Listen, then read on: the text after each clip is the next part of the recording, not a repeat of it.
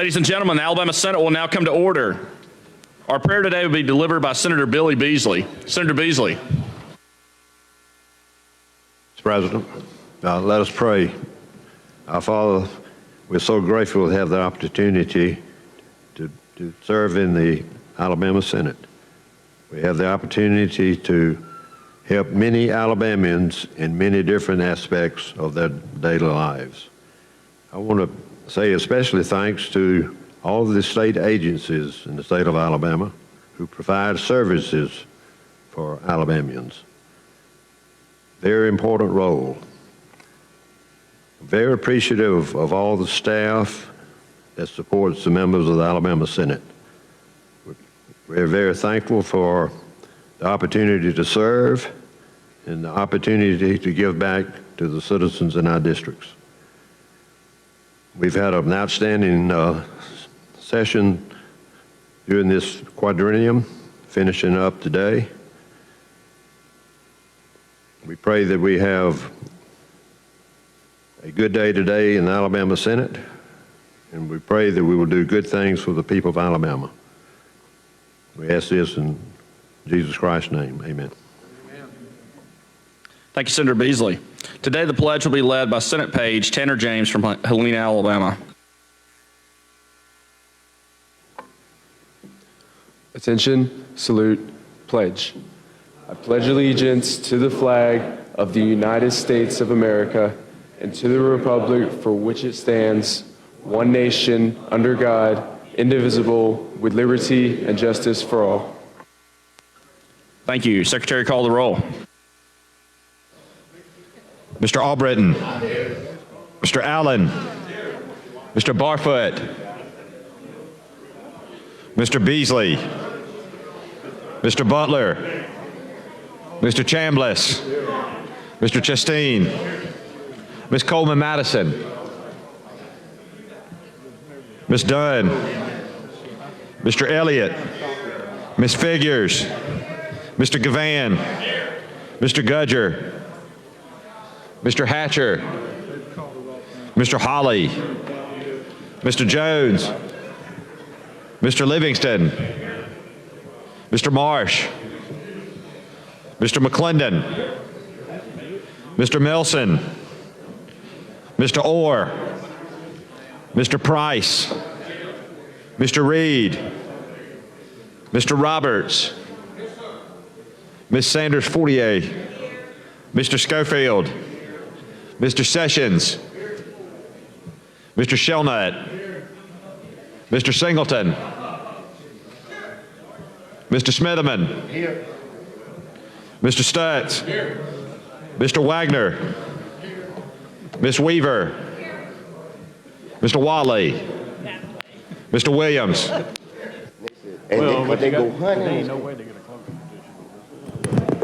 Ladies and gentlemen, we have 28 senators present, which is a quorum. The Senate is ready to transact business. Mr. President. Senator Wagner. Move that we dispense with the reading of the journal from the previous legislative day. All right. Any objection?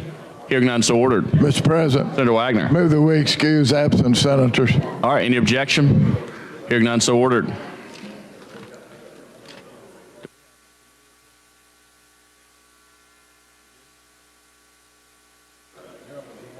All right.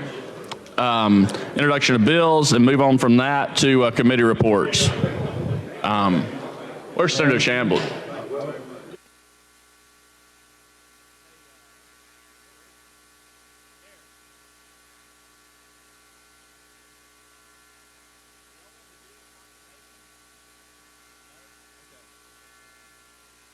All right.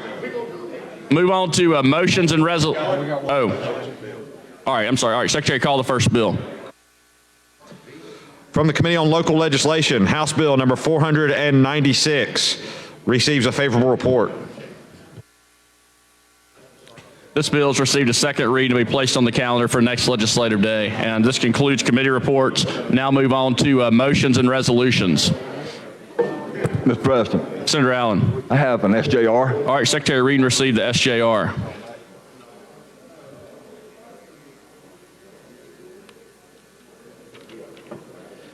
Senate Joint Resolution number 115 by Senator Allen and others, celebrating the lives of Mrs. Patricia Ann Wingard Chambliss and Mr. Clyde Lee Chambliss Sr., the parents of Alabama State Senator Clyde Lee Chambliss Jr. Mr. President, Senator Allen. I would like to ask the body to be added to this SJR. Please, sir. All right. I'm sorry, what was the motion? I will move to add all members All right. of this body. Any objection? Hearing none, so ordered. Mr. Speaker, I would like to ask that this be immediately adopted. All right. All those in favor say aye. Aye. Any opposed? The resolution is adopted. Senator Coleman Madison. Thank you, Mr. Chairman. I'd like unanimous consent to introduce a bill. All right. Any objection? Hearing none, so ordered.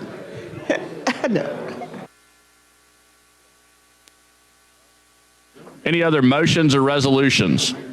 Mr. President, Senator Stutz. I have a resolution. All right.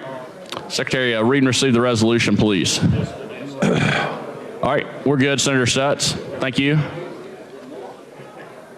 Mr. President, I have another resolution. All right. Secretary, read and receive the resolution. Thank you. Thanks, Senator Stutz.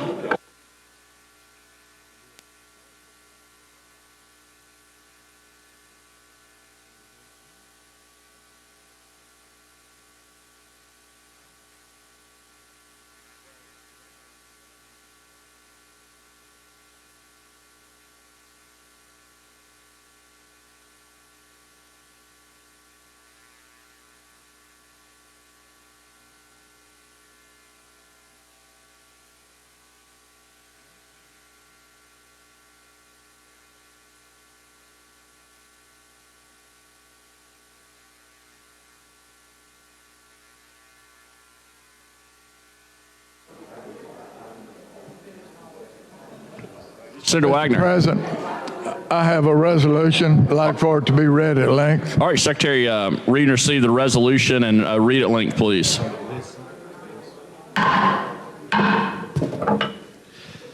Senate Resolution honoring Mrs. Sue Spears for professional achievements by Senator Wagner.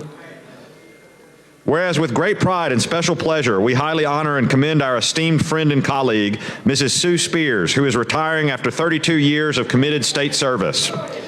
Whereas 22 years of those, Mrs. Spears diligently worked as a committee clerk in the Alabama State Senate, and for the past 10 years as State Senator Jabo Wagner's Rules Committee clerk.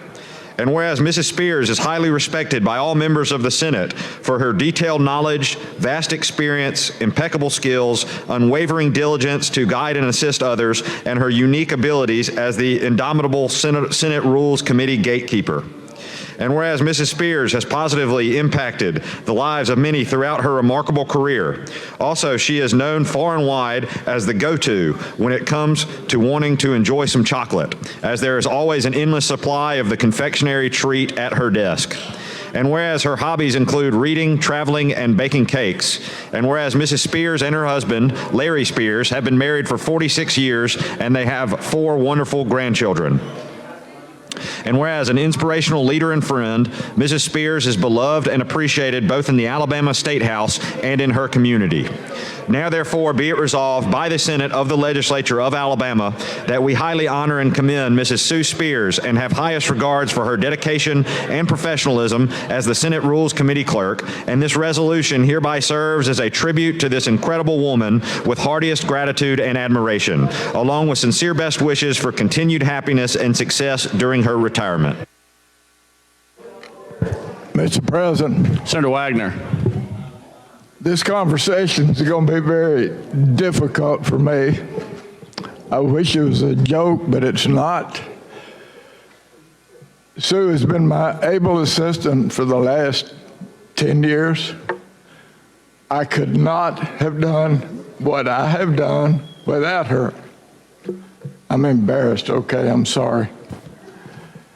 She has been my able assistant, as the resolution stated, for the last 10 years, and nobody could have done what she has done for me, the Rules Committee, and this body. I tried to talk her out of retiring, but the time has come and she's going to move on, travel, retire, spend a lot more time with her husband and her family. But this resolution expresses my feelings for her and about her. So I could not let this day pass without honoring her, thanking her for what she's meant over the last 10 years. I'm going to have to sit down because I'm about to break down, Bobby. So, Sue, thank you.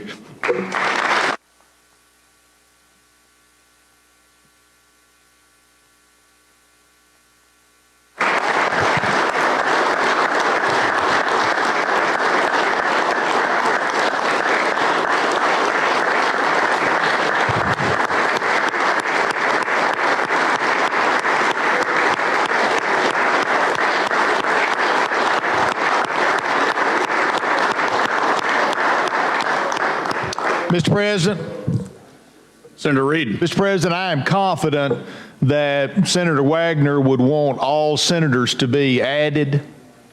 All right, any objection? Hearing none, so ordered.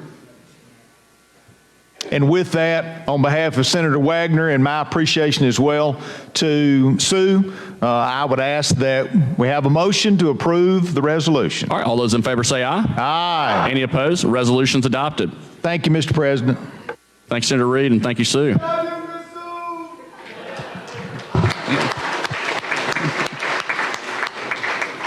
All right, any other motions or resolutions? Mr. President, Senator Reed. we have another resolution that I know there's going to be one. If anyone else has a resolution, let me ask and instruct you to come forward now. This will be the only opportunity we'll have for it. Mr. Leader, I think that one of our colleagues had a resolution we were waiting on. Yeah, and I don't know where the resolutions are, but I think that we're trying to get in a place. And probably need to just slow for a second to get in a place where we need to go. And I think that, yes, she want to ask for a point of personal privilege. That'll help.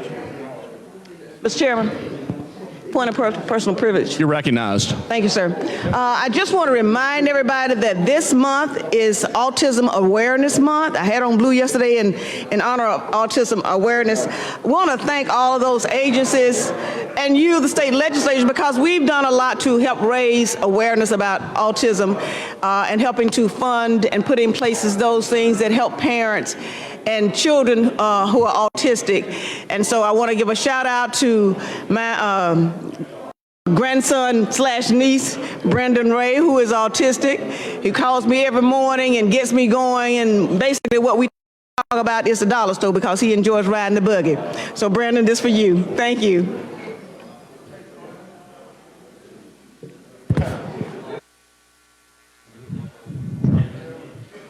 Mr. President, Senator Singleton. I think that we're getting to a space, as I was speaking to the pro tem, and let me just, I guess, instead of me just standing here talking, to be proper, I need to take a point of personal privilege also, then, don't I? Just to be proper. Yeah, you're recognized. Okay. Well, let me just offer a resolution then. All right. Okay. Secretary Reed received a resolution. For Mr. Senator Smitherman, okay? I just want to I'm just offering. And get it out. Yeah. Okay.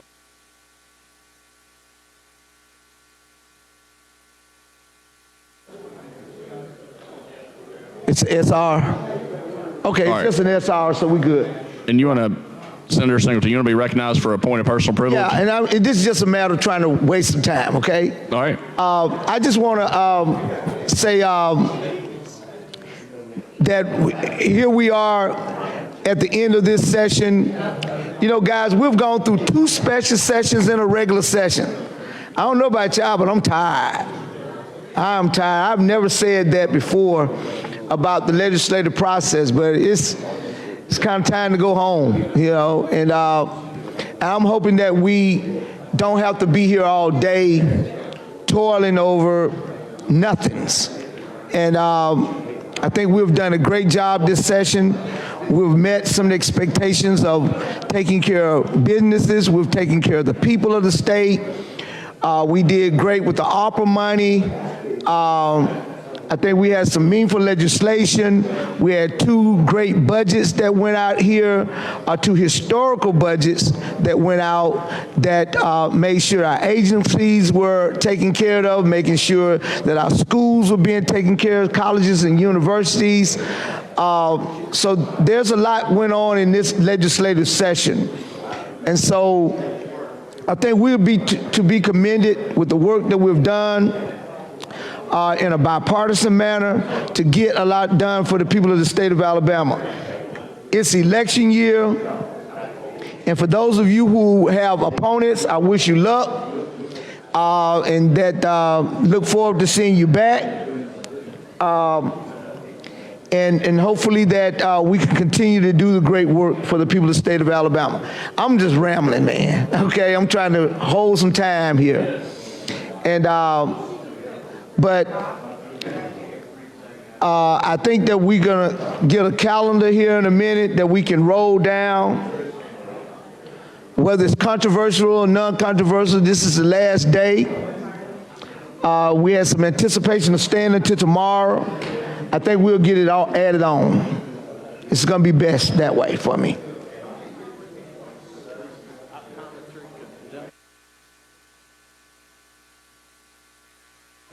And so I think we'll be okay, Mr. Leader. And I guess at this point, Mr. Leader. yes, sir. Did we have another resolution that needed to be offered? We Or did. Did we offer it? It was a SR, so they didn't need to read it or anything. Okay. I think we had one other question on another resolution from another member. All right. Mr. President, after we finish with resolutions, we move on to local bills. Okay, I think right. that's what we're going to do. Yeah, local bills. You want to go ahead and move to local bills Yes, now? please. Yeah, let's go. Local Okay. bills. Okay. All right. You have a motion or resolution? Is it? Do you have a motion or resolution? No, Senator Singleton did my resolution, and that Okay. was for Senator Sanders. All right, now move on to local bills. Secretary, call the first local bill. On page 27 of the calendar, House Bill number 426 by Representative Easterbrook, a proposed constitutional amendment relating to Washington County. Senator Chambliss. Mr. President, I would move final passage of HB 426 using the long roll. All right, Secretary, call. President. All right, yes. What do you recognize? You're recognized. It did the bill. What this bill is? It's a local bill. Oh, I'm sorry. I'm sorry. That's not the one. I withdraw whatever I just asked. I don't want to do that with your local bill. Thank you, All sir. right, we have a motion to call the long roll. All right, Secretary, call the long roll. Mr. Albritton. Mr. Allen. Mr. Barfoot. Mr. Beasley. Mr. Butler. Mr. Chambliss. Aye. Mr. Chasteen. Ms. Coleman Madison. Ms. Dunn. Mr. Elliott. Ms. Figures. Mr. Gavan. Mr. Gudger. Mr. Hatcher. Mr. Hawley. Mr. Jones. Mr. Livingston. Mr. Marsh. Mr. McClendon. Mr. Milson. Mr. Orr. Mr. Price. Mr. Reed. Mr. Roberts. Ms. Sanders Fortier. Mr. Schofield. Mr. Sessions. Mr. Shelnut. Mr. Singleton. Mr. Smitherman. Mr. Stutz. Mr. Wagner. Ms. Weaver. Mr. Watley. Mr. Williams. 29 ayes, 0 nays. House Bill 426 passes. Mr. President, Senator Chambliss. move certification on HB 426 using the previous roll. All right, any objection? Hearing none, so ordered. Mr. Albritton. Mr. Williams. 29 ayes, 0 nays. The certification resolution is adopted. Secretary, call the next local bill. On page 27 of the calendar, House Bill 494 by Representative Almond relating to Tuscaloosa County. Senator Chambliss. Mr. President, Or, yes, move Senator for third Singleton. reading, third reading, dispense with use of previous roll without objection. Any objection? Hearing none, so ordered. Mr. Albritton. Mr. Williams. 29 ayes, 0 nays. House Bill 494 passes. Secretary, call next local bill.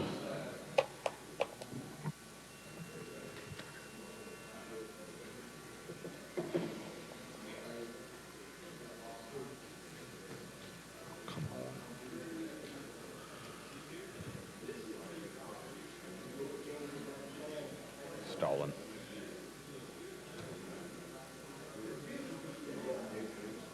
Freezing up. 1 second.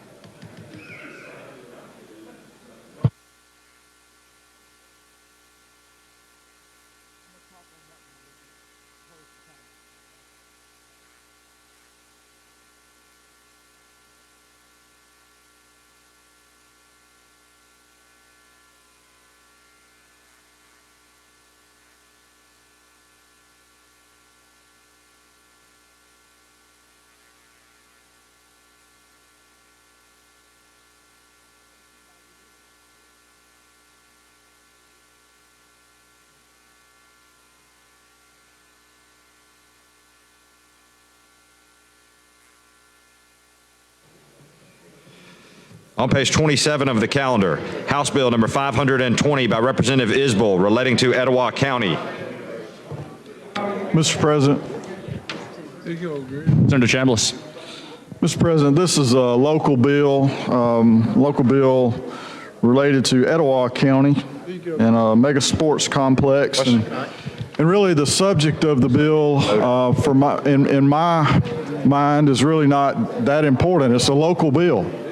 And we have what we call local courtesy in this body and in this legislature, dealing with issues that don't affect, say, my district. This bill does not affect my district, does not affect anybody that I represent. Therefore, local courtesy would be for me to allow the delegation that does represent that area to make that decision. That's what we call local courtesy.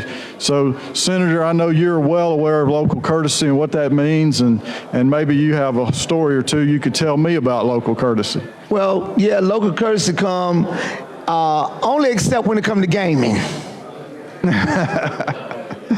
Everybody's courteous with everybody's local bill, but when it comes to gaming, it seems like everybody wants to grab and gravitate towards it and take it on as if it's theirs. Somehow, I've had that over the years to where I've stood at this mic.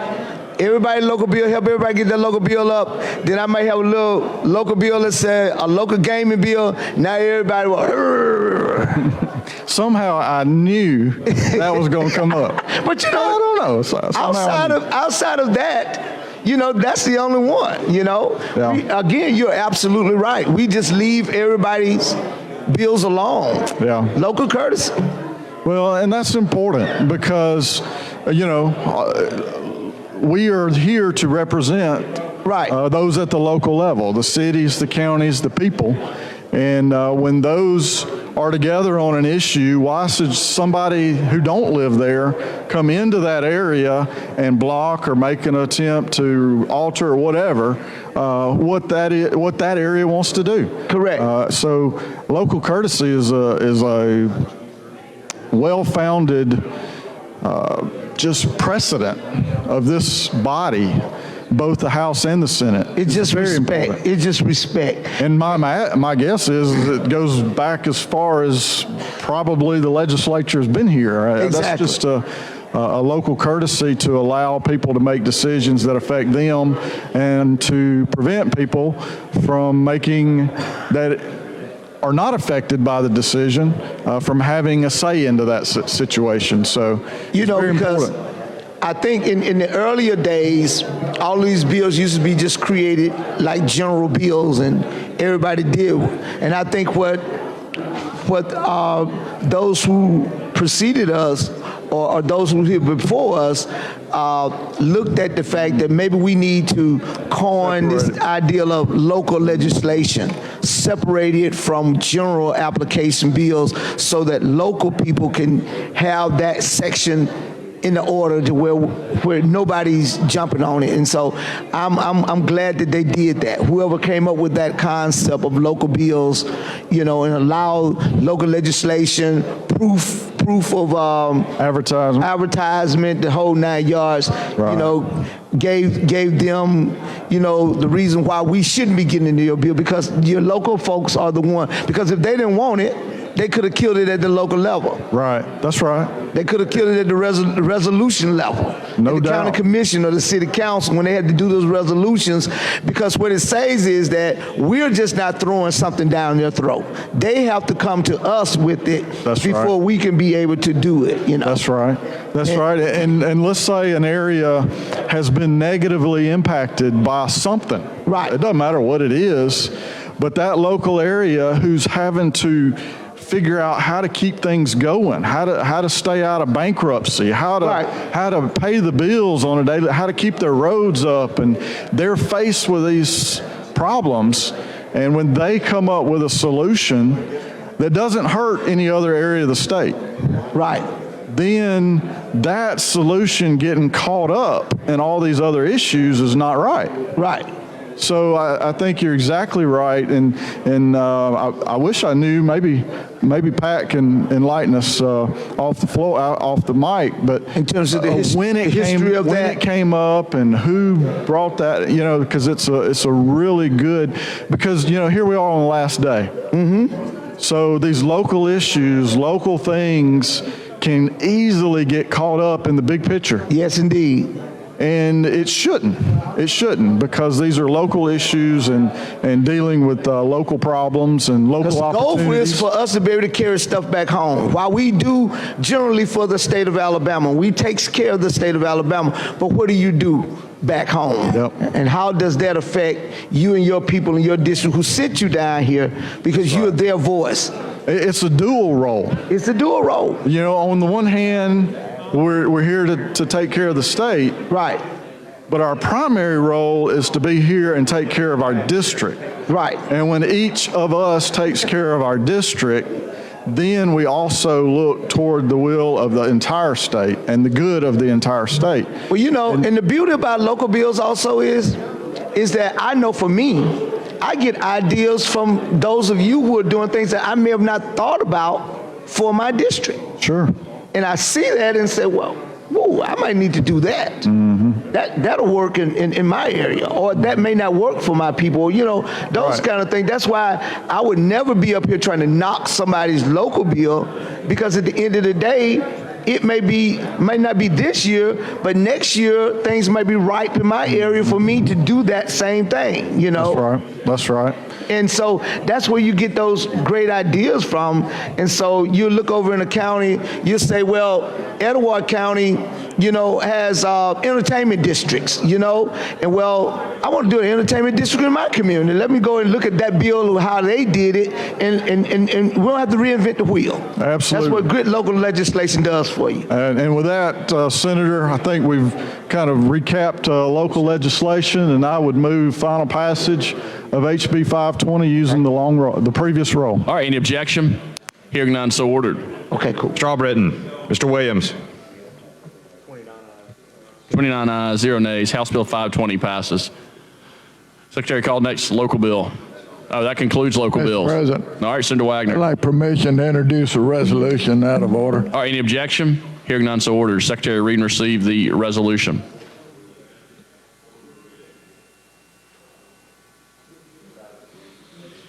From the Committee on Rules, House Joint Resolution Number 170, establishing the Ron Creel Healing Hands Award in Alabama, receives a favorable report. Mr. President, move adoption of the resolution. All right, all those in favor say aye. Aye. Any opposed? Resolution's adopted. Mr. President, Senator Wagner. have a report from the Committee on Rules. All right, Secretary Reed received the report from the Committee on Rules.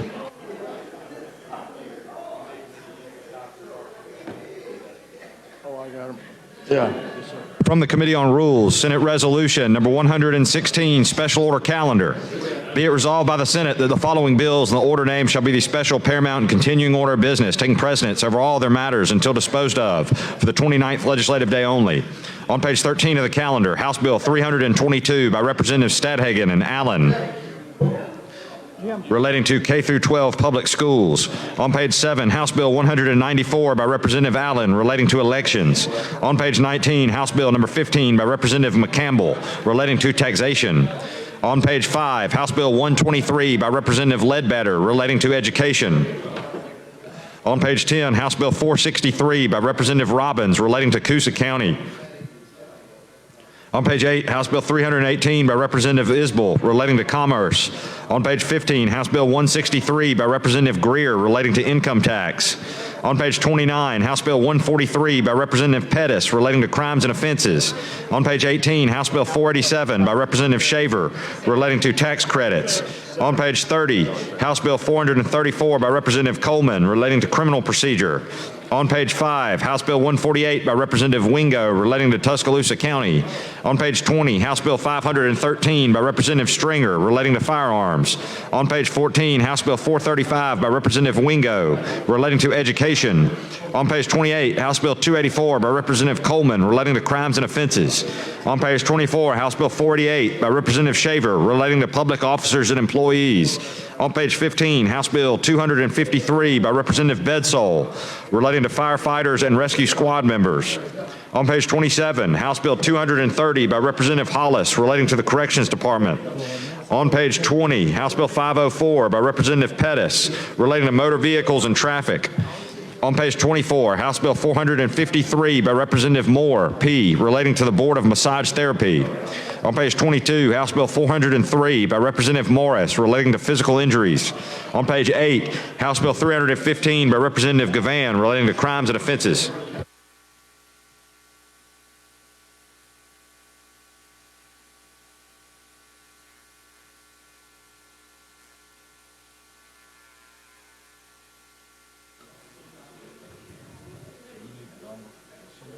Mr. President, Senator Wagner. move adoption of the report from Committee on Rules. All right, Senator Smithman, you're recognized.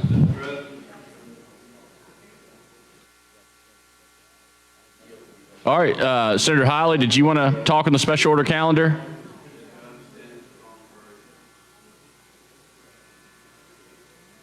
Oh, I'm sorry, I didn't hear. You said.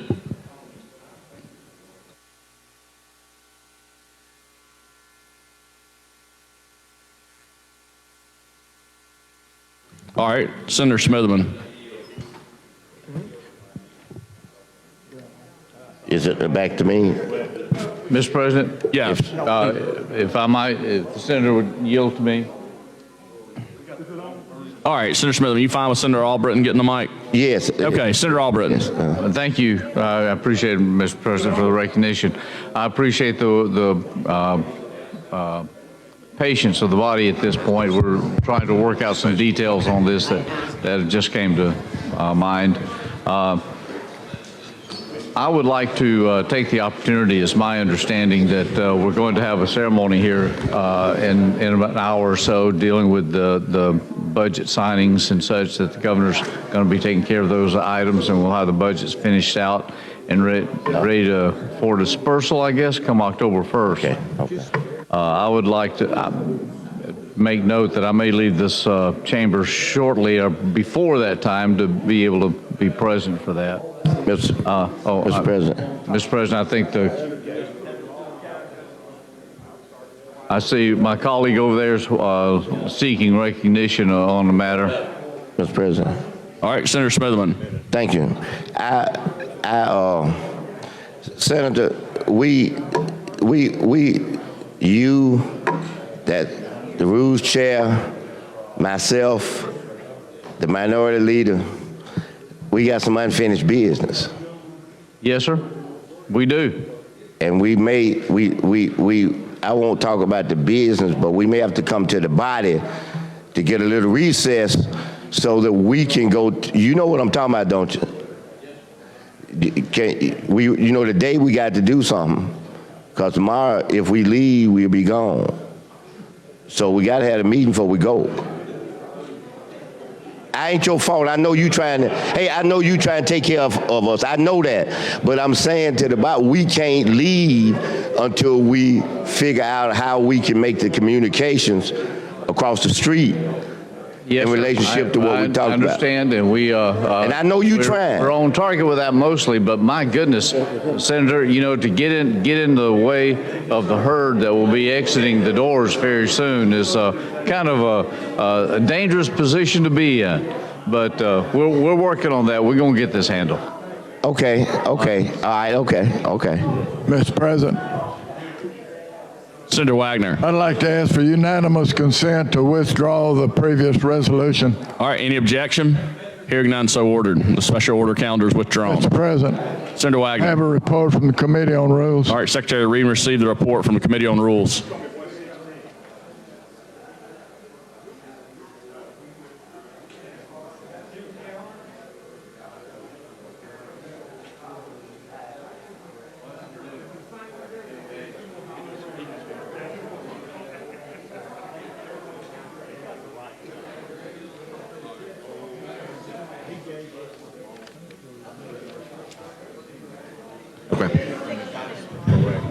This is 116? Okay. All right. Read this. From the Committee on Rules, Senate Resolution number 116, Special Order Calendar. Be it resolved by the Senate that the following bills of the order named shall be the special, paramount, and continuing order of business, taking precedence over all other matters until disposed of for the 29th legislative day only. On page 13 of the calendar, House Bill 322 by Representatives Stadhagen and Allen relating to public K-12 schools. On page 7, House Bill 194 by Representative Allen relating to elections. On page 19, House Bill number 15 by Representative McCampbell relating to taxation.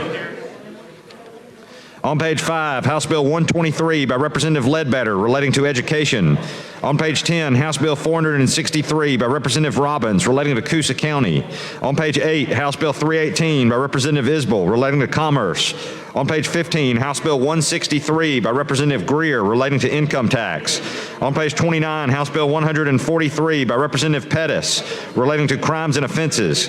On page 18, House Bill 487 by Representative Shaver relating to tax credits. On page 30, House Bill 434 by Representative Coleman relating to criminal procedure. On page 5, House Bill 148 by Representative Wingo relating to Tuscaloosa County. On page 20, House Bill 513 by Representative Stringer relating to firearms. On page 14, House Bill 435 by Representative Wingo relating to education. On page 28, House Bill 284 by Representative Coleman relating to crimes and offenses. On page 24, House Bill 488 by Representative Shaver relating to public officers and employees. On page 15, House Bill 253 by Representative Bedsole relating to firefighters and rescue squad members.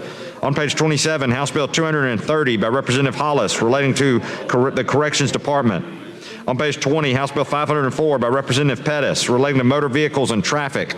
On page 24, House Bill 453 by Representative Moore, P., relating to the Board of Massage Therapy. On page 22, House Bill 403 by Representative Morris relating to physical injury. On page 8, House Bill 315 by Representative Gavan relating to crimes and offenses. On page 21, House Bill 410 by Representative Scott relating to the Board of Optometric Scholarship Awards. On page 23, House Bill 413 by Representative Scott relating to education. Mr. President, Senator Wagner. move adoption of the report from the Committee on Rules using the short roll. All right, any objection? Hearing none, so ordered. Mr. Albritton. Mr. Williams.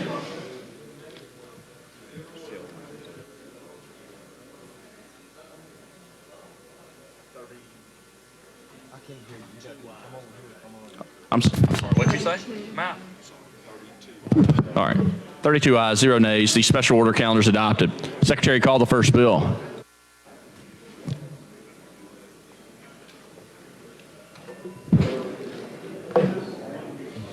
On page 13 of the calendar, House Bill 322 by Representatives Stadhagen and Allen relating to public K-12 schools. Senator Gudger. Thank you, Mr. President. This particular bill, I've had multiple conversations with a lot of the people in the Senate, but this is specifically addresses the private rights of public K-12 student relating to the use of school facilities designated by their biological sex of the student. I believe there's an amendment that's going to be added. Senator Shelnut. Mr. President. Senator Shelnut. Yes, I have an amendment I'd like to offer. All right, Secretary, read and receive the amendment, please.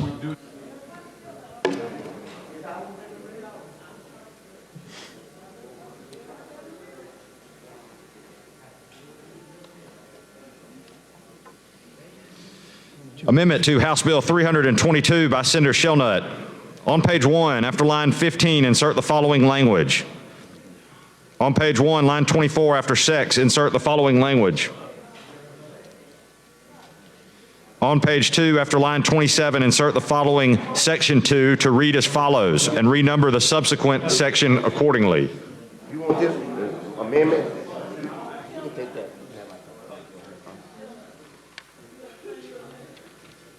Senator Shelnut. Yes, sir, Mr. President. Thank you. What this amendment does, is just prohibits classroom instruction or discussion on sexual orientation or gender identity for students in kindergarten through the 5th grade. If I have any questions. All right, so Senator Shelnut, we're on the amendment. Do you have a motion? Do you want to move to adopt? I'd like to move to adopt the amendment. Okay. All right, now there's some people that want to speak on it. So who wants to speak? Senator Singleton? Yes. All right, you're recognized. Mr. President, we're in a place where the bathroom bill, okay. But now we're trying to attach something from the state of Florida that doesn't even exist in this state of Alabama. And we want to talk about a discussion of sexual orientation. Now, we've always been talking about sex education and making sure the children understand, you know, so we can curtail pregnancy and all this stuff. We've always done drug education, sex education, and now we don't want people to educate children about sexuality. And this is a problem that I have with this bill because I think it goes a little bit further beyond the intent of this bill. It attaches something a little bit more.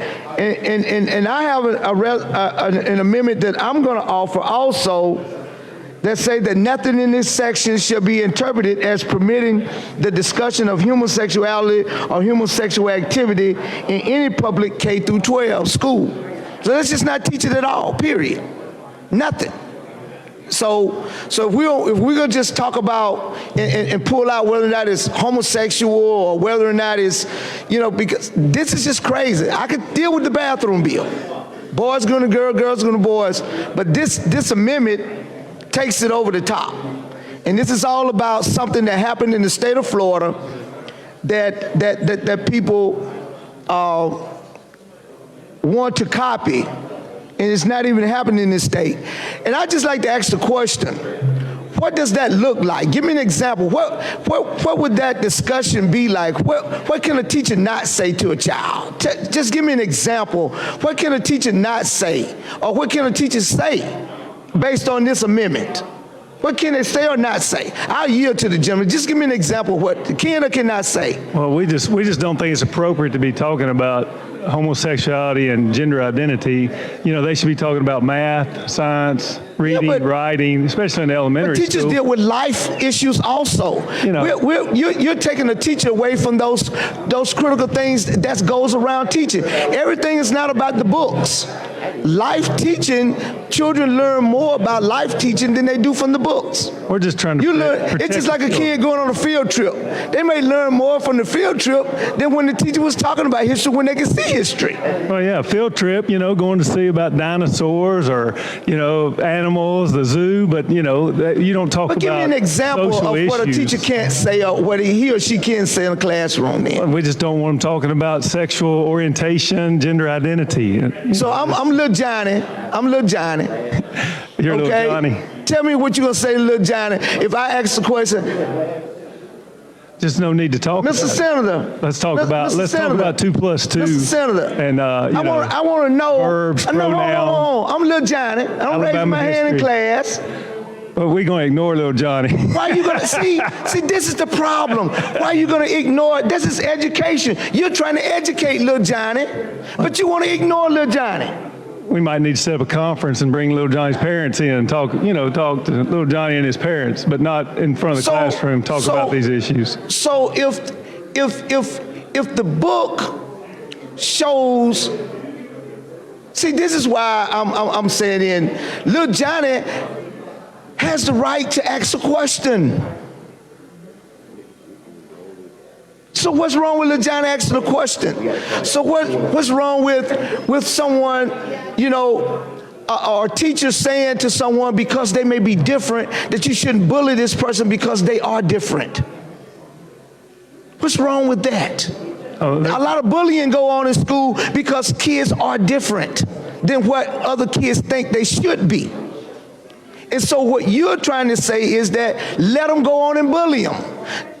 Teachers should not try to educate them as to why they shouldn't be doing this. So you're okay with that. Bullying. There's nothing in the amendment about not talking about bullying. No. The bullying is about sexuality. Bullying could be about talking about sexuality. Bullying could be talking about gender difference. Don't nobody go around and say, bully, and we say, unless you say the word bullying, that you're bullying somebody. I'm little Johnny again. I'm raising my hand, Mr. Teacher. Could you please answer the question to me and tell me Mr. Johnny? why you can't answer my question, Mr. Teacher? What's your question, little Johnny? My question is, I just want to know, am I a boy or girl? Little Johnny, you're a boy. All right, let's move on to science. Let's talk about math today. You just answered on gender. You just answered a question based on gender. So now you're telling me the teacher can't answer that question. But you just answered it the way I think a teacher should be able to do it. So, but according to your amendment, they won't be able to answer that question that way. Because that's a gender question. And that's innocent. You're taking the innocence and the education from a teacher to be able to teach a child if a child wants to know. That's a science question. You have XX or XY. This just little Johnny want to know. This little Johnny just want to know. Because this little boy back here just called me a little girl. I just want to know. Can little Johnny know, Mr. Teacher? See, Mr. Teacher, you just introducing something that you don't really believe in. It's just a concept from a national concept, and that's all you're doing. This ain't something that you really feel. The bathroom bill may be it.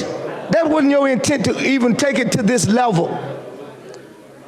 Mr. President, at the proper time, I would like to offer an amendment.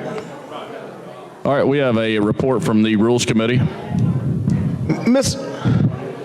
From the Committee on Rules, petition to close debate. Even offered. We, the undersigned members of the Senate Rules Committee, petition the Senate pursuant to Senate Rule 20 that the debate on the pending measure, House Bill 322, shall cease at 10:32 o'clock on April the 7th, 2022. Signed, Senators Wagner, Schofield, McClendon, Holly, Livingston, Allen, and Orr. All right, Senator Singleton. Yes, sir. I hate the trigger was pulled so fast because I really wanted to offer an amendment. And I was standing here saying I really want to kind of offer an amendment. And I'm sorry that we're pulling the trigger so fast. I thought we at least would get 20, 30 minutes on this bill. There was no intent to filibuster this bill all the way down to the end. It really wasn't. Really wasn't going to take up no hour. Really just wanted to take a moment to be able to get an amendment put on the bill. But since y'all want to be that way, I started taking me some hours around here now. So now you want to say that this bill will also prohibit classroom instruction or discussion on sexual orientation or gender identity for students in kindergarten through 5th grade. So it's okay for the 6th grader to know. 7th grader, 8th grader, 9th grader, 10th grader, 11th grader, 12th grader to know. It's okay for them to ask the question. But pre-K through 5, oh really, it's okay for pre-K to know. Because it's just from K to 12. So we really can talk to pre-K about this. Good shot.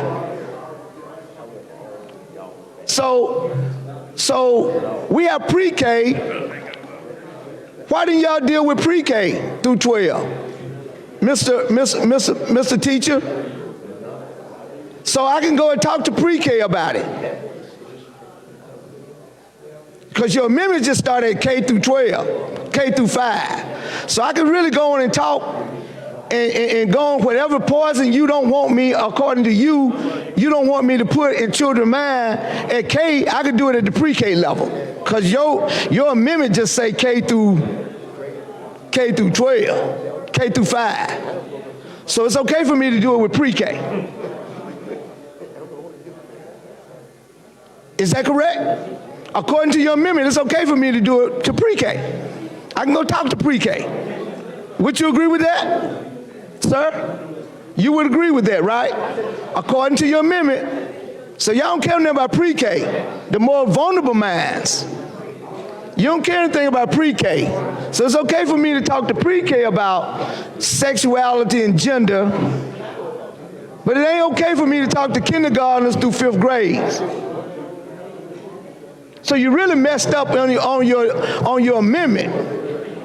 You really messed up on your amendment. That's what you did. You messed up on your amendment. So now I can go talk to, I can get them real early now. We can get them real early. If you want to say somebody trying to poison the mind of children, we can get them real early. Because you know why you did that? Because that's what Florida said, K through 12, K through 5. You didn't even think about your own state, that you got this robust pre-K program in the state of Alabama. You don't care nothing about those children or Head Start children. So it's okay for us to get the infant minds.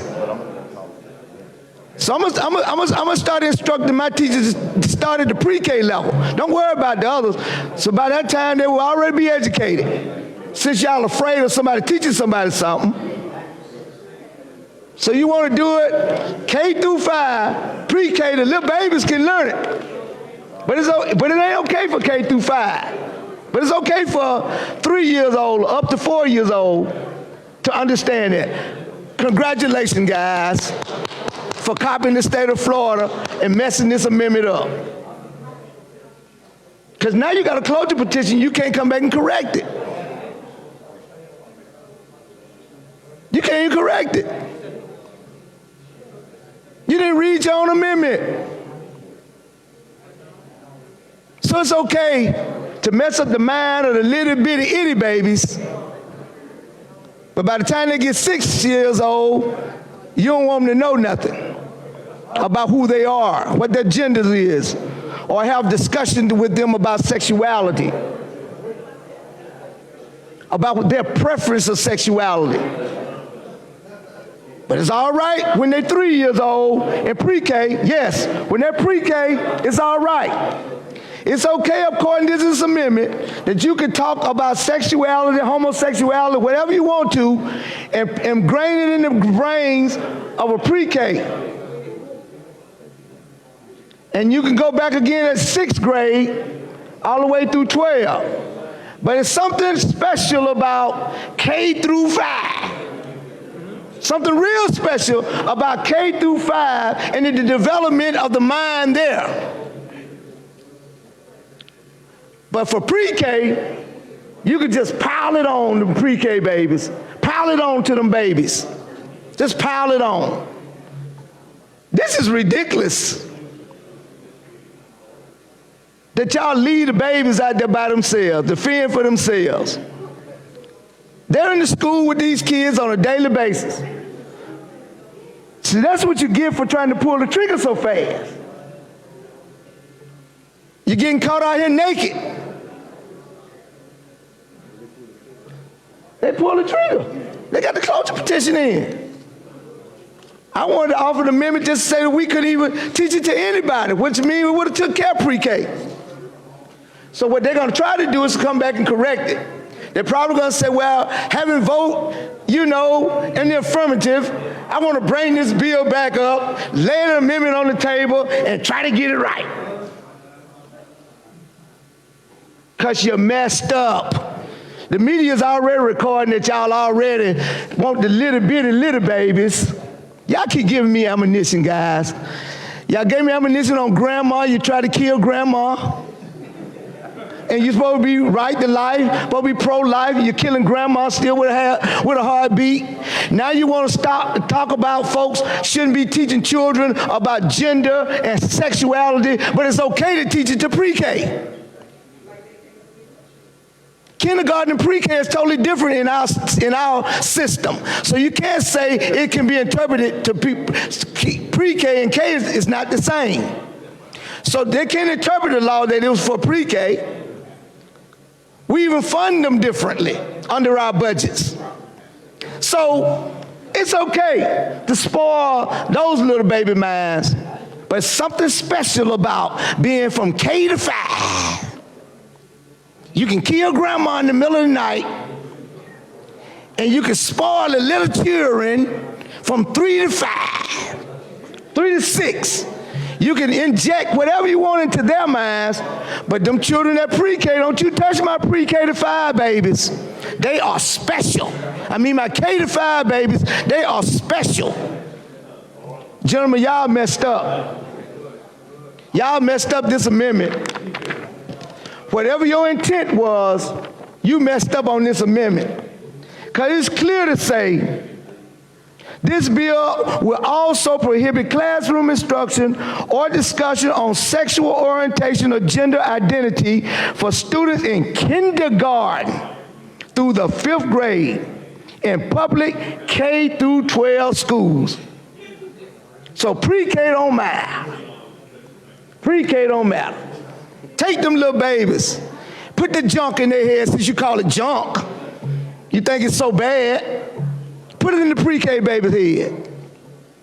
Let them learn it all at that young infant stage.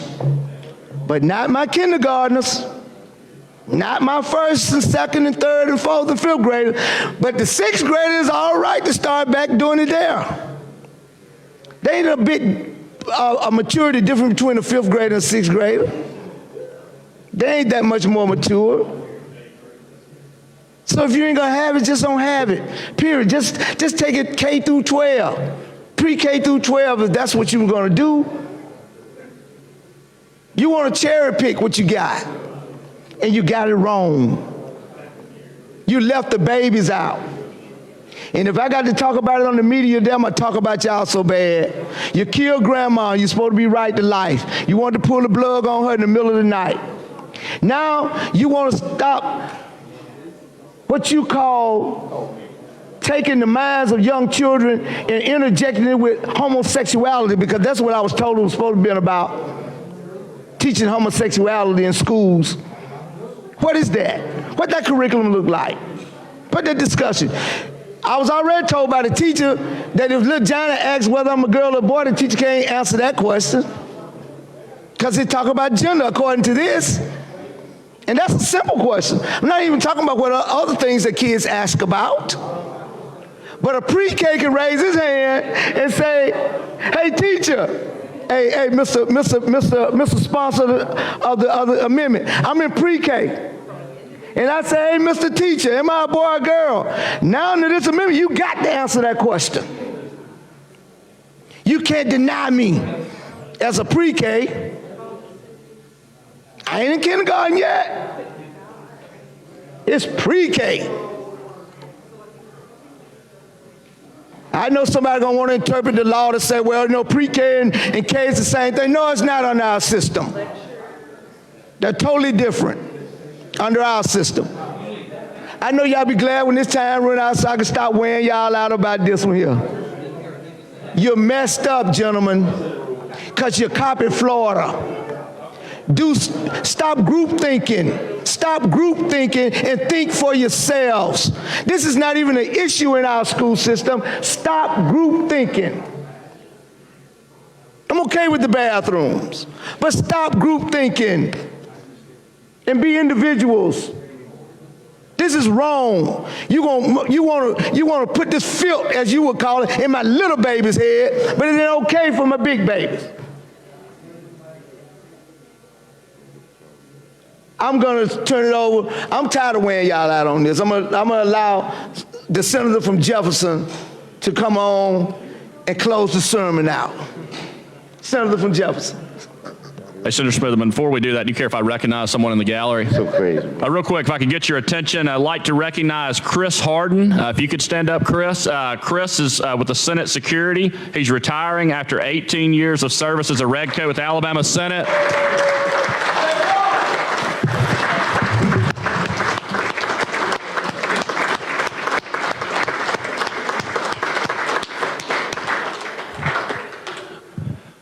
Chris, thank you for your service to the Alabama Senate.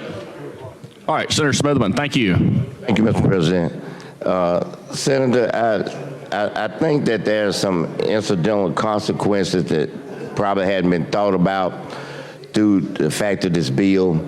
You know, you hear me say so many times that sometimes we take approach to things like we're a bullet train, and we can be narrow because of the tracks, and you know you have the tunnels those trains go through, and they have to be exact on the track.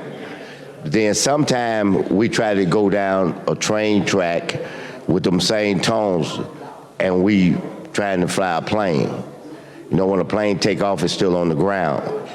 And because of you have the pinnacles of the wings, when you get to that tunnel, those wings break because they are not designed to fit in there. I think what you have here is a similar situation. I don't think anybody has taken into consideration the fact that this community receives hate treatment. They are listed as an enhancement in the hate crimes law because of the treatment that they get. Because of that, you have people having a tendency to feel comfortable with stacking on. This amendment is actually what this is. There's a stack on just simply because of the audience, and it's popular for some people to embrace, lack of a better word, pounding on them. So now we're adding some more pounding on because we got an audience that's jubilant and giddy, I call, about doing this to this community. And as a result of that, he made a good point about the fact that these kids face hate treatment all the time. And I know people are looking at me crazy, like, what are you talking about? I respect the way you looking at me for the simple reason. Y'all ain't never lived that in your life.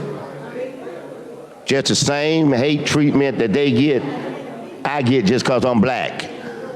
That's a fact. See, and it's hard for some people because it may not be in some of y'all hard to be that way. But it's people you represent out there who are that way. And that's what I'm making reference to. This is not a personal thing talking to some y'all when I said about that. I'm saying because you represent 150,000 people. And out of that, you got people that do these hate crimes because they go to an extreme that's unmeasured and making sure they treat people like that. You say, what are you talking about? people wanting to be hostile, people wanting to do bodily harm to people. That's what these kind of things like this amendment will create. But you know, the biggest thing about this is that we are, Mr. President, would you mind just kind of asking them to be a little quieter, because I don't want to scream. Senators, if y'all could keep it down, please. Thank you. Thank you very much. The biggest thing that we have not thought about in relationship to this amendment is that you all are putting teachers in a position that they can easily be accused by someone of violating something like this and actually lose their job. They may be considered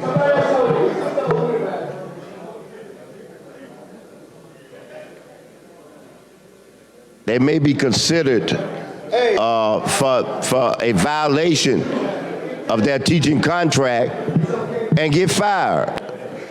Now, we already talk about we don't have enough teachers. And if we think that teachers are going to open their arms to take being scrutinized even more, when some of them don't want to really stay there as it is now, we're not doing anything but running teachers away. See, we don't think about that. Remember I told you about the airplane wings? These wings are teachers and these kids being treated like a hate crime. In the middle, you got the bathroom. And all y'all see is the bathroom and piling the amendment on. But you don't see what you're doing over here. You don't see it all. And so that is a serious concern that I have. Now, I want to say this. Is that, and it's no reflection on you, because you made the statement that you knew that we were going to want to talk, and you didn't place any kind of whatever on it. I'm asking this, and I know I ain't got but 2 minutes, but I'm asking, let's move calmly and smoothly through the day. Because remember, in life, and that's just the way it is, whatever there's an action, there's a reaction. And it's get it to do the reaction. Go in there, pop them, do this, he. But then the reaction, it put frowns on people's faces, because, you know, why they doing that? Why they reacting like that? So I'm asking before we get there, and I know I got about 2 minutes. Okay, I said 32. Do I have 2 minutes or 3? Only over a minute. Okay. Well, the reason I'm saying that, I'm gonna use 30 seconds to say this. I know we're gonna vote on this, but I don't really want to wait till we get to it. I want to say it as simple as this. We already had a bill to talk about this senator here had a bill to talk about you can't do something with public money that goes to the schools. Now the next one tells me I can't do nothing with money that I get privately that ain't to the schools. That ain't gonna fly. That ain't finna fly. That you gonna tell me I can't take my money that I receive from you, not a senator, that's an individual, and then you will tell me I can't spend it on no school stuff. I mean, that's too much control. You in my house and my wallet at that point. That's private. That ain't public money or anything else. So, you know, I'm gonna be ready to burn the house down when we get to the next one. I'm just telling you that right now. I'm saying it up front. All right, the time's expired in the cloture position. Secretary, call the roll. Mr. Albritton.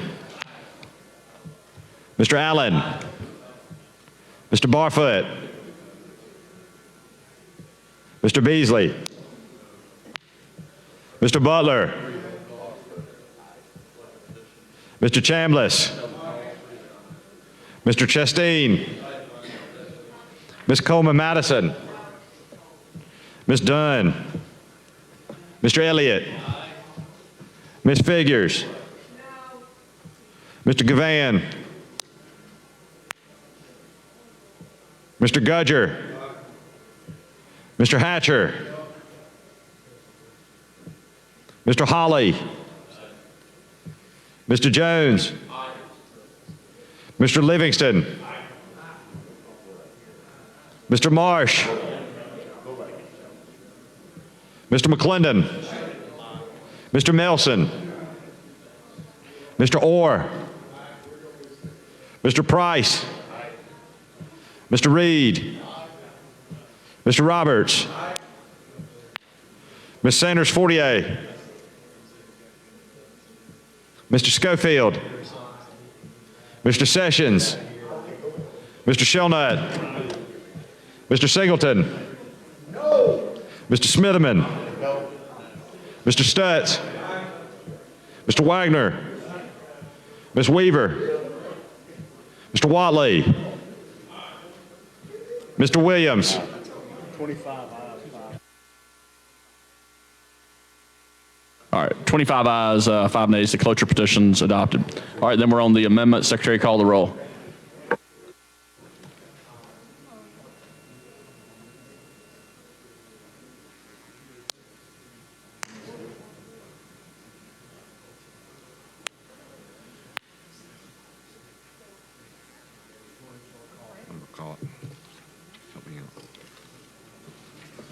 Mr. Albritton. Send it now, Sarah. Mr. Allen. Mr. Barfoot.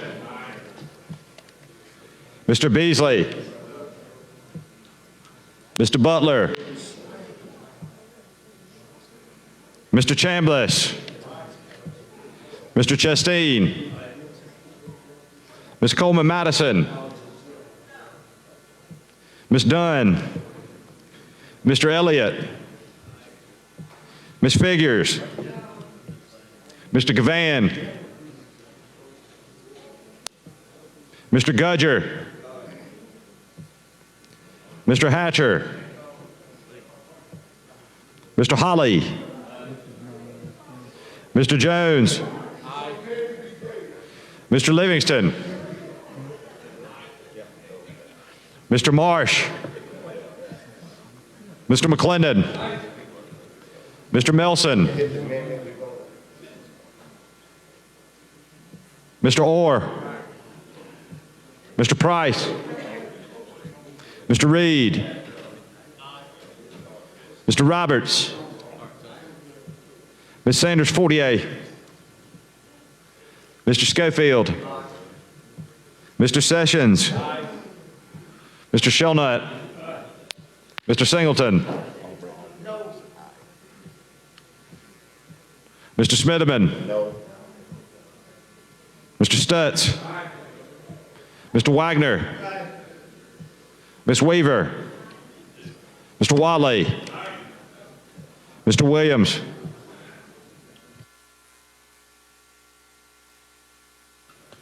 Twenty-four ayes, 6 nays. The Senator Shelnut amendment's adopted. Mr. President, Now, Secretary, call the. at the proper time, I'd like for it to be read. All right, Secretary, read the bill, please. And then after that, call the long roll. House Bill 322, relating to public K-12 schools, to require public K-12 schools to designate the use of rooms where students may be in various stages of undress upon the basis of biological sex. Be it enacted by the legislature of Alabama, Section 1A, for the purposes of this section, the following terms have the following meanings. 1, biological sex, the physical condition of being male or female, as stated in the individual's original birth certificate.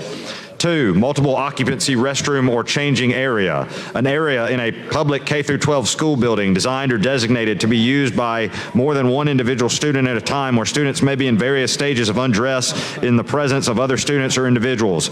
The term may include, but is not limited to, a school restroom, locker room, changing room, or shower room. B, a public K-12 school shall require every multiple occupancy restroom or changing area designated for student use to be used by individuals based on their biological sex. C, this section does not apply to individuals entering a multiple occupancy restroom or changing area designated for use by the opposite sex when entering in any of the following circumstances. 1, for custodial purposes. 2, for maintenance or inspection purposes. 3, to render medical assistance. 4, to accompany a student needing assistance when the assisting individual is an employee of the local Board of Education or the student's parent or authorized caregiver. 5, to receive assistance in using the area. 6, when the restroom has been temporarily designated for use by that individual's biological sex. Section 2, this act shall become effective on the first day of the third month following its passage and approval by the governor or its otherwise becoming law. All right, Secretary, call the roll, please. Mr. Albritton. Mr. Allen. Mr. Barfoot. Mr. Beasley. Mr. Butler. Mr. Chambliss. Mr. Chasteen. Ms. Coleman Madison. Ms. Dunn. Mr. Elliott. Ms. Figures.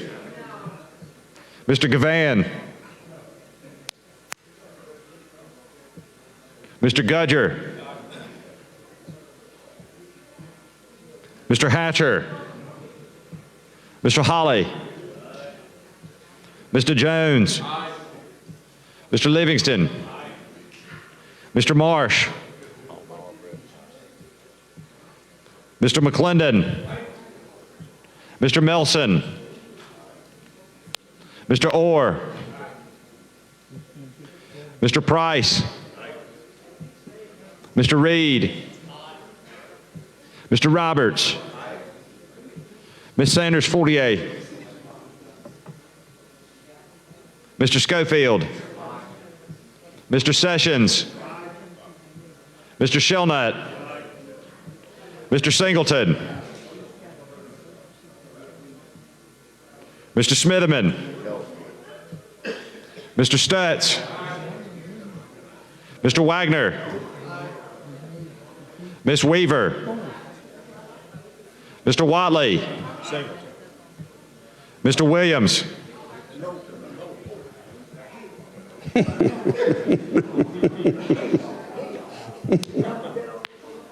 26 ayes, 5 nays. House Bill 322 passes as amended. Senator Gudger, you want to point a personal privilege? I do. Thank you, Mr. All right, you're recognized. Thank you for recognizing me. I just want to say thank you to Scott Stagg and Representative Stagg for producing this bill and getting it together while you're here. And the chambers, just want to say thank you. That's all. Thank you, sir. I appreciate it so much. All right, Senator Orr. Thank you, Mr. President. I'd like to ask for unanimous consent to introduce and consider a resolution. All right. Any objection? Hearing none, so ordered. All right, Secretary, read and receive the resolution. I won't speak at the proper time.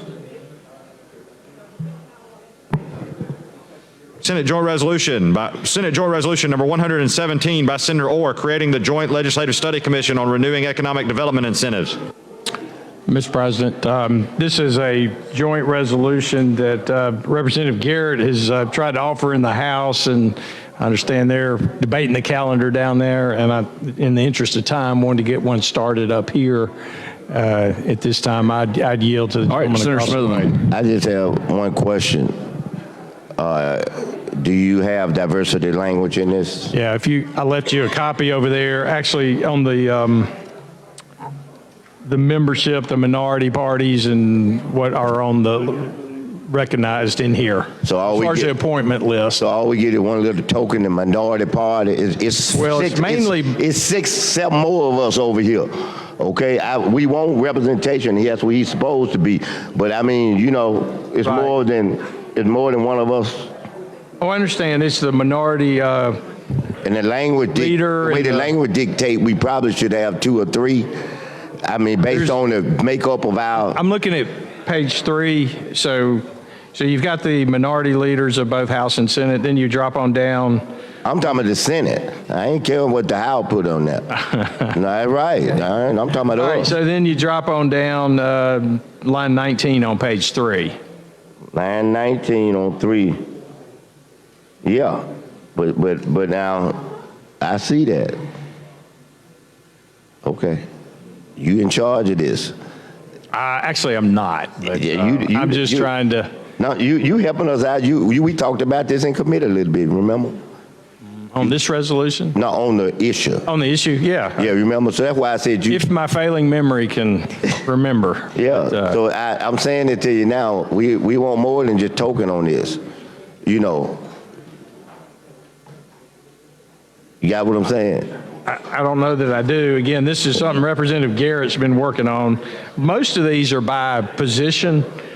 See, look on here. This thing's slanted. That's right, it's slanted. We got to have more of us on here. I mean, dog, we got on here, I see Business Council, Manufacture Alabama, National Federation of Independent Business. Man, we stacking it with all these business folks. Well, hey, they don't want no taxes. Them folks don't want nothing like that. Let me we gave them the privilege tax, gave them money there. The folk with the grain, we gave them that. Now we want to stack this thing with these folks on here who don't want us to have crap. And y'all gonna cave in. No. Yes, y'all cave in, they take the little money, and then you know where I'm going. I'm on my speech now. And then I hear, oh, we ain't got money for judges. Now we finna take more money. That's what I hear. Oh no. Okay. And, you know, and I'm gonna say something. I don't doubt that. I need y'all help. I need your help to help me get the judges for y'all. Y'all gotta get past that little call the Lord this crap if you want your judges. You got this one of them, y'all gotta step out the box. And I'm willing to step out with you to get the money to get your judges. I can bring you 8 votes. I need 10 out of y'all. 10 out of 27 is all I need. We can get the judges. 10. Do we have 10 brave soldiers out of 27? That's all I need. All right, real quick, one thing. So I forgot we need to make sure we have unanimous consent to consider this as well. All right, you make that motion? Yes, All right, any objection? No, not to consider it. I'm not objecting. Okay, all right, now we're on it, sorry. I can be recognized? No, you're recognized, yes. Okay, Yeah. all right. No, not again. What he doing? He know that. He asked me. So that ain't it. But I didn't look inside and see all this. So that's what I'm talking about right now. No, that we got to get some more folks on this that ain't these people. I ain't against these people. Okay. Look, you can look at my voting record. They'll tell you. Much they probably don't like what I'm saying. They say, yeah, but he votes with us. So it ain't that. It's just that this is stacked. They gonna bring some of the stack report, and y'all gonna adopt it, and then we gonna lose money. And then they don't want to give nobody nothing to help people or nothing.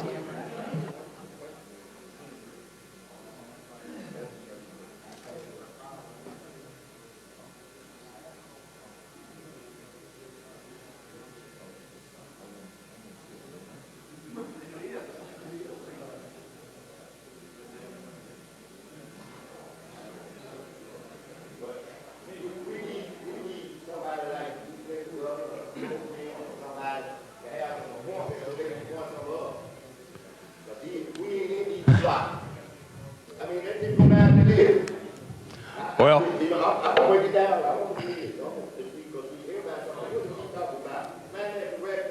ain't African American.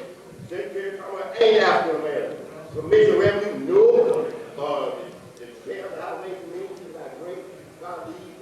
My local delegation person and everything like that, but he ain't African American. Okay, the chair of the Senate Finance, you all right with me, but you ain't African American.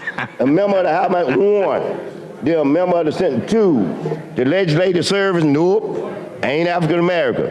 Being the council appointment, nope, ain't African American. Manufacturing Alabama, that. Nope, You don't ain't know who that could be. Appointment from Alabama State Director of the National Federation, heck no, they would never appoint nobody black. Who's that? Who wouldn't do that? The Federation of Independent Business. Man, them people don't think about us.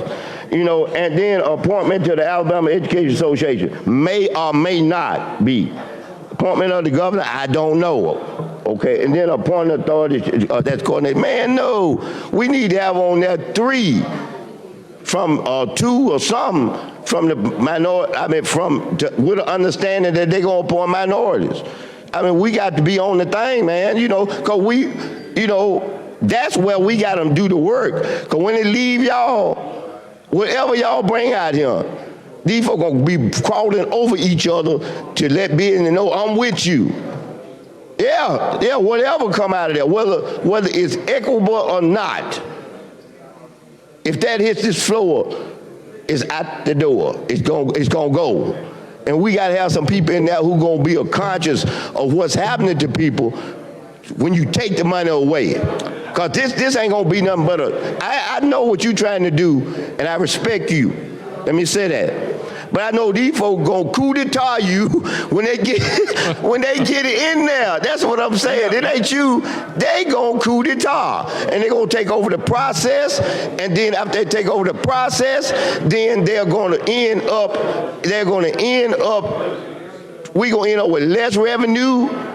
They gonna be smiling, and we gonna be frowning, because now we got to pick and choose of what we gonna do, because we just done gave away all the money that the state need. See, remember, we don't manufacture money. We don't print it like the federal government. Our money comes from revenues of taxes that we get. So every time you give away something, you taking money out the coffin. Okay, you taking it out the coffin. So no. We need to amend this. You know, I know it's up for consideration, but we need to amend it. You know, how much time I got left on this? That's all you get to talk on this? Oh, okay. Well, let me say that to everybody. We got the little rushing going on. Not y'all, this is rules, I know.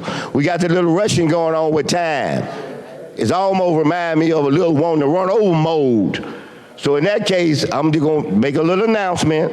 We're going to have to address everything in here today. We're going to have to address it. See, I'm like Roger Dangerfield today. I'm going to try to get me a little respect. You know, I just want to say that to you. So don't get it that you want to start doing something and don't think that we don't have to address it. And I'm saying this for time's sake. I'm not trying to bluff or threaten nobody or nothing. But we got a lot to do today. And we got confirmations and everything else. And I'm just saying, if you think you gonna run over and just like this next bill and ram this crap down my throat, and we ain't gonna address time, you can forget it. I'm telling you that now. I told you that the last time y'all laughed at me and went on to closure me. I remember, and I said I was gonna be here for all them days. Under the sake of trying to work with everybody, I pulled back.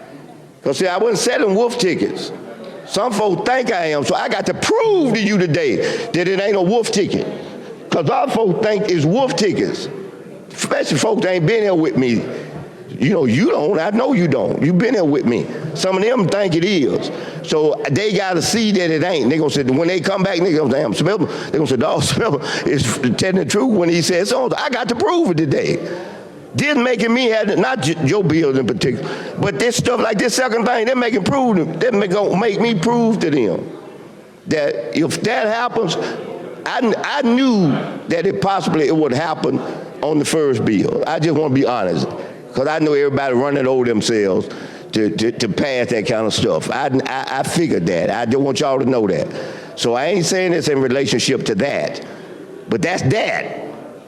That's the only little run over yourself bill we supposed to have on here, in my opinion. And everybody happy that they did what they did and all that. But now you getting into this run over mode, that ain't gonna work. I'm telling you now, it ain't gonna work. So don't get that out your minds. Clear that mind. Hey, do you care if I recognize some people in the gallery? Sir. All right, I don't want to. All right, real quick, I'd like to recognize some special guests in the gallery. They're family members of Senator Hawley, his siblings. If y'all could please stand when I call your name. Janice Strickland, Joanne Driggers, and Joey Hawley. So welcome to the Alabama Senate.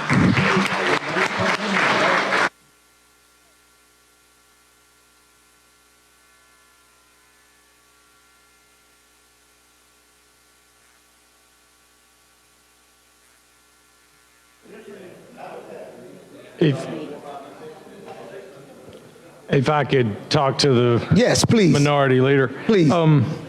So I heard the comments of the gentleman from Jefferson, and you know I share those some of those concerns, and did in working with Chairman Garrett about this, because we needed balance to say, okay, if we give a credit or an exemption or whatever, what's that going to cost the education budget? And in here, and I asked Representative Garrett, I hadn't read it, but he revised it. We added some additional people to do that, and then also asked Representative Garrett to put in here something, Senator, about a cost-benefit analysis being done. Because so if we're going to give up revenue for jobs, and that's, I think everybody in here agrees with that. Okay, what's the cost of that to the budgets and to the children of this state, to the universities, et cetera, so that we can't get askew. And at the end of the day, this body has the ultimate say, regardless of what this commission says or doesn't say, or if they come in, oh, we need to give away $200 million or $2 billion of tax credits and all this stuff. We get the final say on that. And that's the reason I think what it was extremely important to me, and in talking to Chairman Garrett, that we had not somebody in the kumbaya choir, that we had people that could look at the numbers, and that's where we put the fiscal office in there to look at the numbers and to do that cost-benefit assessment. And they don't come back in here with a bunch of bills that say, we're going to take this and we're going to take that, and we hope the jobs will come, or we hope it's a balancing act. And I think to the gentleman's concerns, I agree that we need to be balanced in how we go about assessing it, even at a commission level. And again, we've all served on these commissions. We've all seen these commission reports. Come and go.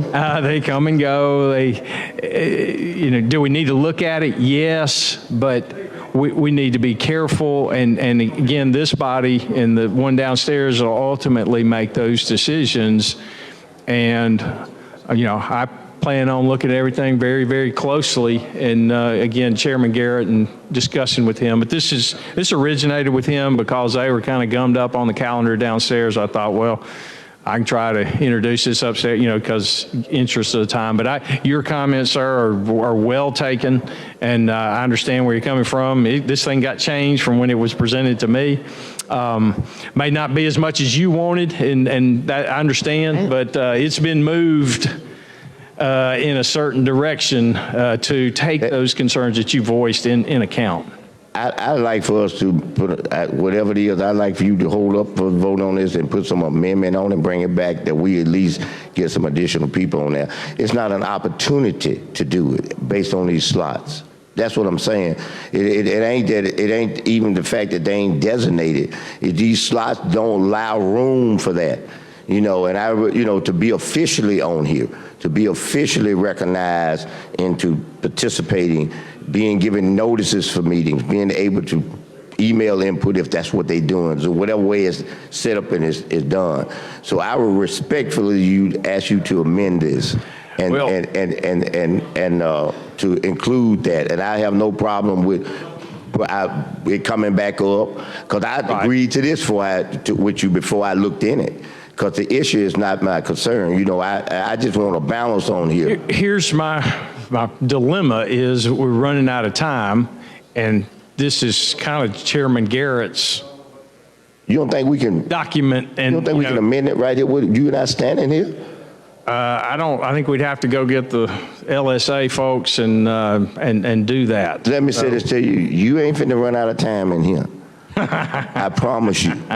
You will, and I will yield back. I'd want to consult him before I did something like that. He ain't gonna mind. All right. I mean, we can consult him, but after you consult him, I believe my heart is hard that he gonna say fine.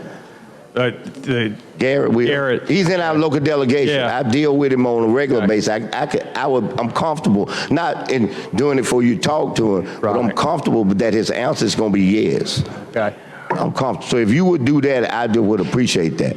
Okay. If you do that, period.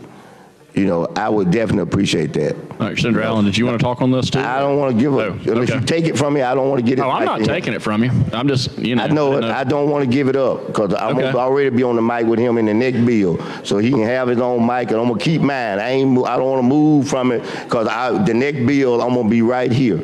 So he needs to have his own mic. I don't want to be standing behind him. He talking, then after he get through, he got to move, you know. So I don't want Mr. President, we're about running out of time. I want to ask the secretary or the chair a question. May I pencil in on this resolution? I understand the ranking minority leader of, Can't do that. I didn't think I could. Can we withdraw and then bring it back?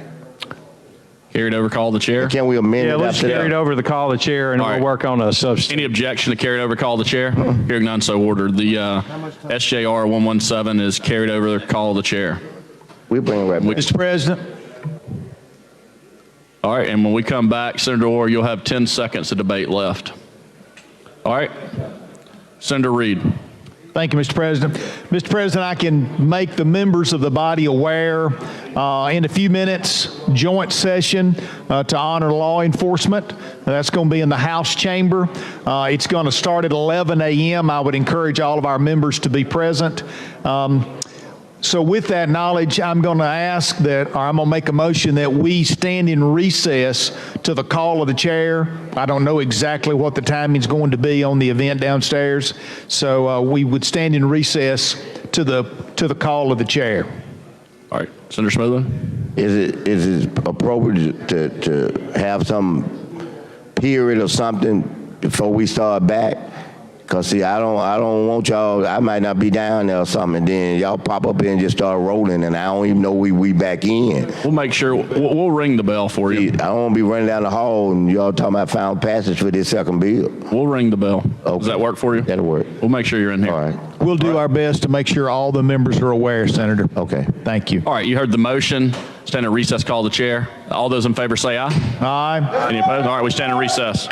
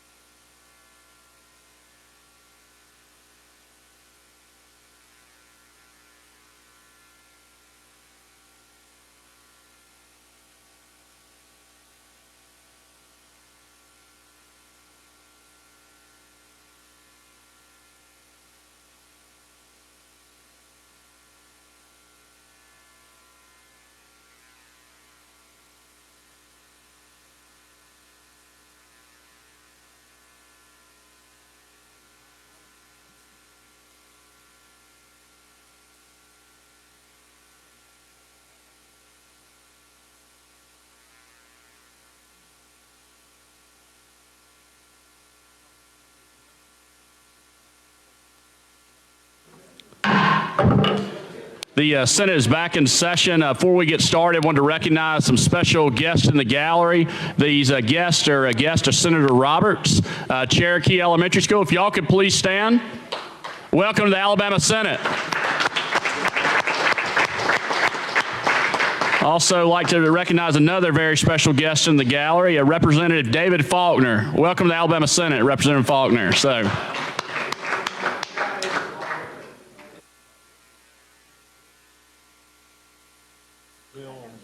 All right. Mr. President, Yeah, Senator Smitherman. could I be recognized? Yeah, you want a point of personal privilege, or? I sort of want to be recognized to deal with this 1 minute issue. All right, so all right, so we're not on it right now. We're not on anything. Okay. Would you recognize him then? All right, yes, Senator Orr. Mr. President, I want to check and make sure we have what we have. Okay, so Senator, if you'll look on, I'd like to unanimous consent to bring up SJR 117. Is that the call of the chair? All right, Secretary, call up the SJR, please. Senate Joint Resolution number 117 by Senator Orr, creating the Joint Legislative Study Commission on renewing economic development incentives. Mr. President, for the gentleman across the way on page 3, we have that language for the. Thank you very much. This time I have a substitute for SJR 117. I'd like to offer. We only have a few seconds All right, left. Secretary, read and receive the substitute, please. Substitute for Senate Joint Resolution 117 by Senator Orr. Senator I Orr. move adoption of the substitute. All right, all those in favor say aye. Aye. Any opposed? Resolution's adopted. The substitute's adopted. This time I'd move that we approve SJR 117, Mr. President. All right, all those in favor say aye. Aye. Any opposed? All right, resolution's adopted. Thank you, Mr. President. Thank you, Senator Orr. All right, Thank you very much. now, Secretary, call the next bill on the calendar. On page 7 of the calendar, House Bill number 194 by Representative Allen, relating to elections.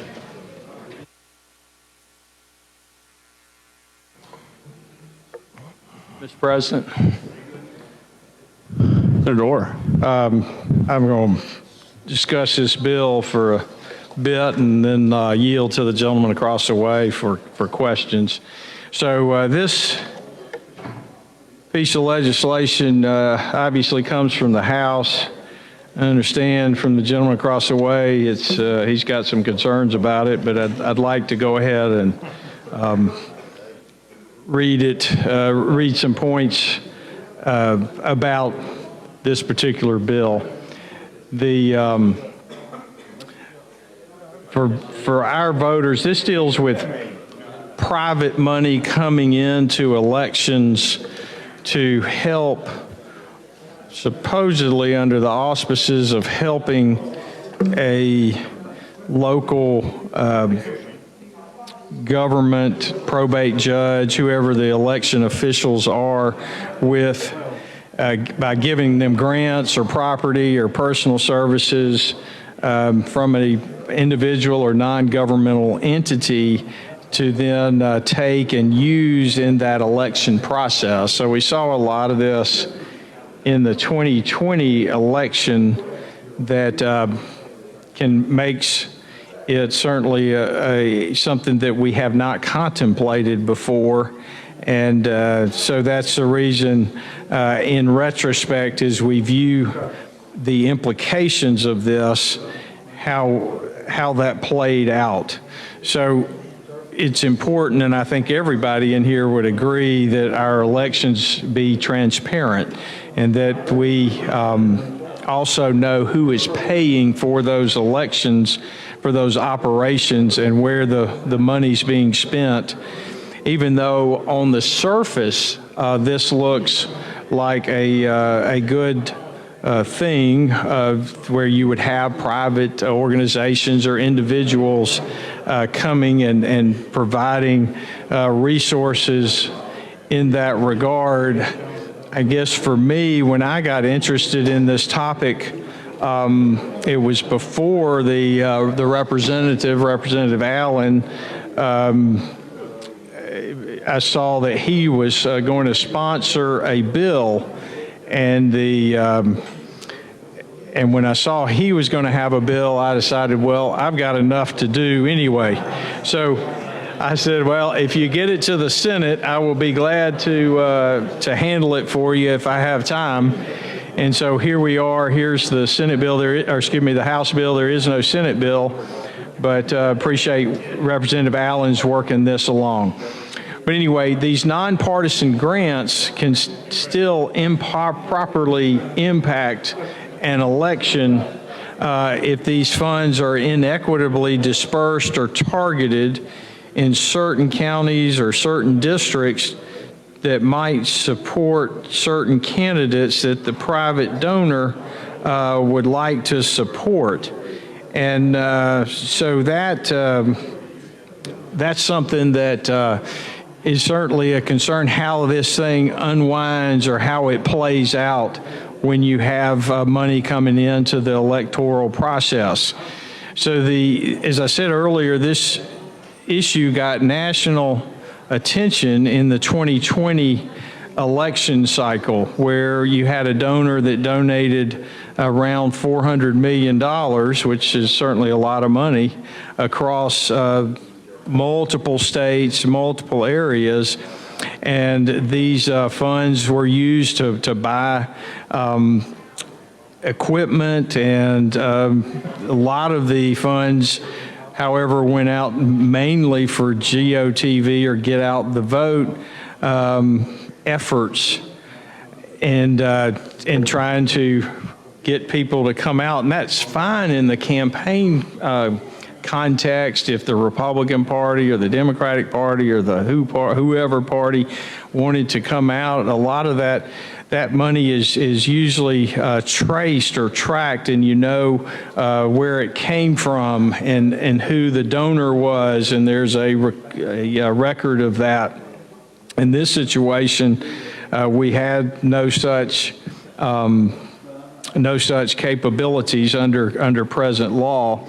And it was interesting how it played out across the country, that it went primarily in certain districts and not as the state as a whole. The other thing that we see in Alabama, that only 7 counties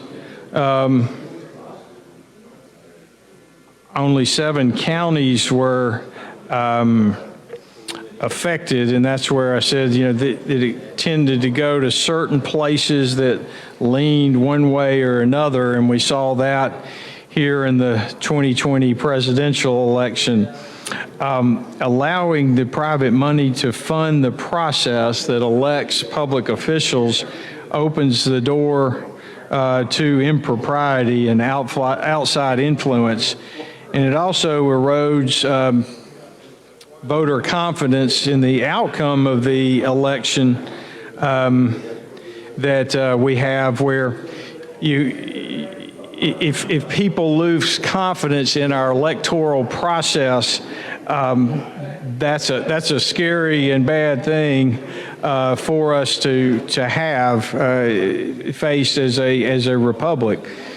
So the solution that this bill wants to offer is that we prohibit election officials from soliciting or accepting or using donations of money, grants, property, or personal services from individuals or non-governmental entities for the purpose of funding certain election-related expenses, which include voter ed, outreach, registration programs, while providing an exception for the donation and acceptance of space to be used as a voting site. So a church a lot of times may be a voting site, or maybe even a business or a volunteer fire department or something in rural areas. So those are all things that we would certainly allow under this, and we certainly we need to continue to allow individuals to donate to organizations that are political in nature and have a political purpose to get their people out to vote, or get lease a bus to go pick up folks, or whatever they want to do, print material. But that is all accounted for in the political process with, if it's a donation to a party, then you have a record of that donation and who's donating the money to a particular party. I'll wind it up here, Senator. I know you have things you want to talk about on this. And as far as what are election-related expenses defined in the bill, it's the payment of salaries or bonuses for election officials, boards or registrars or poll workers. It is expenses related to equipment, ballots, printing, mailing, or transportation, related to signage or media production, related to lectures, educational seminars, training, voter ed, voter outreach, voter registration. All these need to be paid for by the government and in their course of election administration, and not a private entity that may want to see certain results at the ballot box. Again, this bill does not affect or impact the campaign finance laws and would not impact campaign donations. It only deals with the administration of elections themselves. So that being said, Mr. President, I'll go ahead and move third reading, and then I think the gentleman would like to speak and address that motion. All right, Senator Smotherman. Thank you very much. I want to say this because I hear the conversation. I'm ear hustling. If this closure petition come up on this, I'm just telling everybody we'll get 12 bills by midnight, because it's less than 12 hours and we get 35 to 40 minutes once you close and the roll call vote and the read. I'm just telling everybody what's getting ready to happen. Because I'm not joking. So, I can't tell folks what to do. I cannot tell anybody what to do. Yeah. I can just tell you what I'm going to do. So I want to announce that we'll get to number 12 or 13 on here, whatever that is, and then we'll come back tomorrow or we'll have to sign and die. Yeah, I ain't even talking about confirmation yet. I'm just talking about this right here. I'm saying that now. You're being predictable. Yeah, but I'm serious now. Yeah. Don't take this as playing. Because we understood that it was a possibility that we could have been closured on that first bill. I just want to say it in that broader term. I could be a little more specific, but I want to say that. But that was it. So now everybody can, y'all want to recess, our caucus meeting, you can do that. I ain't got no problem with that if that's necessary. But I'm just saying that. So I'm making it clear, and I want to make it clear. That's all. Okay. So now after that, remember I said for every action is a reaction. If a sheet come up there, the total reaction is going to be that's what I've got to do. Okay. All right. I have no problem. Now let me say this about the bill. And you got a witness. Let me say this about the bill. And when I talk about this bill, I am not talking about the senator standing there at all. I want to make that publicly. I want to say that. But come on, man, y'all quit joking yourself. Y'all won every election in this state. Let's just break it down. Y'all got everything in your hands, and I ain't complaining. But don't be complaining just using against y'all to do something. Do what? You won. You gonna win them again this time. So now we want to bring the boogie bear in here, just saying that we want to now not only have it sedate everybody, but we want to take everybody out where they can't get a dime to do nothing. We got the schools that we don't want you to get nothing, because we want the big folks who don't want the property thing to crush y'all. We want you to take bullets. Now people who giving money independent, we want to say the big booger bear out there, and they ain't giving money fair. Money ain't never gave fair. Look at your disclosure form and see that, and then look at mine, see if I got money from where y'all got donated. No, I didn't, some of them. That ain't the way it go. It ain't an equal give thing. People give their funds the way they want to give it. And I keep telling y'all this, and I'm going to say it again from right here. I ain't interested in passing nothing that's going to shackle myself more just because I run for some position. And that's what y'all trying to do with this. You want to shackle folks, even running now. First, you want to shackle the little schools. Now you want to shackle us, because that's what you doing. You don't want nobody to get no donation from nowhere. But see, I don't let me start talking about really how things roll. Because see, I know where the big money came from in 2010. When some folks down here sent some money up to Washington, it came back to down here. I know the exact $1 million amount. See, I know. I just ain't talking about it. So see, y'all gonna get your money. Y'all got these other ways to do it. And it's legal. It's legal. Ain't nothing wrong with it. But y'all got a system. Folks generally give to us what they feel we ought to have. And you want to shut that down. You shut down what we couldn't give to each other. You shut that down. Now you shut down going to the schools. You want to shut down, we don't get a dime. Man, no. Ain't nothing right about that. So yeah, I'm staying right here. And yes, you can bring it up there, and I'm going to stay right here for the 13. Yes. And then when we at 12, that's 12 hours for the next time, yeah. So you want to stay in all night, we'll stay in all night. And remember, stay in all night, stay all day, yeah. It don't matter to me, but I'm just telling y'all, ain't nobody going to accept this kind of crap. Ain't nobody going to accept junk, because this is junk. This bill is junk. That's what this is. There ain't no necessity for this at all. This is another punitive bill to control whether folks get funds so they can mount a campaign. That's all it is. And that's wrong. It's nothing right about telling me I cannot receive an independent person donation as long as I put it on the thing and put it there and we put it where we supposed to put it. As long as that and it's a legal, verifiable and justifiable donation, there's no reason why I got to come up here and vote for something that's going to cripple me even more from being able to do things and help in whatever issues it is. It don't matter. You can't cut everybody off because somebody oppose you, and then, we'll put that in place. We don't have to worry about opposition. That's what a democracy is all about. So, no, we're not going to do that. I'm just, no. Not at all. So we can just get ready. Let me find out something, get in my rhythm and start talking about something, quit fussing. Let me just get in a rhythm and start. I think I got the bill up here. Where is it? Where's the little bill? I got it up here somewhere. Yeah, this is it right here. Yeah, this bill sitting here in the front is talking about related to, I'll make sure this is the right one. Yeah, talking about related to elections to prohibit certain public, listen at this, to prohibit certain public officials.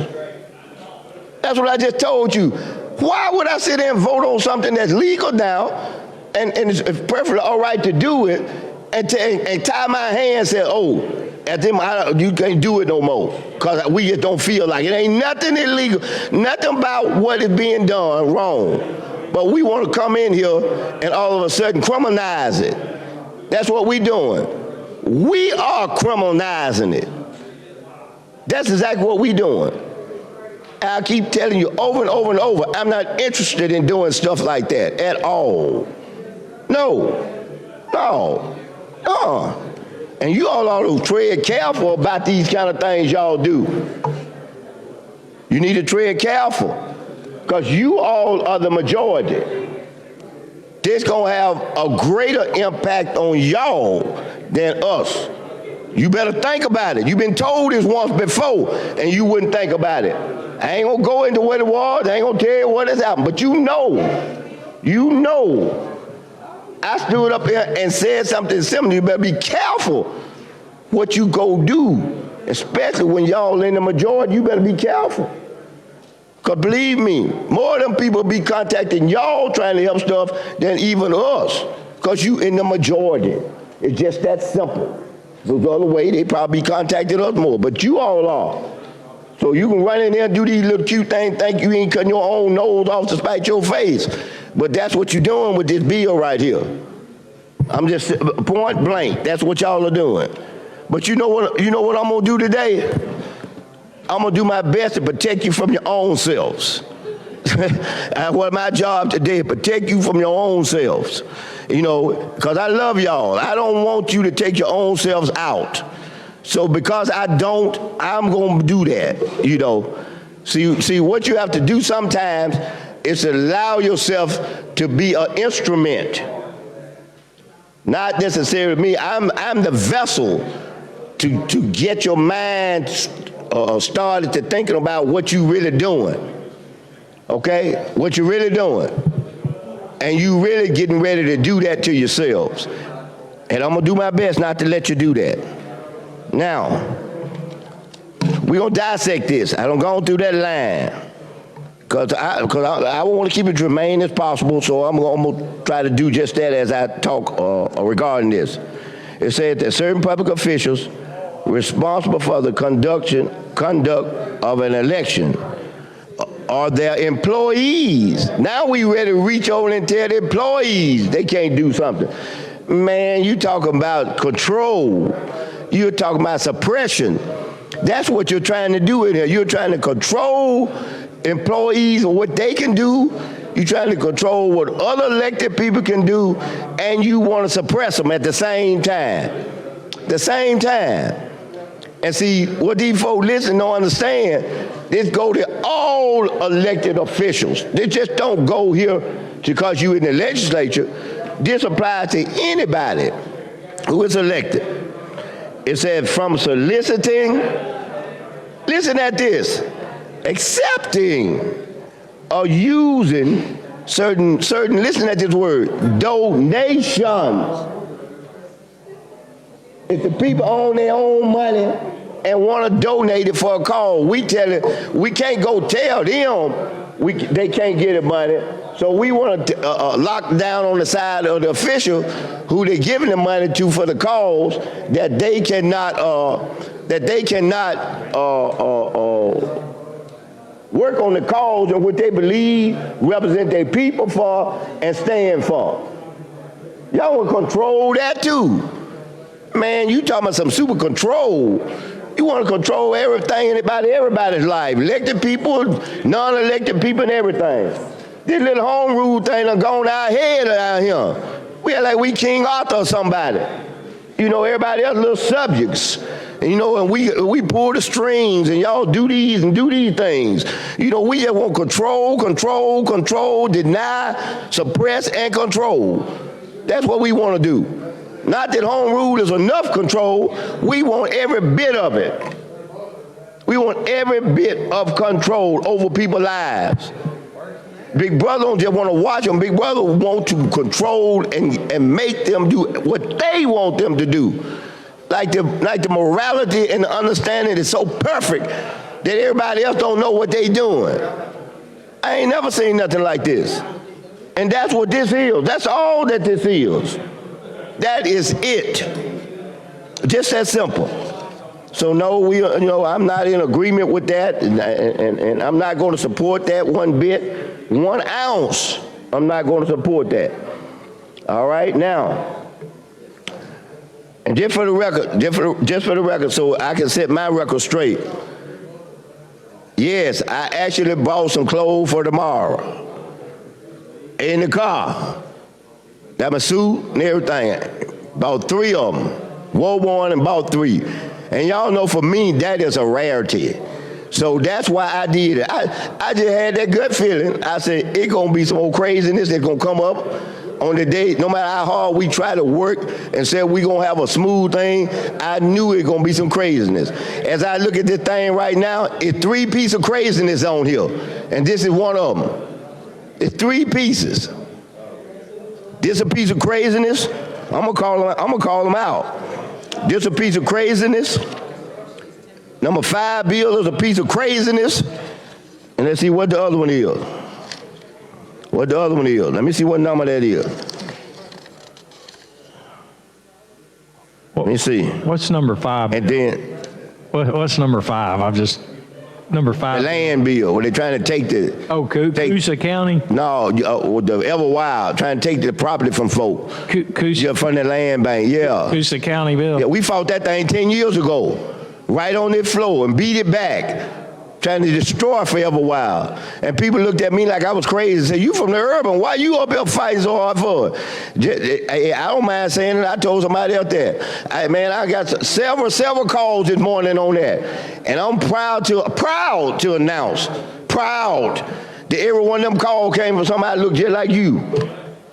Not no look like me, but they live in Senate District 18. That's how much I'm into this. Okay? I want you to know that. And they said, people, to the contrary, people don't realize we do hunt because we live in urban areas. You see what I'm saying? So no, man, that's why I said we got, and there's another one on there. I won't even call the other one out. It's on there. It's one more Booger Bear. I'm gonna say that for a surprise. Some folks may not know that's a Booger Bear. That's an unknown bill, a landmine out there. It's not my bill. I know, but yeah. somebody. Yeah, but I was nice enough because I tried to do in that one what I can't do in this one, and that is I got 2 or 3 amendments for that one. So I'm gonna try to. That's that third one. I'm gonna try to work with whoever comes up here with that. Now, if they dig in, talking about we don't want, well, I just got to roll like I'm rolling now. If that's gonna be the case. But I actually have worked on some amendments. In fact, I got a couple of them on there. The elude bill. There's one on here about eluding police. We got a good amendment. We worked on that. See, why y'all? It's not the riot. Well, y'all were not down. The riot bill. We don't have the riot bill. No, elude. The police. Elude. I thought you said looting. Yeah, I think it represents Shavers. That's who it is. It's her. Senator Barfield is really just handling it up here. And he and I work well with trying to get the amendments and stuff. So we got that. That's what I'm saying. So while I just want to tell everybody on this, I still got lunch on my desk because I was trying to work on these things, instead of, when I went downstairs, so because I am trying to work through things. I don't want people to think that I just walk up and all of a sudden I'm just gonna start, so. No, I'm trying to work through, but I can't work through this one. Anything that's gonna take my rights away. This is crazy. My personal rights? No, I'm fighting for my own rights right here, as well as everybody else. I told you, I'm saving you from your own selves. Y'all just don't realize it. That's all. You just don't realize, and I understand that, because people are like flowers. And you know my saying with that, all flowers bloom, but they don't bloom the same time. See, so everybody ain't catching it at the same time. 1 or 2 catching it as I talk, then 1 or 2 more gonna catch it. And the longer I stay, the more they'll catch it. So in that case, I'm gonna try to help everybody get to where I am at this point. And let me tell y'all something. I did not walk in here today with the intent of doing this. I didn't. I did not walk in with the intent of standing right here and doing all this. Okay? Not at all. I had no intent. But at the same time, I ain't got no intentions of taking my own rights to be able to do stuff to help my people when I get a legitimate donation in to help the cause, whatever that is that these people need help with. Let me say something. Mr. President, I'm yielding without losing anything to him. All right. Mr. President, this poster right here represents the Secretary of State of the state of Alabama, who did not spend a dime out of his own budget, but he used grant monies that was coming from some outside source that the current Secretary of State has. He has a commercial with Trump on it right now, and he has a commercial with Lionel Richie. This is how they spend the money. This money is not about going to try to influence any one particular party or any one particular race. The money that comes in, with those Secretary of State get grants to do promotion of people go out and vote in their state. We are currently under one of those grants right now with the current Secretary of State, with this Lionel Richie poster and the Trump commercial that you see on television saying vote Alabama. That is used with outside money, but it's okay for Trump to do it. It's okay for Secretary Merrill to do it. You got somebody who want to run for Secretary of State, bring a bill like this, what the Secretary of State only have to do is deny the grant. You ain't got to apply for no grant if you don't want the money in your state. We are currently using this money right now, people. And it hasn't hurt elections or hurt anyone in this state to this day. Does Lionel Richards threaten y'all? Is he a threat to any of you all? Not Mr. All Night Long, all night long. Not Mr. All Night Long. Okay? He's not asking you to vote every day, all day, just vote Democrat. This is not partisan. This is the second, John Merrill picture is right here. This is his seal right here. It is a campaign that's going on right now, today. This is current. When you see Trump on their television talking about Vote Alabama, that was paid for by the Secretary of State who used grant money to do that.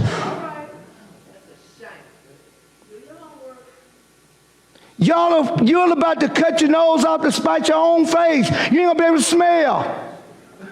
It already stank. You done killed grandma of the right of life. You done made pre-K babies gay. And now you want to take poor little Lionel Richie off the poster. He ain't no threat to nobody. That's what this money is used for. That is miscommunication from across the mic that this money is being used to go in particular races. The Couch Brothers send y'all money all the time to do this. The Couch Brothers, the Koch brothers, whatever their name is, Koch brothers. They send money and you all the time. Eagle Forum send money for you all the time. So you finna cut all of that out. Well, that's what you finna do, cut out your own money. The power company might not be able to give you money. Alpha might not be able to give you money under this bill. So you finna cut yourselves out. This was a grant. The Secretary of State did not pay for this out of his budget. This is a grant. Some of that same money that you're talking about, and all they're doing is promoting people to register to vote. Same as the Trump commercials. Y'all like the Trump commercial when you see them on TV. Y'all like to see old Trump on TV. As crooked as he may be. Talking about somebody stole the election, and we want, and Republican won every box in Alabama. That's a testament to your own self to say that we must be having a sorry system. You ought to be proud to say we have a good, secure system than trying to pass something like this. This is what this is about, people. Mr. All Night Long ain't scaring nobody. Please, please. I'm going to ask just to carry this bill over. You can carry over the call of the chair so we can go on with the rest of these good bills on this calendar, because we're going to burn the house down and nobody get anything done, or we'll be here all night. You choose your poison. You can cloach us all day long, but we're going to take every minute and time that we have to make it go. All right, Senator Schofield. I'd like to be re-recognized. Mr. President. Mr. President, he had the mic, and he giving the mic to me. All right. The procedures, I think. No, it's fine. Yeah, you're correct. Go ahead. Because I don't want to carry over no call of chair. I don't want to get rope-a-doped. That's how I don't trust. At this day and time, the way we coming with this, I don't want to get rope-a-doped. I don't want to do everything in here. We do everything. You come back with this, and then he bring the closure. Bam, you close him and buy some other one. No, I don't want that. I haven't been here too long to know what the possibility of rope-a-dopes look like. I done got rope-a-dope too many times. I got rope-a-dope last time by the literacy. I don't want to get rope-a-dope. I don't trust the process enough to do that, and we do that because I know what's coming back at the end. Hey, I already know that. Senator Smithman, you have some guests in the gallery I'd like to recognize. That's okay. I got some guests. You do, yes. The Alabama Power Company Fully Charged Leadership Group. Guest of Senator Smithman. If y'all could please stand, the Alabama Power Leadership Group. Welcome to the Alabama Senate.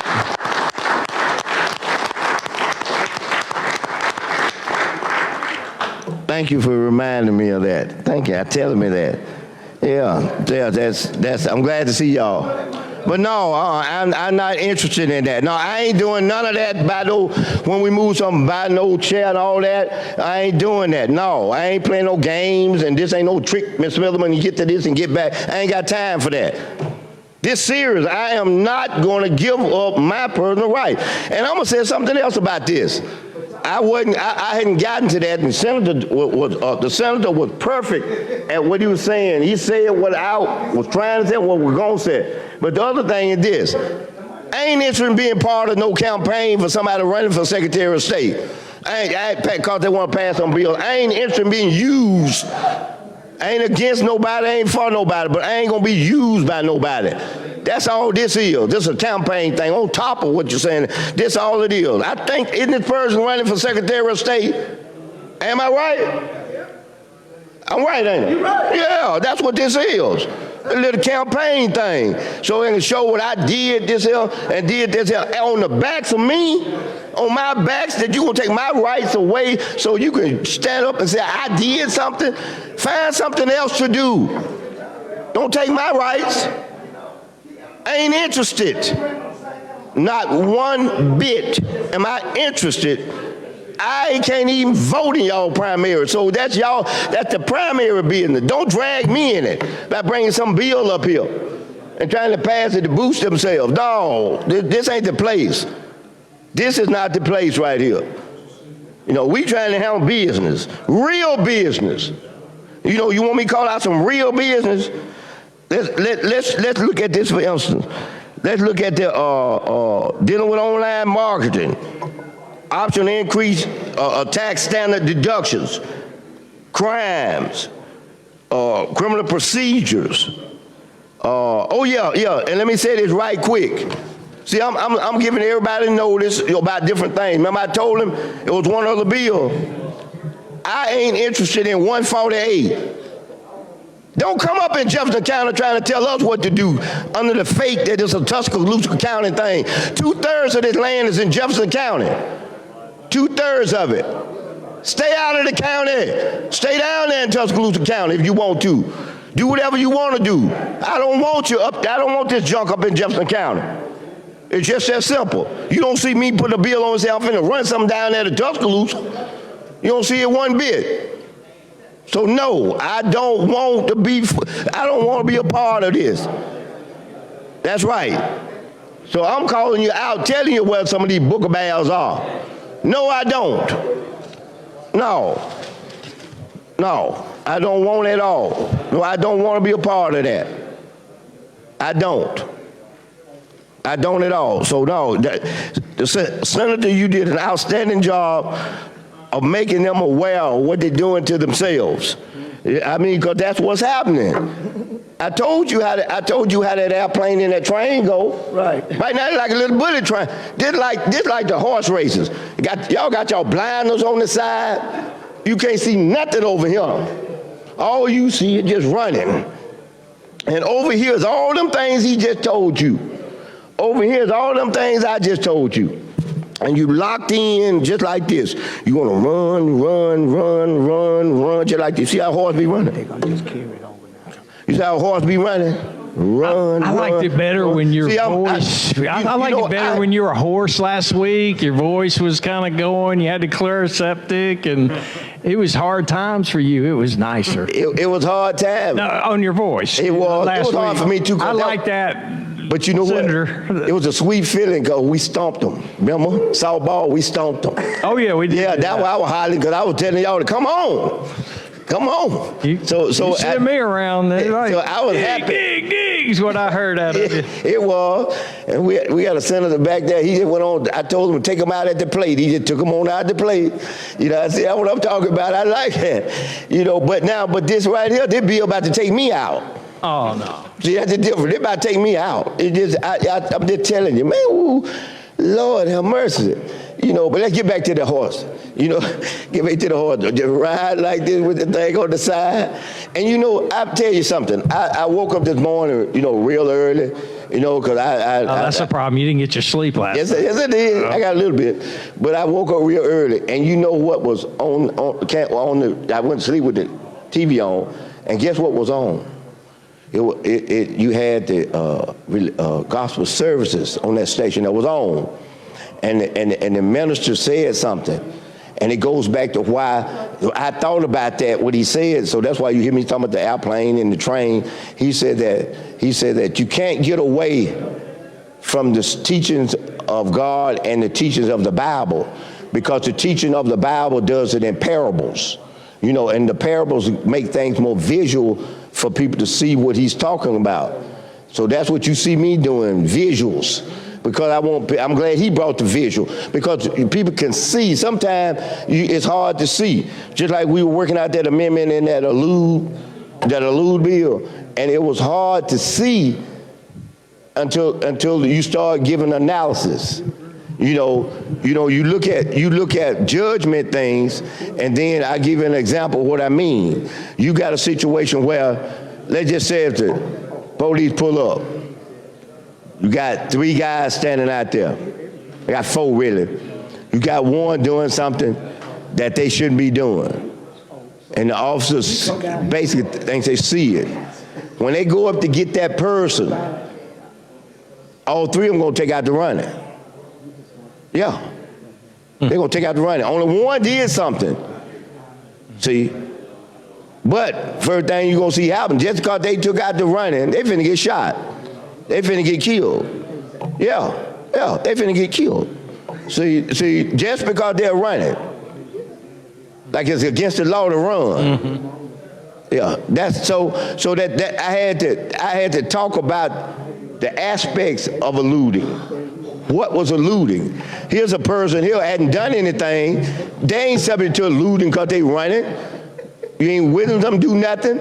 They did nothing, and just because they take out the running, that they guilty until I either catch them and they prove innocent, or they guilty until I shoot them dead, and then I don't have to worry about them. That's a life for people look like me. I just want you to know that's a life. And I don't know, did I give y'all my example of going into the drugstore? Oh, I didn't. I'm gonna give y'all that. See, sometimes, remember I said parables and visuals? I'm gonna give y'all a visual. Let me tell you something I did. My son came home, grown man. We were talking about this, and he didn't understand it. Where's he live now? Nashville now, but he came home, Nashville. And he, I said, I tell you what we're gonna do. I said, let's put our jogging suits on. Because, I bring jogging suits. I got one down here now. And y'all be shocked. You said, he don't look like Smithman. He look like a coach or something. So I put on my jogging suit that was all black. And then I got a black pair of Ray-Bans. They're in the car. I put them black Ray-Bans on. And then I told him put on his jogging suit. And then we went into the drugstore. Let me tell y'all what happened. See, y'all think I be making this stuff up when I tell you about how I have to be conscious of how these bills do because of what impact it gonna have on people who look like me. Well, I'm gonna tell you what happened. He and I walked into the drugstore, and when you hear this, you'll know what this means. Time we walked in, the bell started saying like this, ding, ding, ding, ding. You ever heard that when you walk in the store? If you do, that's security told to lock in on you. Yeah, because see, I've been a manager at a retail store. I helped open up Central Plaza Sears out there. I was manager working in sporting goods, toys, and candy. So I know all the security systems in there, in those kind of places. So the time I walk in and things said ding, ding, ding, ding. So I told my son, I said, let's go over here. We went to this little area to get something. I stood just like this. I said, stand in front of me. I said, look over my left shoulder, 2 rows down. Tell me what you see. He said, Dad, I see a security guy down. He's down there watching us. He looking, following us. Just cause we black, he's saying they probably gonna steal something. All right, we walk on to the counter and pay for it and walk on out of there. We went to church, to a church program. I said, now I got dressed just like this. Okay, the Ray-Ban's not on and that, just like this. Walk into the same store, okay? Same store, he dressed like this. Get what the manager supposed to be right up front. Get what he said. How you doing, Senator Smithman? I said, fine, man. Ain't no ding, ding, ding or nothing. You doing fine, fine. Ain't no guard following me or nothing. I could have walked out there with the whole store if I wanted to. See what I'm trying to tell y'all? In real life Trying to tell us situation. to dress nicely, right? Oh, You gotta no, in dress real nice. life situation, if I ain't identifiable, I ain't nothing but just another black man. That's all that I am. I get treated the same way. That's why I'm trying to tell y'all, this ain't no fantasy I'm telling y'all about when I talk about this. I tested to see if people didn't recognize I was the senator, how would they treat me? I get treated just like every other person walk in there. Assume I'm going to do something wrong until I prove otherwise. And there ain't nothing right about that. So when y'all make these bills, you remember what impact it had on us. You may not understand it. So accept what I'm telling you because you have never lived the life that I live. You don't think nothing about it because there ain't nobody thinking about bothering y'all. Nobody. You get double benefits of the doubt. That's what happens. And I ain't mad at you. I'm just saying, understand. Get away from your own personal wants and don't want. And have some empathy and understanding of what you be doing it to us. That's all I'm saying. Like this.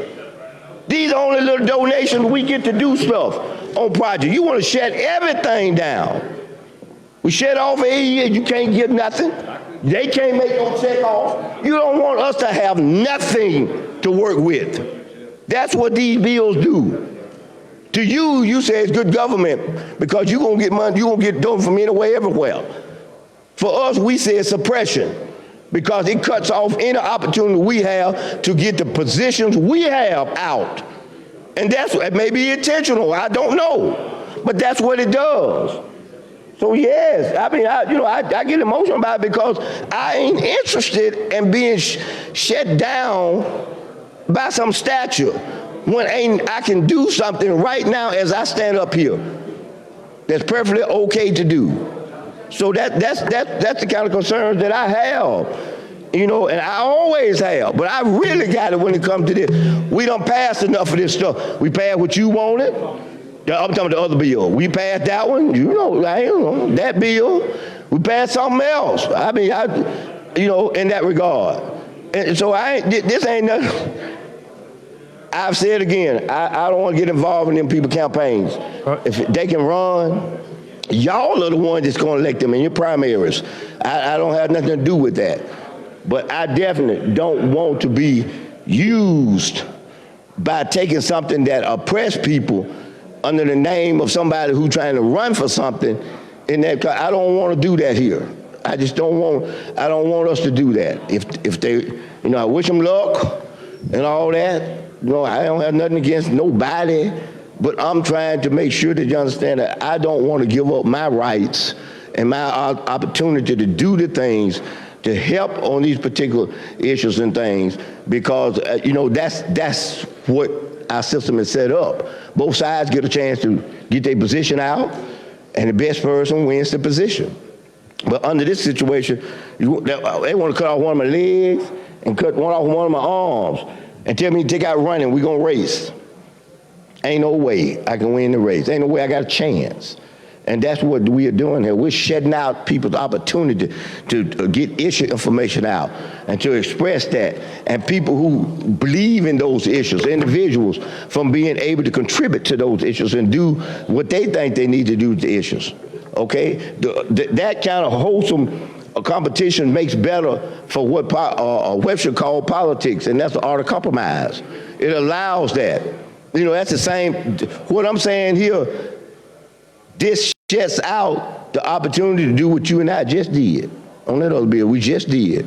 This shuts this out. You can't. It ain't no room in here when we pass this to do nothing. It just says you can't do this and that's that. See what I mean? And it targets public officials. So that's us. It's targeting us. I'm reading what the thing said now. This ain't no page. I'll show you. Page 1. It said right here, the first line, related to elections to prohibit certain public officials. Right, certain. It would be the election officials, not me or you as a candidate. It's the officials that conduct the elections, such as Secretary of State, probate judge, registrar, those kind of people. But suppose I'm for the issue. That means I ain't got no means of what I think about the issue to get out there. Because if I shut them out, as I said, what I said earlier, ain't nobody finna come give me no donation for nothing. They gonna give y'all, cause you the majority. Yeah, y'all the majority, that's the way it go. You know, if we were majority, I'd be saying, oh, we gonna get to do, cause that's the way it go. Now, I'm just telling the truth. I ain't mad at the way it go. I'm just saying that's the way it go. So I got to have some means over here, even if it's the Secretary of State getting money, and then, cause see, yes, I may not have money to go in as it relates to specifically on my side, and that's the side I'm talking about Democrat, you know, on my side about the voting, but I'm gonna benefit just as much as you are if the Secretary of State can do what he doing to tell them folk to go vote. You see what I mean? Yeah, he want that. Yeah, I mean, you know, you may get 100, and then I might get 100 over here. But if you shut this down, that money that y'all getting, you gonna get 100. I ain't getting no donations. You ain't letting him get no money. Now we ain't getting nobody over here to come vote. You don't shut the system down for us. And that's what this does. And I know some folks wants to do that. I didn't say you. Yeah, I ain't saying nobody in this room. But there are some folks, yeah, that wants to do that. Their objective is to suppress. How much time we got? Okay. I'm gonna give you, if you give me a minute, I'm gonna shift to you. And then you take what you want and then you can get back to me. You see what I'm saying? We won't lose no time. Okay. Yeah, so that's all that I'm saying. You know, hey, no, I don't want to vote to block from being able to do anything like that. You know, like I said, we ain't gonna get no specific donations. Y'all the one gonna get them. Secretary of State gonna get them. You know, and that's fine. I just thank the Secretary of State for using it in a general manner. You know, and see, I see just the opposite I see another point of view when it comes to him using the ex-president. See, it's gonna motivate folks on y'all side to come vote, and I swear to God, it's gonna motivate plenty of folks on our side to go vote. It's gonna be a double motivation. So maybe that's what he's trying to get folks on both sides to do it.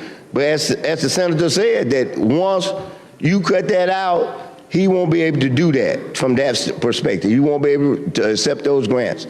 And I don't see anything wrong. It ain't state money. It ain't costing us a dime in our coffers.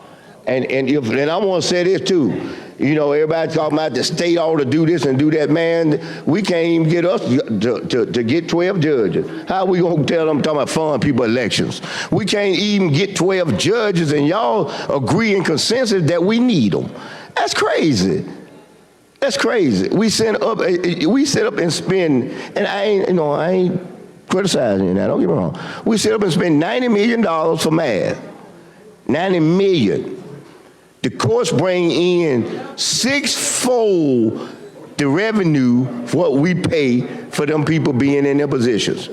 Wait a minute, where the folks? Go there and talk to them folks right there. You think I'm telling a story? See, talk to them. See, that's why I like to do, see, because the folks looking at Smithman just up there talk. Go talk to them. Don't believe Smithman. Go talk to them. See, they'll tell you how much money we get off of the court system that we politely spend to do everything we do. 12 judges, 5-6 million, you'll get 3 times that. 3 times it. Okay, you understand what I'm saying? That's what I'm talking about. So you even make money off of it. Satisfy your problem and make money. That's a no-brainer, but you gotta have some guts. You gotta have some guts. You gotta have some guts within your own group. The few that don't wanna do it, the majority of y'all need to be done. Y'all need to work that out where we can go on and get the money and get them judges. That's what I'm saying. That's something that y'all need to really do. You know, maybe you don't want to do it right now because of the election year. You need to come in there ready. When you come back, you all be elected. And you need to come in there ready so you can cure that problem. Because the problem ain't going to just go away. It's not going to go away. It's not going to just happen. See, you can't rob from Peter to pay Paul. Because, see, all you're going to do, if you take from over here, they're going to bring less revenue in. And I can just tell y'all, we got 4 money-making systems in this state. Hey, Senator Smithman, Real quick, care if I recognize No, sir. guests in the gallery. So these are the guests of Senator Roberts, the different class, but the fourth grade class from Cherokee Bend Elementary. If y'all could please stand. Great to have you in Alabama Senate.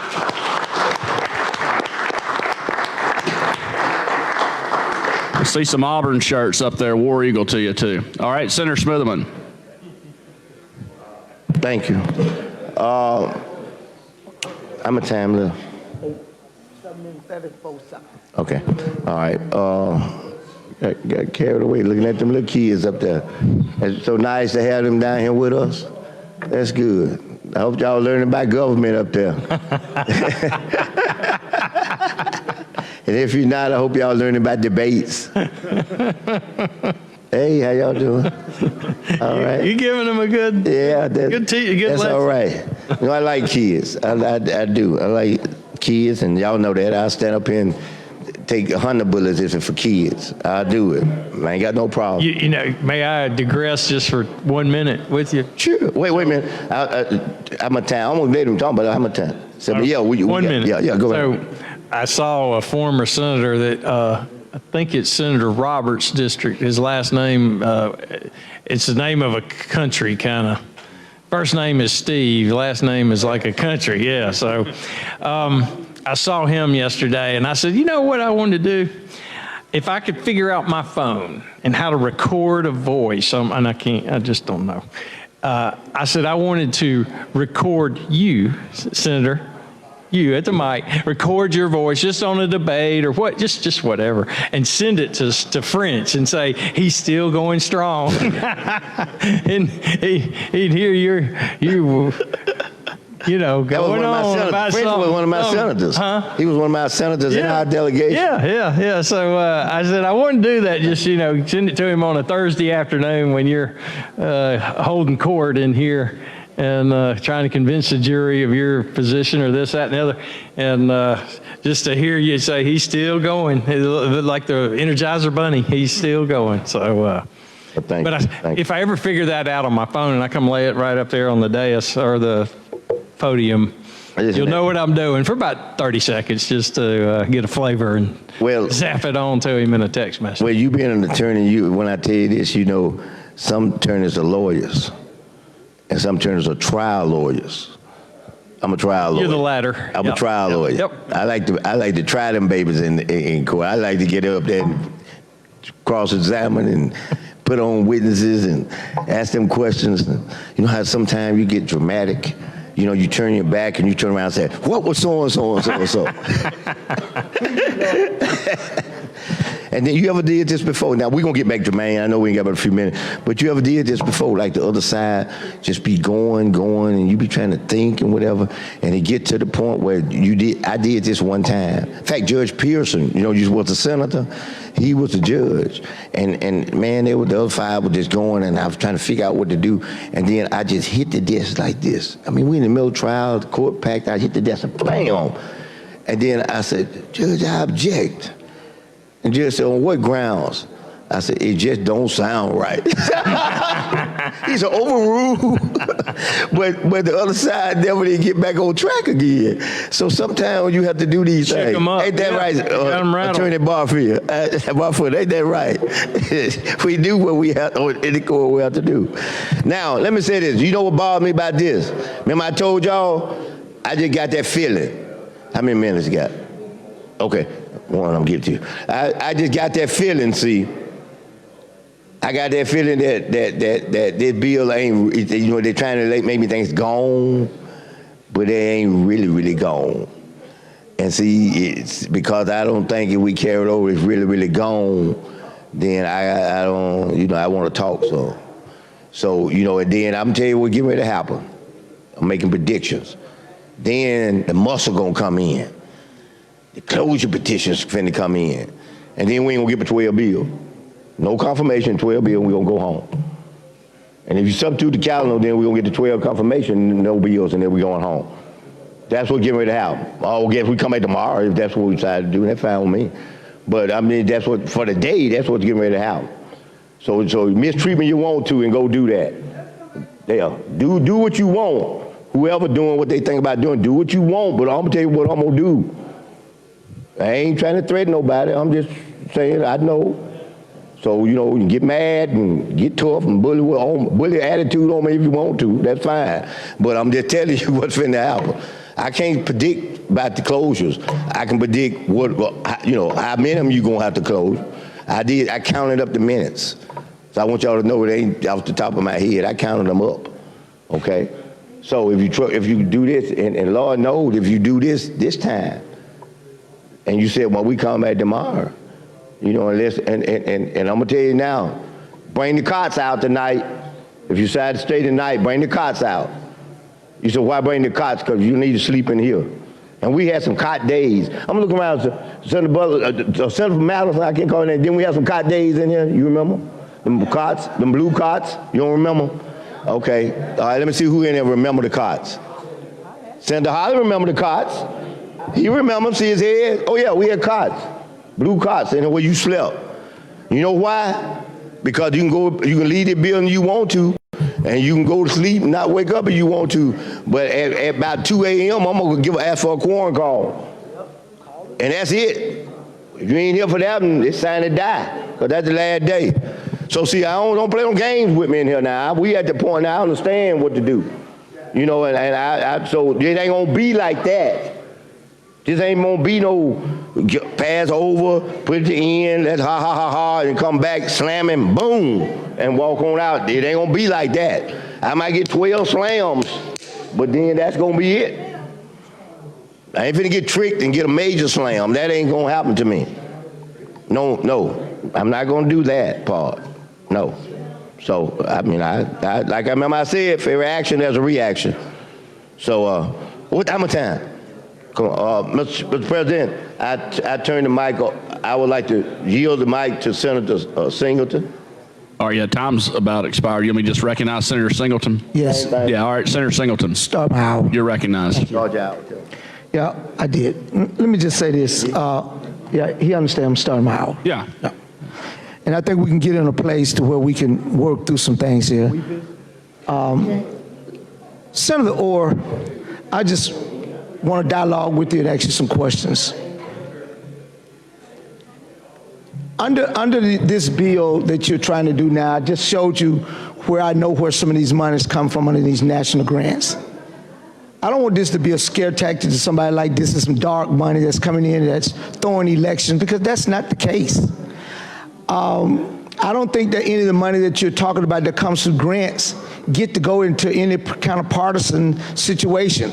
If it comes in for partisan situation, it goes to the party through whatever PAC, and they give it to you just like the Koch brothers or anybody else give to you all, okay? And that's what happens. But when you get this money that you're talking about public officials that has to be done with the public, that money cannot be used for partisan situations. And so that's what the booger bear sound like from your side, that you're making your side feel like this money is just gonna come in here and be some dark money that's going to throw elections. This money is used for the promotions of voter registration, voters education. The question is, do we give the Secretary of State enough money to advertise and to be able to do what he or she needs to do for election outside of grants? They get grants all the time. All of the time. So what we're about to do is to stop any grants coming in, whether it's from the federal government or any private group that may want to give money to assist and help with the get out the vote. You utilize, just like you're utilizing this, well, why don't we say then, if you can't use the money, then we don't need to use private celebrity groups like Trump to promote it either, if you can't give it. We don't need those kind of promotions in our state. That is more detrimental and more partisan than anything else. That is more partisan. I'm sorry, I didn't understand that last. I said, if we're going to stop the money coming in from grants, then we need to stop the celebrity from being able to do the advertisement in the states also, like Trump does, which is more partisan than anything. I'm not sure if I know what advertising he's doing these days. You've never seen Trump on TV from the Secretary of State. He's advertising saying, vote Alabama. Right. That's where that money's coming from, a grant. That's grant money. That I don't know, but I'm telling you, it's grant money. let me. The Secretary of State didn't have no money to pay for those advertisements. They got grant money to do that. Let me tell you, you were asking earlier, you asked about, do we have enough resources in Alabama? And I've got a little quote from the Secretary of State's office. I'll just read Okay, please. This is quote, "We made it clear to every county in the state, all 67 counties in the 2020 election cycle, if you need resources for any purpose in the 2020 election cycle, you just need to ask us for them. Tell us what you need them for and we'll provide it. However, some counties are overzealous, and whenever somebody is standing there with dollar bills, they want to stick their hand out and say, we would like to have those resources." So I guess the Secretary of State says they got plenty of money to It was federal money. It was federal money. Under the pandemic, it was federal money that he had to give out. He didn't just have no money just to give. It was federal money that made it possible for him to do what he was doing. Okay? The Secretary of State, and you know, he always trying to reach over his jurisdiction. He want to make it sound like somebody out there reaching out for money. And the money that we're talking about in this bill does not go to individuals. It is to the counties, to the clerks, the people that are appointed by the probate judges and all to do. And when you start looking around in your state, out of 67 counties, how many Democratic probate judges that we have? And so if you want to be partisan about it, you don't have very many. So if there was fraud on anything, your party probably committed it. Your Secretary of State probably out there committing the fraud. And then you got somebody who running for Secretary of State trying to bring this bill. This ain't nothing but a campaign piece. And we supposed to just sit here and let this go? This is wrong. This money, that dark money that you're talking about, that he's speaking of there now, has nothing to do with individuals or candidates. This bill is not talking about individuals or candidates. It is talking about money that goes coming to the Secretary's of State office, right? Usually those grants don't go directly to counties or probate judges. It comes through the Secretary of State, and he gives those grants out to those counties. I think the money this is talking about went directly to the counties. I've got a list here of 7 counties that got the 400, part of the 400 million of the money that came to Alabama, these 7 counties. Exactly. It went to 7 counties. So how did it route through? Who did it go through? My understanding is it went directly to those counties, not through the Secretary of State. Didn't go through, but to do what? Like I said, I've got some articles here. And what counties were they? Montgomery, Macon, Wilcox, Jefferson, Hale, Dallas, and Bullock. Hale County, we ain't get no money directly from nobody to come in there and do nothing. I'm a Hale County, we ain't get no money from nobody to do no GOTV or nothing like that. The money that came in there, well, we asked the Secretary of State to give computers, right, to help us with some more computers. And you know what he said? Of course. And guess what he did? He sent other computers over. We asked for other things from him. I called him personally myself. Okay? And he sent them. He was glad to do it because he had the money to do it. He sent the notice out. If you need it, call. And I called him in Hale County, and I know he's a lie about that one. Yeah. Okay? And I would tell him he's telling a lie. Okay? So he's wrong about that. And so out of $400 million, only those African-American based counties got some money. That's crazy, man. You know, he just put that list out there. So what he really need to do is to go back and look at what, and the question is, what happened with the money? Did the money go out to pay people to do GOTV? I can tell you, no, it did not. We got no money from no other outside source, I know in my county, to do any GOTV with from some grant organization like Zuckerberg or somebody like that. I can tell you that. So that's a lie. So I guess what you're saying is that it all went to the Secretary of State's office? Most of the money, the resources that we got that we federal asked for filtered from the Secretary of State. We needed more computers, right? Because that's when he opened up curbside voting. People could drive. We asked for more computers. We asked for more help. We asked for him to pay for someone to come in the office and offer assistance to help. He said, that's fine. The circuit clerk just gave him what they needed, a list of things that they needed, and he made it possible. Right. But was that from this $6.7 I don't know where no money came from. All I know, we asked him, and he made it possible, which is totally legal. I talked to him personally myself. You also said that we had a lot of federal money, though, that came into the state. That was money that came down. So for under COVID. elections? For election, yes. Yep. So it would be a little different, I guess, with the private money that goes directly to the counties as opposed to the federal money that hits the Secretary of State's office. But what's the difference in private money coming from Alabama Power? What's the difference in private money coming from the Koch brothers? What's the difference from Alpha? What's the difference in private money coming from anybody else? All of that is private money. We don't run campaigns out of our pockets. And we shouldn't. Okay, then thank you, sir. And that's the reason for this bill, to keep the private money out of funding the public. It doesn't fund. That would have been illegal to do that. That would almost been a pack-to-pack transfer. Well, arguably you weren't taking. These counties would have had to have, I would love for him to be able to explain what structure did these counties have to receive the money without it having been illegal? You're talking about from private entities? Yes. To a county election board or election board judge? And what gives a county election board the authority to be able to take money from a private company to then run elections? There's nothing that prohibits it today. Okay. That's the reason we got this bill. But the Secretary of State office got money just like he got money for these posters with Trump and all that. He had the money. Right, but I figure it may have been federal money. I don't know where he got his money from. I don't know where he got his money from. I don't think this is no federal money he's doing here.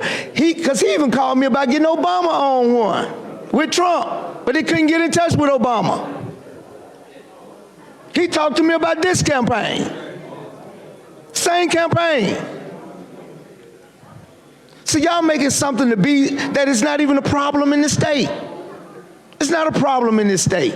Just like voter fraud, ain't no problem in this state. You got a couple of counties, a couple of people who got caught with that, but it's not a problem. It's not an overwhelming problem. Our elections were free and fair and secured.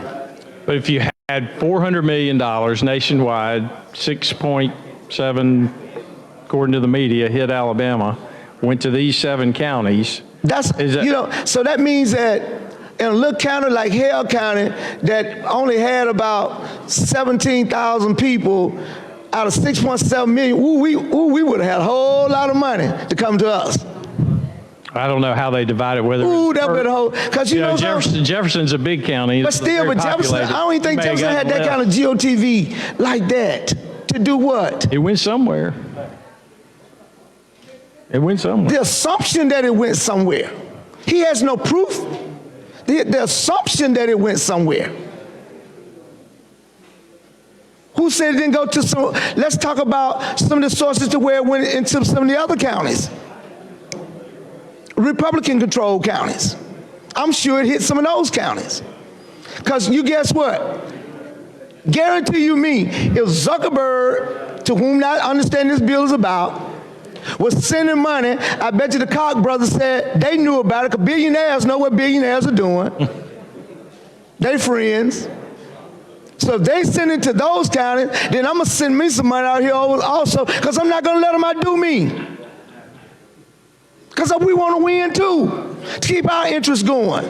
Well, what do you think that does, Senator, to the integrity of the election process? Obviously, it did nothing in Alabama. It didn't change anything. Well, if the election officials, this is the first time it's happened, though. If they are, but I'm just saying, the scale. If they are just doing it for the purpose, because if it's coming to county officials, they can't use it for that's giving it to private groups to get out the vote. They got to use it for, if they're coming in, they got to use it for the administration of the election.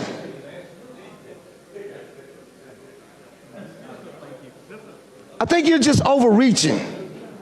This is another national piece that we're trying to get to that's not a problem in Alabama. It's not a problem in Alabama. Well, we say it's not a problem, but this is the first time, to my knowledge, that it's happened on this scale. Are you certain that it happened?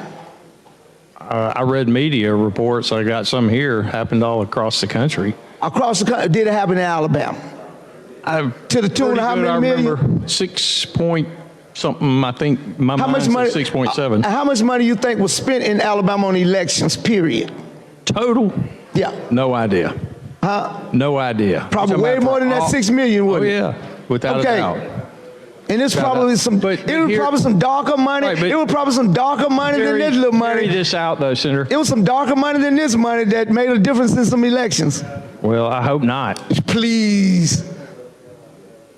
Please. I hope you know not. it happens. You know it happens.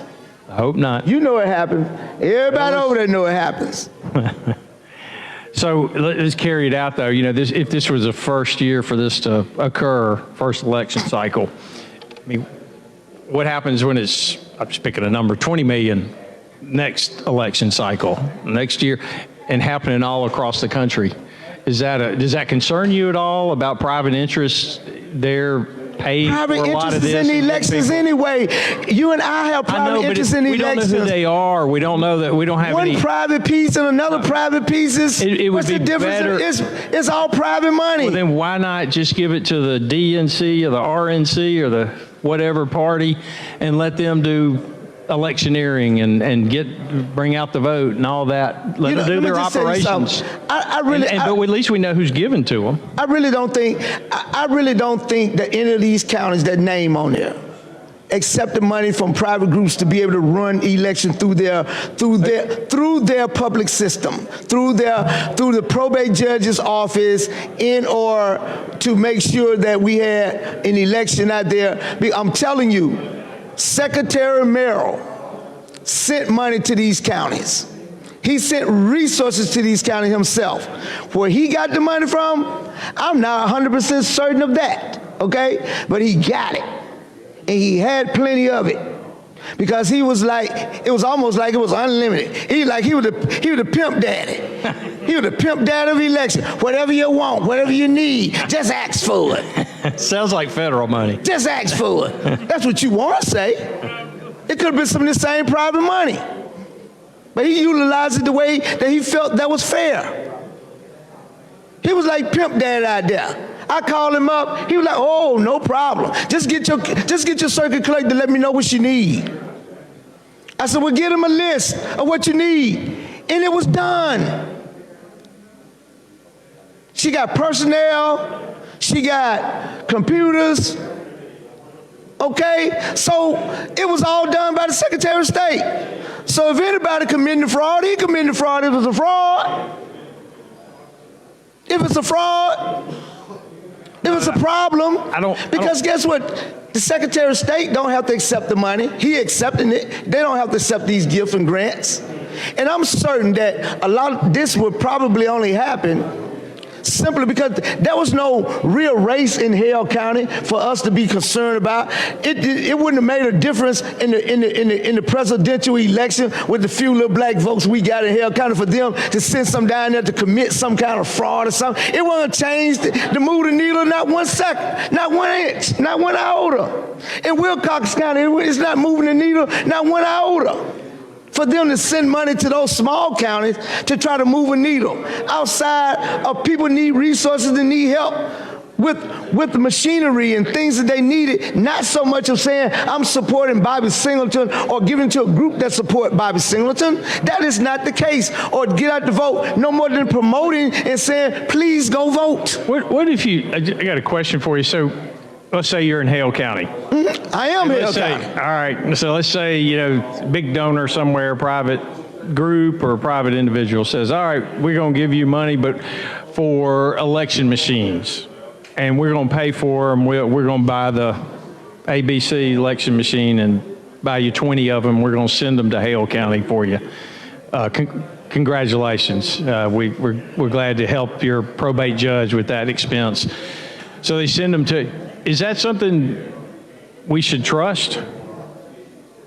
Should we trust that? No, I don't think, I don't. I mean, do we let me just trust say this. ABC election machine? No. And the private company that says trust? No. I don't think we should trust ABC election machine, but I don't think it's nothing wrong with it giving it, and then we utilize those that have been certified through the state of Alabama that the Secretary of State already knows that we have those companies. Yeah, but what if they wanted to designate what machines they want to see? They're new. But we can't do it. We don't want them, though. Oh. We don't want them.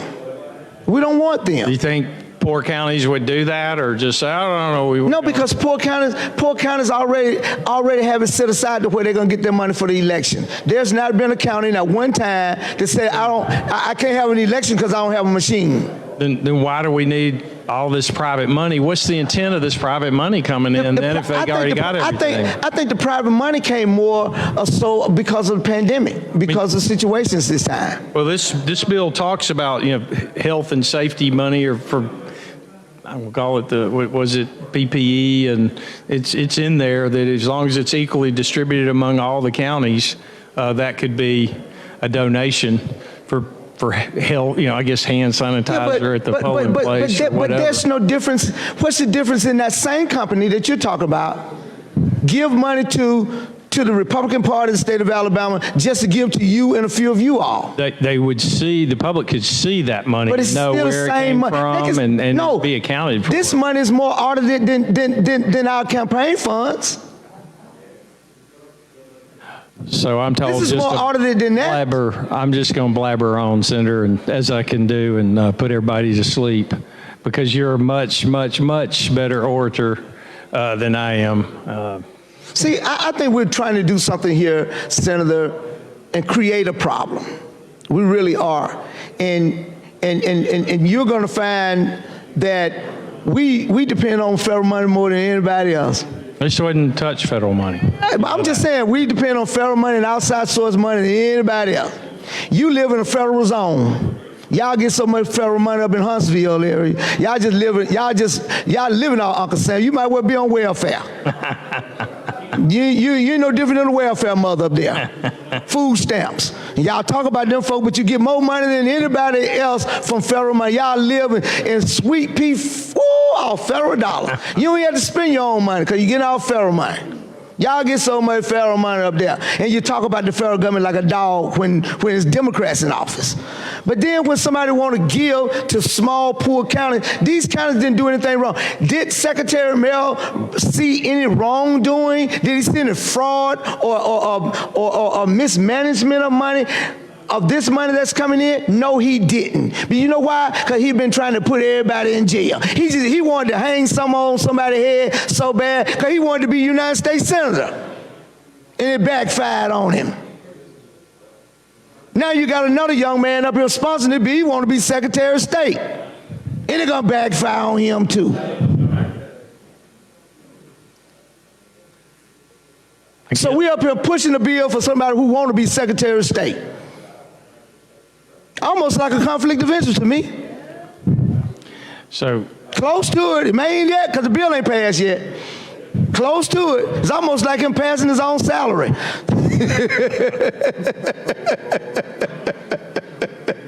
And you bought into it. I can't believe it. No, I didn't buy into it. Mr. Federal Government, man. No, I don't. I'm not on the federal government tip. Yeah, you live in Huntsville. You got to be on the tip. I mean, yeah, you are. I support it. They're paying time. I remember Senator Butler up here. He beat Brack to the door, boy. He was Brack. He paid about 2,900 Brack bills. And y'all living hound the hog up there now behind them Brack bills. Federal dollars. I ain't mad with you. But you want it when it's convenient for you. Right, but I guess the reason I was attracted, I know. Excuse me, I'm gonna let you talk, but I'm gonna yield my mic to this gentleman, but without losing my time or place. All right, you got it, Senator Smitherman. Go right on. My thought was, the problem that this 2020 election with the private money coming in, to my knowledge, was the first time we'd seen this to this kind of scale. So that's the reason you see a bill before us today to consider. But, and the information about it just has been coming out in the last year. And like I said, there are lots of newspaper articles. But the precedent that it sets, are we going to, what if we got billionaires on either side, left and right, Koch brothers, Zuckerberg, throwing all this money at counties and cities for election? My fear is we lose control of the government, the county, the city, the state. We lose control of the process because we got these behemoths that we can't control with their huge amounts of dollars coming in. And all the while, Senator, as you know, private business, they love to push the envelope. You know, just go up to the edge, just keep pushing and pushing. You talked about it a little while ago on tax credits and you're right. I mean, that's just part of business. You keep pushing for the best deal you can get, or the best situation for your company or yourself. And so where are we headed with all that? And that's the reason I see this bill, regardless of Mr. Allen's political campaign or whatever, is a timeout. We would say, no, we don't want to go down this road, because it will become these big titans just throwing money, and then the credibility for our election system that is vital. I mean, this country's built on, I know you agree with that, built on the integrity of the ballot, becomes suspect, because this group's, and we don't know who they are, because they don't have to report. There's no law in place. They just, unless they want to disclose that they gave money to this nonprofit to do such things, we have no clue. It's dark money, as the other senator mentioned. So I don't know where we are at the time being, but I think the gentleman is, y'all have had enough of listening to me, probably. Yeah, it's not very inspiring, yet I realize that. I need to go back to my books and my budget and just leave all the oration to these gentlemen. I'd like to see them debate each other one day. That would be an interesting. You know, sometime in life you can make nobody happy, not even your own self. You just don't have the right formula sometimes. In this situation, I want to ask you one question.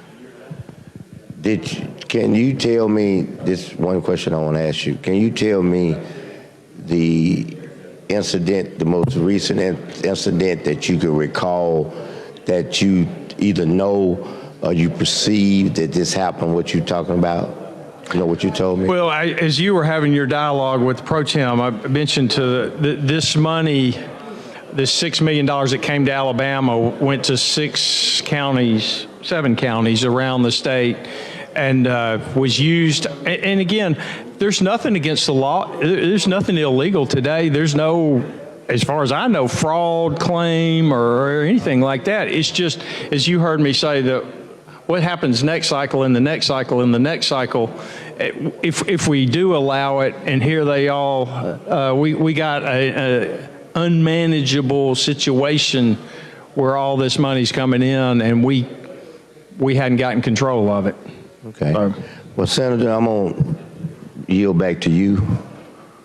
And then, I don't have any intentions of voting for this, but I'm going to yield back to you so we can move forward and see if we can keep moving forward to get to a certain point. Well, thank you. And I appreciate your points earlier on. Before you said something, that's an opportunity for me to say something, and it ain't necessary about this, but I just want to make an announcement. The announcement is, remember I told y'all I was, 3 for 3 or 4 for 4, and I made a prediction on one of them unconstitutional things that I said I'm going to be 5 for 5. Well, my announcement is now I'm going to be 6 for 6. Because that last bill we passed, dealing with the kids and dealing with the bathrooms, the amendment just made it unconstitutional. The bill might be considered itself. So unless the bill has a severable clause in it, you understand what I'm talking about? If that's not in that bill, the part of it that's constitutional will remain, and the part that don't, then the whole bill gonna go down the tube. So I hate to tell everybody in here, but it still goes to the same principle I just said. You can't treat two different groups of people different. You know, if you gonna make it the same, it's got to be the same. The bill itself might have made it the same, but the amendments, that puts you in a little light. But that's not what we're talking about now. I'm gonna yield back to you and let you move forward with your bill. And I appreciate you having dialogue. I really do. Thank you. And sharing it with me. Well, And you go right on. at this time, Mr. President. Ms. Senator Holly. Thank you. I'd like to be recognized if I could, please, sir. All right, you're recognized. Thank you. Senator Smitherman, I've enjoyed your conversations today. The bill that I want to speak on has little to do with the one that you've been speaking on. There's a bill on this calendar that is detrimental to the state, and I want to make sure that we don't get to it today.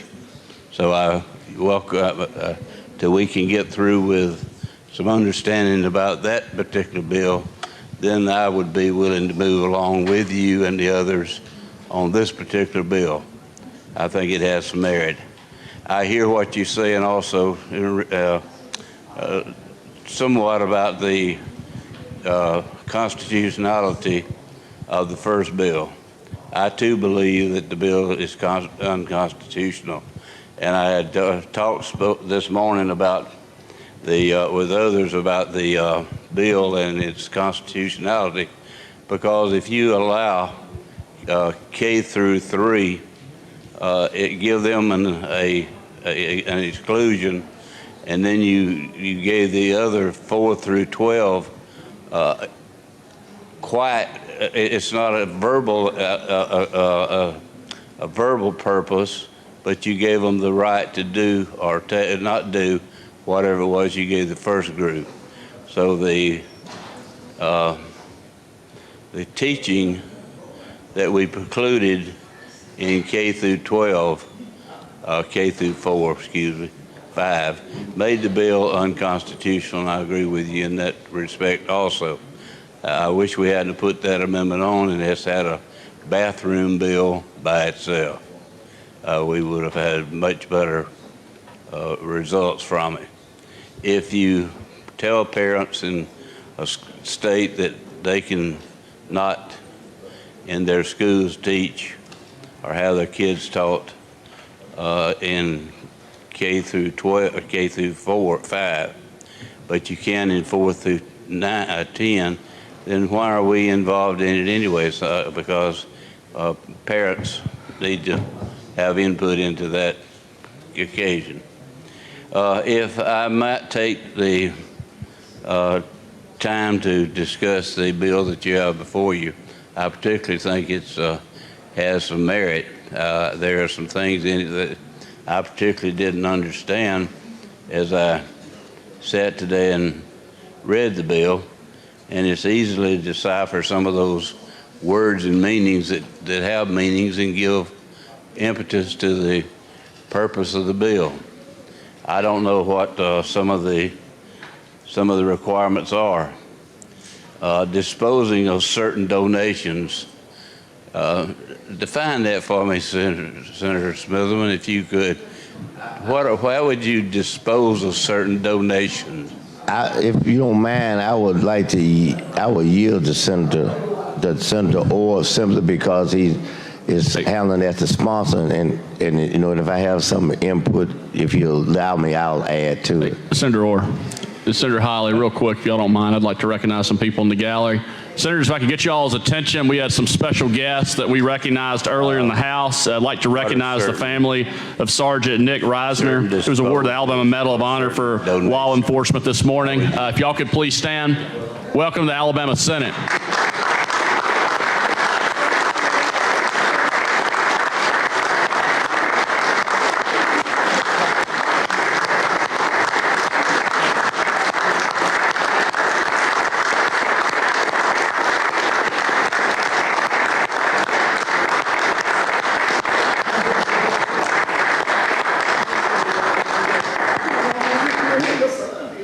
All right.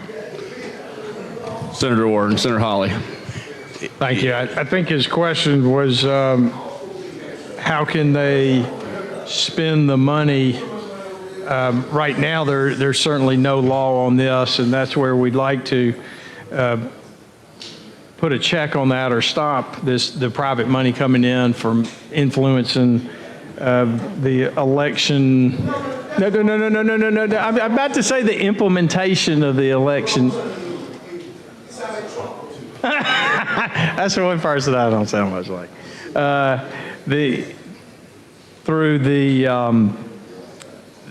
bill lists them out here, and I'm on page election-related expenses, payments for election officials, poll workers, expenses related to equipment, ballots, printing, mailing, transportation, signage, media production, lectures, educational seminars.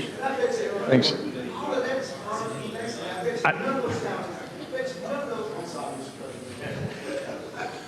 So, Mr. President, at this time, Mr. President, I'm not through with mine. No, yeah, Senator Holly still has the mic, so, and, I'm somewhat perplexed on the disposing of certain donations. Is that money, paper, T-shirts, food? I think it could be all the above. The money goes to a nonprofit usually, then in this case it did. I think the Zuckerberg money went to 2 large nonprofits.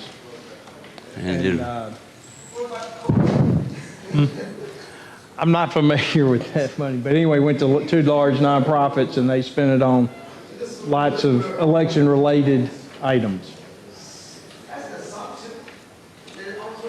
Who determines what our election, who would determine what election articles are, or certain donations? Who determines what that is? Well, like I said, the bill lays out in the beginning election-related expenses. So I read that to you just a second ago. It's on page 1 of the bill and carries on to page 2. And it says that the people responsible for the conduction of the election, not candidates, et cetera, not talking about them, in the form, any use of any donation in the form of money, grants, property, or personal services that come from an individual or non-governmental entity for the purpose of funding election-related expenses would be prohibited.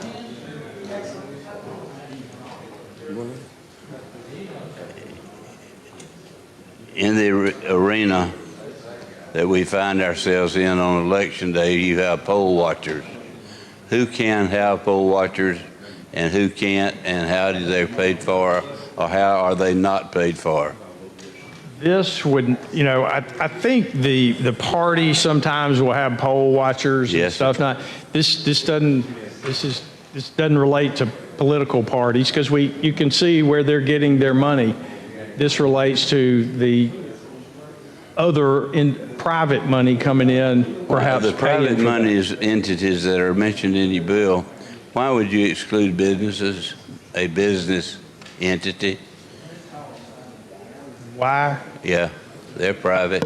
It says from the money comes from an individual or non-governmental entity. Yeah. Think under the. It could be a business could be a non-governmental entity. That's all I could say. It's an entity and it's non-government. An entity is what now? That's non-governmental. That's non-governmental. So it could not or could include in that business in the state of Alabama. That could be an interpretation, yes. I mean, because you don't, the whole premise of the bill is the money. Where is the money coming from? And it did come in the 2020 election cycle, and the bill would attempt to prevent that, to begin this, to end this process where we have private money coming in, attempting to buy lots, well, I don't want to say influence, but pay for a lot of election-related expenses. And where does that lead down the road? Where 20 years from now, if it's 6.7 in the 2020 cycle, and in 2030 or whenever on out, we've got 100 million, 200 million coming in here from private entities going to probate offices using that kind of money. What kind of influence does that ultimately wield? And we don't know where it's coming from. If it goes to a political party, RNC, DNC, whomever, we're able to see there's campaign reporting for that. This is all private. There is no reporting, and the public Is this the dark wouldn't know. Dark It's the money dark that money. we hear about Yes, on election cycles. yes. So Hey, Senator Orr, real quick. Senator Holly, do you Yes. care if I recognize another guest in the gallery? please do. I need to break. All right. Real quick, I'd like to recognize a special guest in the gallery. It is Austin Yelder, that is the son of Sean Poole. If you could stand, Austin. Austin just recently signed a scholarship with Tennessee State University and the guest of Senator Hatcher.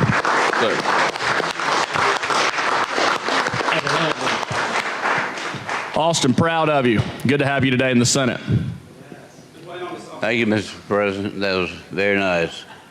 What I'd like to do now is change hats and put on the I support the bill concept. I really am adamantly opposed to other bills on this calendar, and I'm ready to go home. In more ways than one. Today is the day that we depart this session, and this bill has the potential to cost the state of Alabama tens of millions of dollars, and it's not being discussed in that light. The chairman of the General Fund Committee is not here.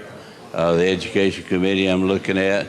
I think if he recognized and thought there was something happening to the Education Trust Fund or the General Fund in that magnitude, that he'd be utilizing the microphone to help others explain why this bill is such a priority on this last day. Would you like to respond to that? Yeah, so I would say the bill was I'm on. losing my time in place. The bill was on the calendar this morning. Senator Albritton was here. I've not heard from him at all as far as any opposition to the bill. He would have had notice of it and could have said, "Ooh, I don't like that bill," and I assume he would have told the pro tem or somebody else, the rules chairman, not to put the bill on here. We did. Not saying anything to me. We did. But I didn't, no, sir, I did not. I did not. Well, would you take a minute to see if my numbers are right? That if we lose my wife uses a company most every week to buy something, and the letter for that company starts with an A. And they're in jeopardy in this, I understand, in this bill. They're the one that pays the tens of millions of dollars every year to the state of Alabama voluntarily. They started doing that, what, about 2 or 3, 4 years ago? And you Yes, had that was under the SSUT.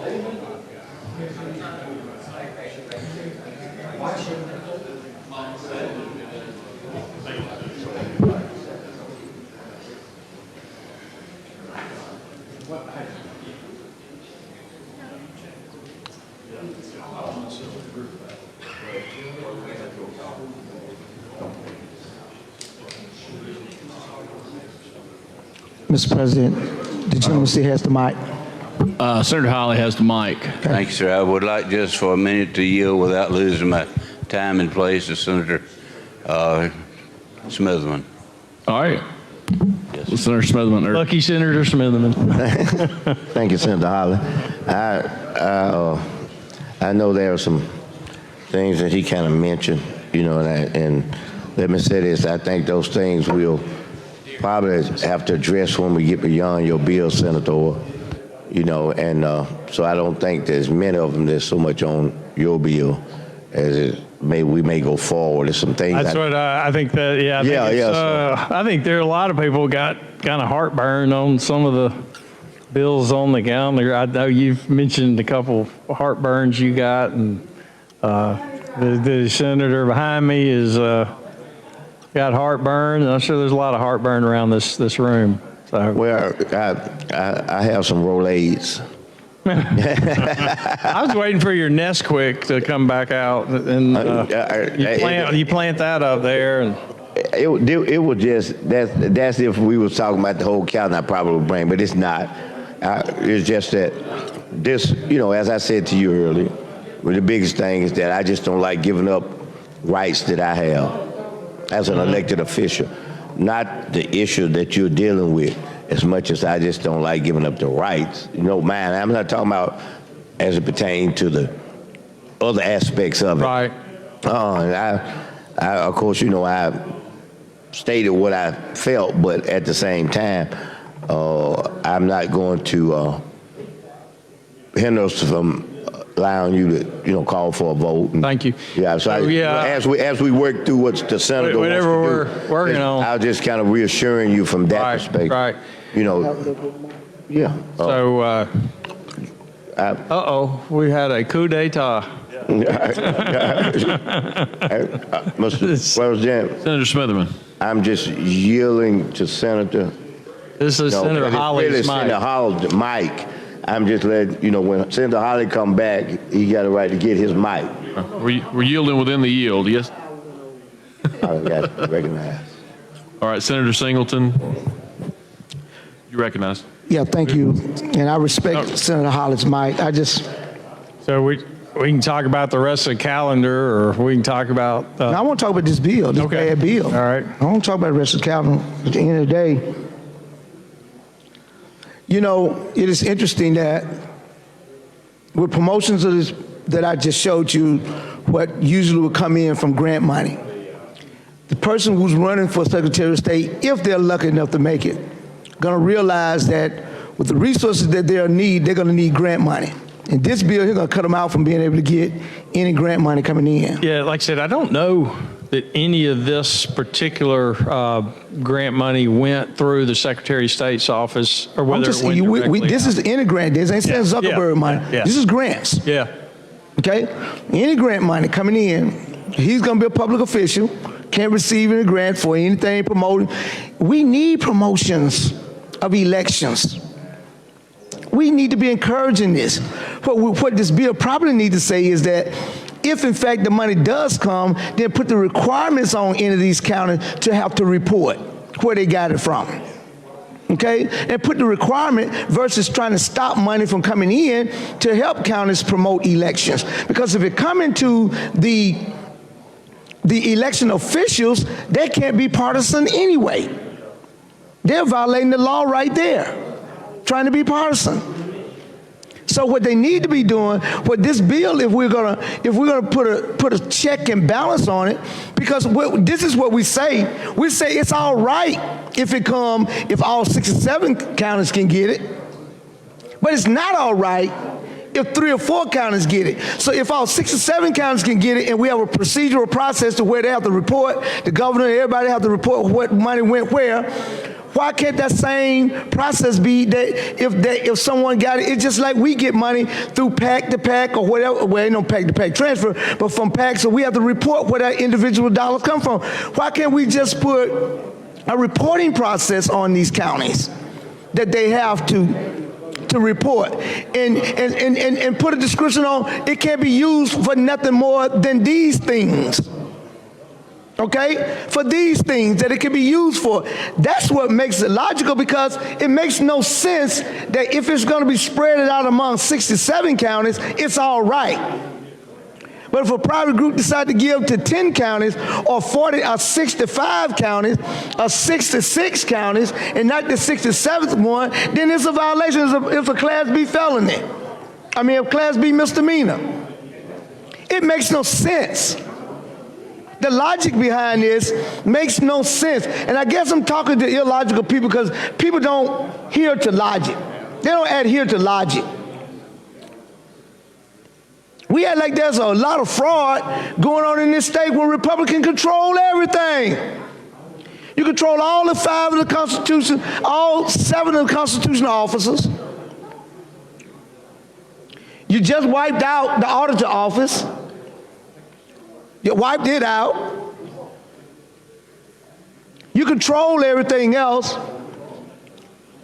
The only counties that went blue in this state was across the black belt, where these counties are 70, 80% or more African Americans, and these are the only counties that's on his list.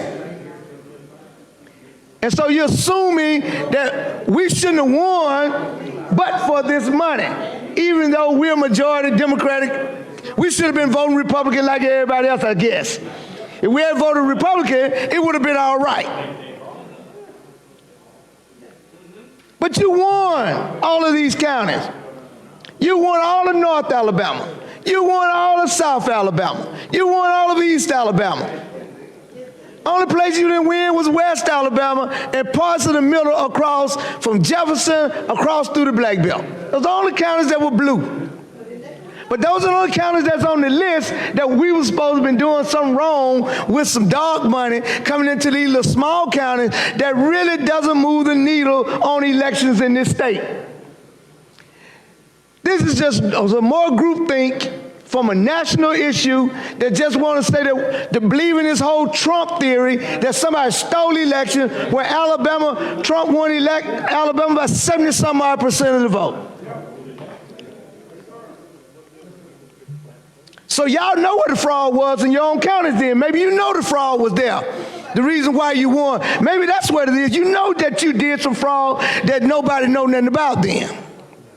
So something's wrong because this just doesn't make any sense. That if all 67 counties can get the money, then there's a procedure for it to happen.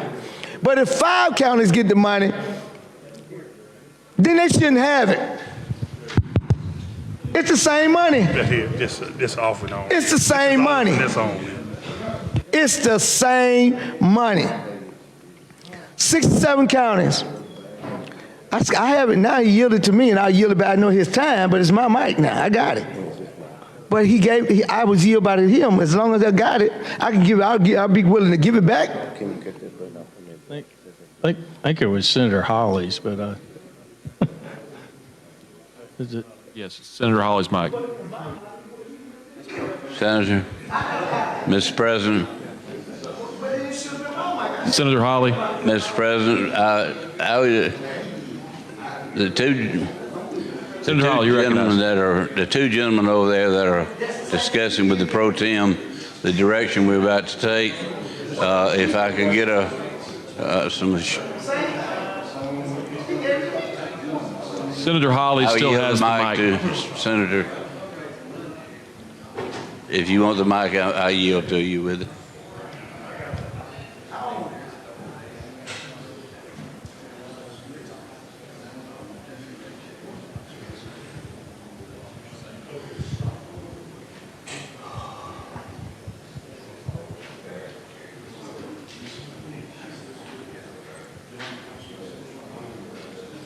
Senator Hawley, if you'd like to speak. Yes, I still have the microphone. I was just catching my breath. The pro tem had made a proposal, and I think we have some directions maybe for small, temporary baby steps. Senator Hawley? Yes, sir. If you will yield to me, sir, I'm going to pass this bill as we had an agreement to do that, and I've worked diligently with my colleagues. I know that we have got quite a few challenges, ladies and gentlemen. If you're in your office, listen to me as well. We have quite a few challenges. I ask you, as diligently as you can, to find opportunity to work together with your colleagues for opportunities to be able to move some things forward if that's our intent. We have a calendar of items that are put together at your request, and I'm willing to do everything I can to move us forward with them. So with that, Mr. President, I'm going to call for third reading on House Bill 194. Have you asked you to call the long roll? Okay. Secretary, call the long roll. Mr. Albritton. Mr. Allen. Mr. Barfoot. Mr. Beasley. Mr. Butler. Mr. Chambliss. Mr. Chasteen. Ms. Coleman Madison. Ms. Dunn. Mr. Elliott. Ms. Figures. Mr. Gavan. Mr. Gudger. Mr. Hatcher. Mr. Holly. Mr. Jones. What's your vote? Oh, aye. Mr. Livingston. Mr. Marsh.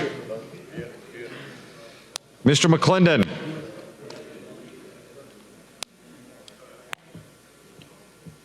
Mr. Melson. Mr. Orr. Mr. Price. Mr. Reed. Mr. Roberts. Ms. Sanders Fortier. Mr. Schofield. Mr. Sessions. Mr. Shelnut. Mr. Singleton. Mr. Smitherman. Mr. Stutz. Mr. Wagner. Ms. Weaver. Mr. Wally. Mr. Williams.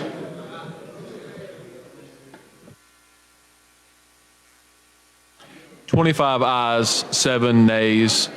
The bill is adopted. Senator Reed. Mr. President, we have some House messages, and I would like to take the first House message. Secretary, call the first House message.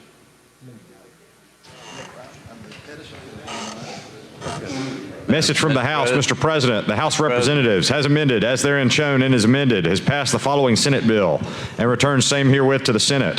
Senate Bill number 13 to amend section 4023-4 and 4961 Code of Alabama relating to sales and use tax exemptions. Signed, Jeff Woodard, Clerk. Mr. President. Senator Melson. Mr. President. Senator Holly. Thank you very much. I'd like to be recognized for, I think the pro tem indicated this was unlimited debate. Hold the mic up. Hold the mic tight. This was unlimited debate, and I'd like to recognize that as I start my first hour. All right, you're recognized for your first hour. Thank you. I don't know how many first hours we have after that, but I understand it's unlimited debate. That would be 1 or 2 hours per person. Time 4 messages would get us into about supper time anyway. Maybe we can all enjoy a good meal waiting that length of time. I wish I were as attuned as my 2 colleagues are from the other microphone, have been expressing themselves all day about how they dislike certain legislation. There's a bill on here, and I ask every one of you to look at it, and ask the staff what the bill does and how it applies to the Education Trust Fund and to the General Fund. It is a costly matter when it comes to that. I understand too that one of these companies has built a large warehouse in this community, and I'm not sure about that, but it was something that would not surprise me at all. I know we passed legislation for warehouses down in and around the state docks. Those warehouses came under certain bond issues, and we attracted them as a job creation component of growth and prosperity when we issue those bonds in the state. I've been given some information pertaining to this bill that we've been talking about, and it has several components in it that are not good for industry and business, And I would think that it would be something that other industries, businesses in the state would be interested in, because what these individuals lose to the state, or we lose to the state from their not being able to pay those taxes, and someone else has to pick up the slack. And in that regard, the intent of 318 may be a bill that is first read would be a business-oriented bill. I don't think a bill that takes money out of the education trust fund in the tens of million, or the general fund in tens of million, whichever the case may be, and I'm not sure the breakdown of where all it goes, but those that information needs to be deciphered, and we need to find out if it is true that we're losing those revenues, and someone and who's going to pick up the slack and pay for it. This legislation would simply create additional red tape for the rather large company in the state that has come to the microphone or come to the audience that we've had to express their displeasure in this bill. Mainly, we try to locate industry that we can be attracted to and give incentives to come. This particular bill is a disincentive to be here. And if they leave, who's going to take their place, or what's going to be provided as a business model that we are presently enjoying in the state. I understand that Georgia has passed a bill similar to this, but they don't have all the requirements, all the requirements that are so detrimental as is in House Bill 318. It would simply create additional red tape for this country, for this company, for local small businesses. It would also be included in this red tape capture, and it prevents competition and does not prevent online fraud. And I'm sure we need to come back and look at the replacement that would take place for a company of this. If a company of this magnitude were to lose a footing in the state of Alabama, what would replace them? And it would not prevent online fraud.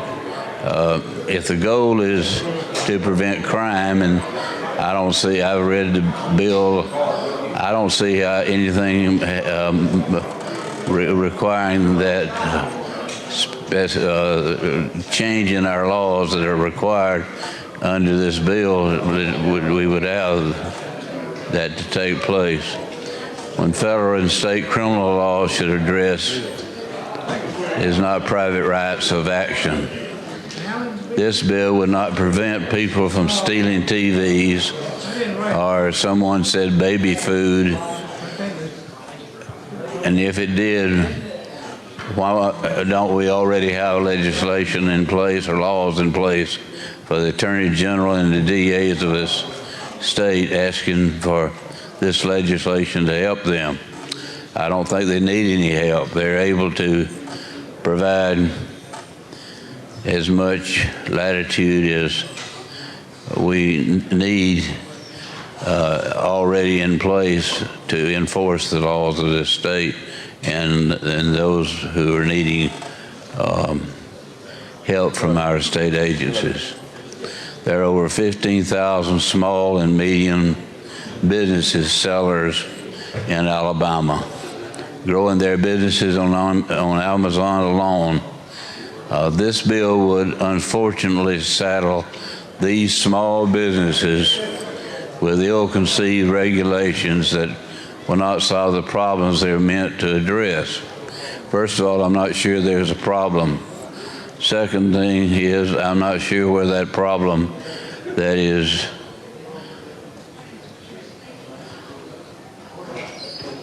alleged as the propensity to be solved by many of the requirements under this legislation. You know, as I said, this bill would unfortunately saddle small businesses. We have individuals who are here today, and I don't see them now in the balcony, but over there, yes, I do. She's just a seat or two down from normal position. But if this addressed the many small and medium businesses in the state in the magnitude and manner in which I think it does, then there's a vital interest from small businesses pertaining to this legislation, and they would be out in the halls asking that this bill not be passed because of the cost to the state of Alabama and the irregularities of its enforcement.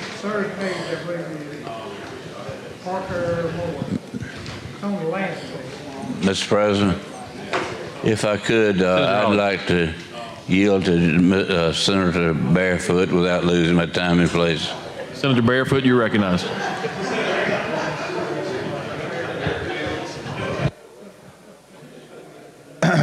Thank you. I see, when I first looked up there, all I saw was SB 13, Senator Melson, and I thought, what in the world are we doing on an SB number? And read the rules, sir. He told me that he was good, but he didn't think he could get the bill passed today, and pointed me below the line that it was concurrence on a House amendment. So if you could tell me what the House amendment does. Sure. The House amendment, it added on a sunset. So that was one thing they did, and they worked with the Department of Revenue to clear up a little bit of language as far as they had a problem with the term junk silver, which is a lesser percentage of pure silver, down to 80%.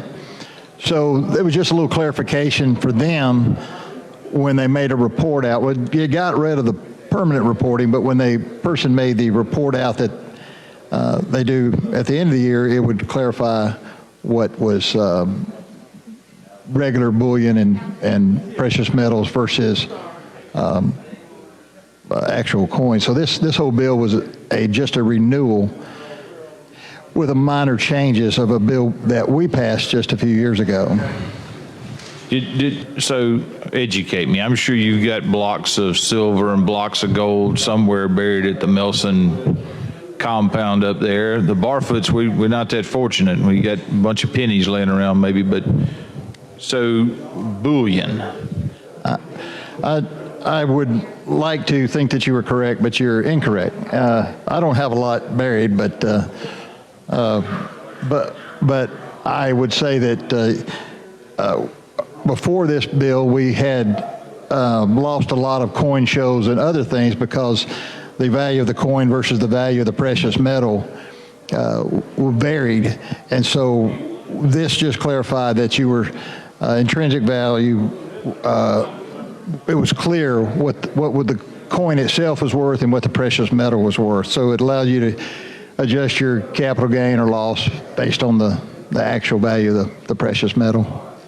So how does this help? How does this bill help small investors, collectors of coins? Well, it helps them, but also it helps us from having coin shows come back to the state and also jewelry stores because they can now sell bullion and not have to charge sales tax.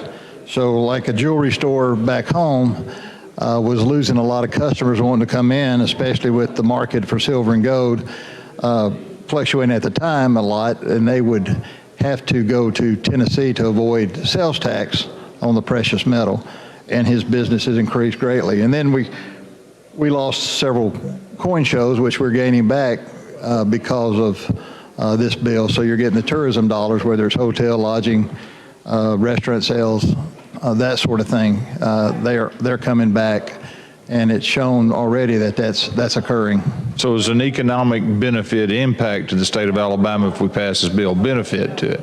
Correct, and it's working. It's slow and gradual because I know that coin shows are in a tough economy and COVID, things like that. It was hard to get them booked and scheduled because people didn't want to have large areas reserved to have expo halls and such and have restrictions on people's ability to attend. So that was a factor, but they still continue to grow. So if I had a 1923 Golden Eagle dollar, I think there's such a thing. I'm not a coin collector. There is today. There is not? There is today. There's today, okay. So if I had one of those coins, an old coin, and the value was not necessarily in the metal, in the gold or the silver there to it, the value is in, maybe it was a flaw in the mint. Does this affect that at all? Only if you buy it at a certain price, it goes up, and then you'd have to pay capital gains like any other investment, or take a loss, depending if you need to liquidate or you want to sell for profit. That's rich folks get to sell stuff to take a loss on it, right? I've never thought that was a benefit, but I never had to. I have not. Pocket. And you never go broke taking a profit, right? Yeah, that's exactly right. So I noticed, and don't laugh at me. And I apologize, I don't have the bill in front of me. That's all right. Gold, silver, platinum, and palladium. P-A-L-L-A-D-I-U-M. Mm-hmm. What is that? It's just another precious metal. Is it? Yeah. My wife makes fun of me because I butcher the English language. I am not good at the English language. I have been told I need to learn the King's English, and I didn't know they didn't mean rural king, so. I butcher it quite frequently. And so this bill appears to be that it simply amends sections that are there. As you said, sales and use tax exemptions, amends the definition of bullion, and extends the exemption of sales and use tax from the gross proceeds of the sales of certain precious metals. Are there precious metals that are not in that list that qualify as precious metals? I don't know if I don't think there's a definition per se. I think it's kind of known by the traders and the commodity people that what that is considered. I'm trying to find something here for you. Like, like today, platinum went up $55 an ounce. Silver, platinum did? Yeah, you can take your profit. Huh. Gold's gone up or gone down today. Silver's gone up. I don't keep up with that. But the individuals who deal in these and trade in these and. Are you suggesting I should go home and tell my wife that we got a proposition for her, and that's to take her wedding ring and go? I probably would not do that. You don't think so? That's not a good idea? I wouldn't recommend that. No, I think you're probably right about that. I would recommend for you. Easy now. No, it's. I would recommend in something like a mutual fund, like A-Mark, or something like that, which experts deal in, not us. So it's interesting, this code section, and I won't quote the whole thing, but 40-23-4 also discusses gross proceeds on the sales of lubricating oil and gasoline destined for out-of-state use, which are transacted in a manner whereby the out-of-state purchaser takes delivery of such oil at a distributor's plant within the state and transport it to out-of-state. It's an interesting code section to amend to have this in there. I'm not sure how that originated. We also talk about fertilizer for agricultural purposes in that same code section. Baby chicks. Let's see here. Plants, seedlings, nursery stock, floral products, insecticides, livestock, cottonseed meal. Give me just a second here. There's also electric power, it's a pretty broad section. That amendment fits into that we're at.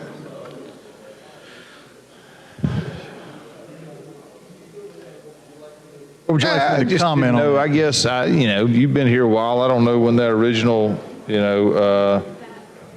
may have helped craft the code section, that 40-23-4.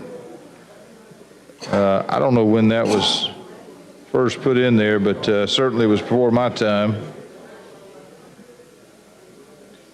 And I'm looking now to see if I can find the other code section that we amend here.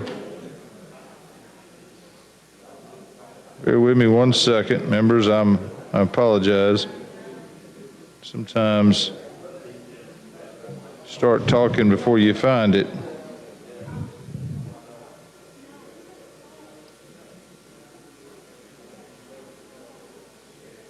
It's a pretty long bill. I don't remember it being quite this long when we first had it.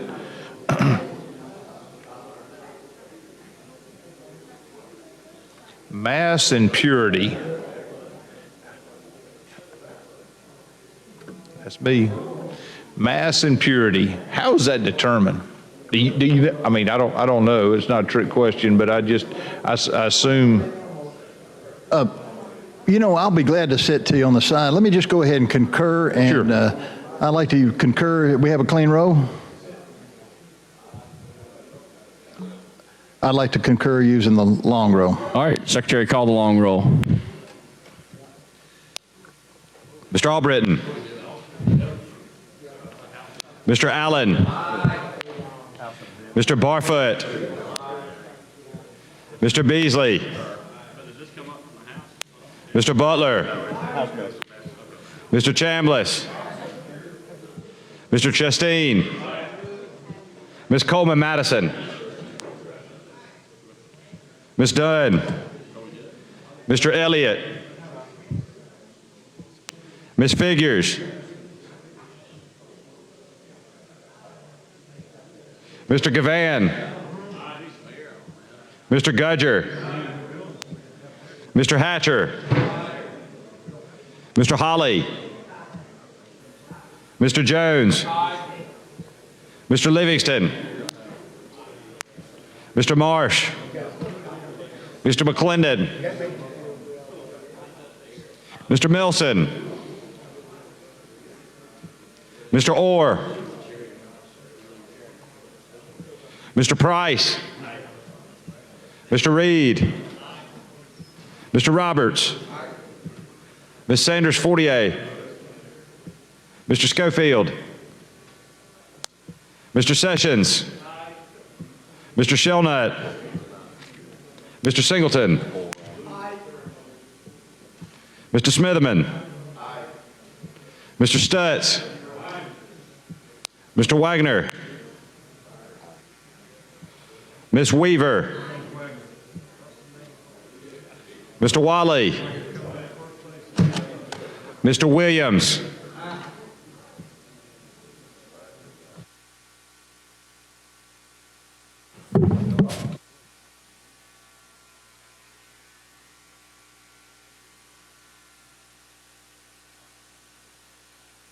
All right, 27 ayes, 0 nays, is that right? 0 nays. The Senate concurs on the House amendment. Thank you, Mr. President. Thank you.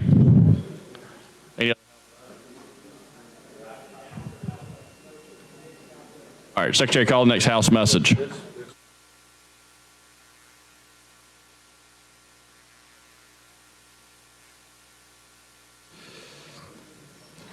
Report of Conference Committee on Senate Bill 207. We, the Committee on Conferees, appointed to reconcile the difference between the two houses concerning Senate Bill 207, have met, considered the matter, and agreed to the following substitute for Senate Bill 207. Respectfully submitted, Senators Williams, Singleton, and Chambliss, conferees on the part of the Senate. Representative Jones, Almond, and McCampbell, conferees on the part of the House. Mr. Chairman. Senator Singleton. We will concur. All right, would you like to use Previous role. President, All right, like to be recognized. you're recognized. Senator, can you talk about what the changes were? Yeah, on this compartment piece, when the House put an amendment on, and their amendment kind of took out manufactured, those compartments was already manufactured in cars, and that wasn't the intent of the bill. So all we did was go back and put that back into the bill to make sure that those manufactured compartments wasn't a problem with law enforcement. So now this was the one that's basically intended to stop the drug runners, right? Right, exactly, drug well, use. whatever they're trying to smuggle. Yes, right. Okay, and so whereas certain vehicles come with original manufacturing, maybe a spot to hide your gun, for a lawful gun owner or whatnot, Right. things of that nature, those would be exempted? Yes. Okay. And it's just those that are manufactured on, I mean, not from the manufacturer, but those that were prefabbed or made, put on the car after the manufacturing date. Like what law enforcement is saying they're seeing, we changed, I think,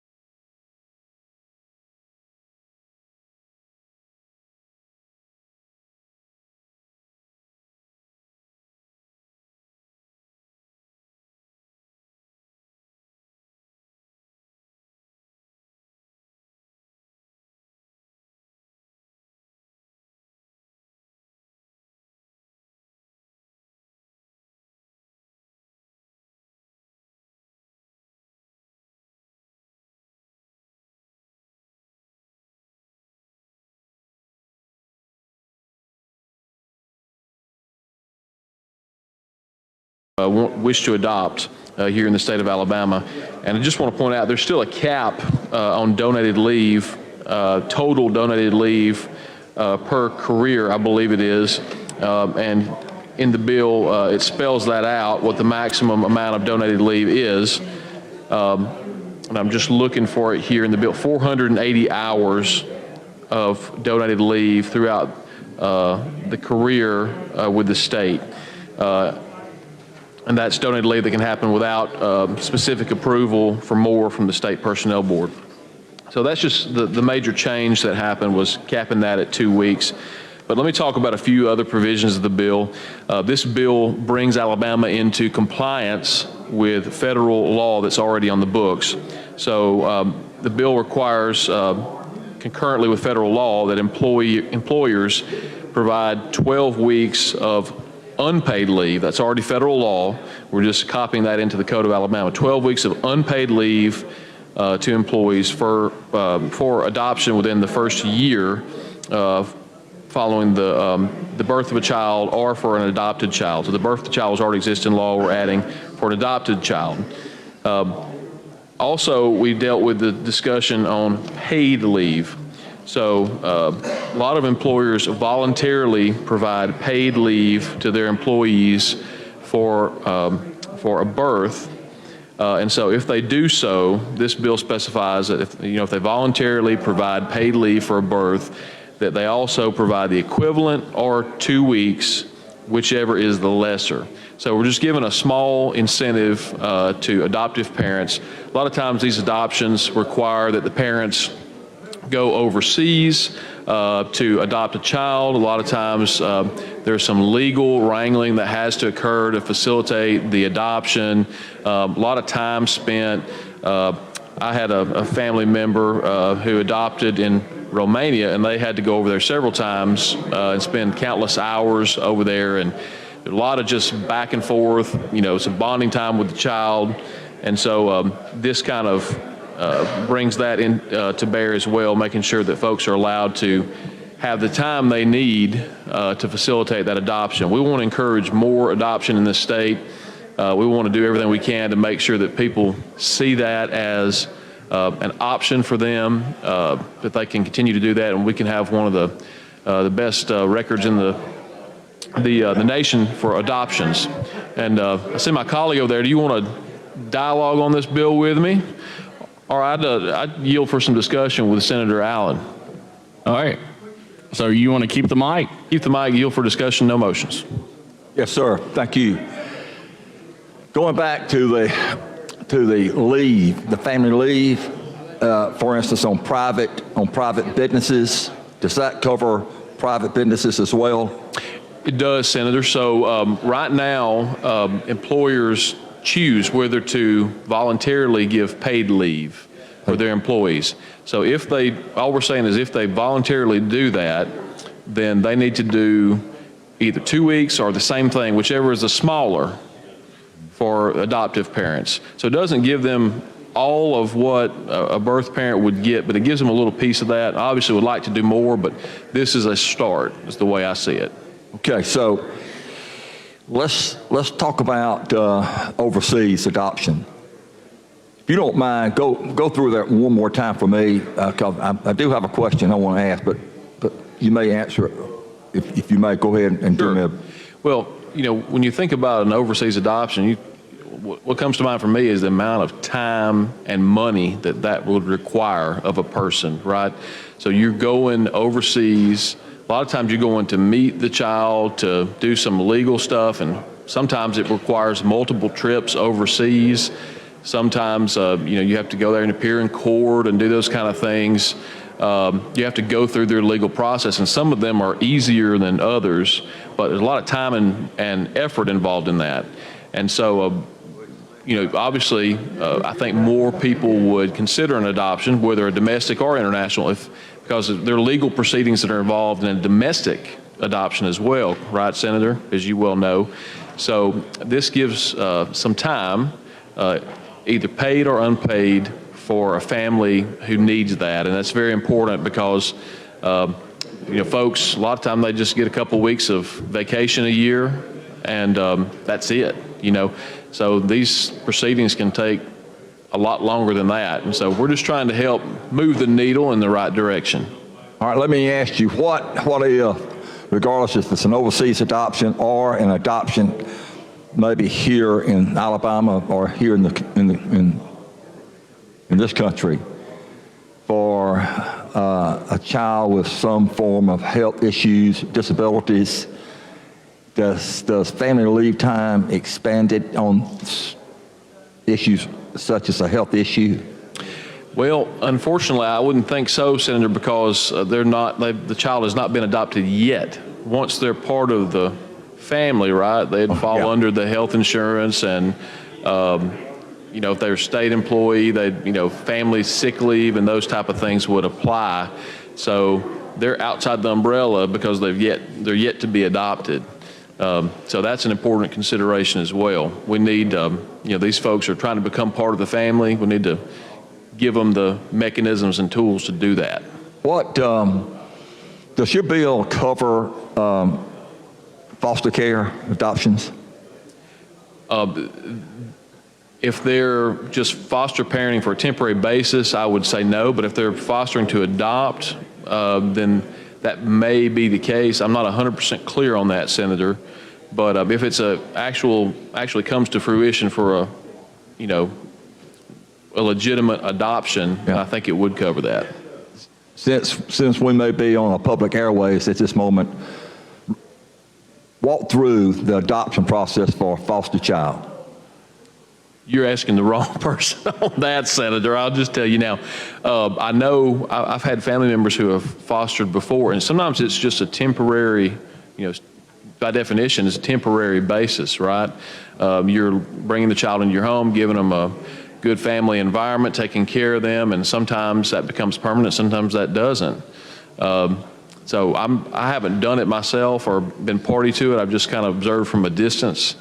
And there are other people out there who may be more in tune to those requirements than myself.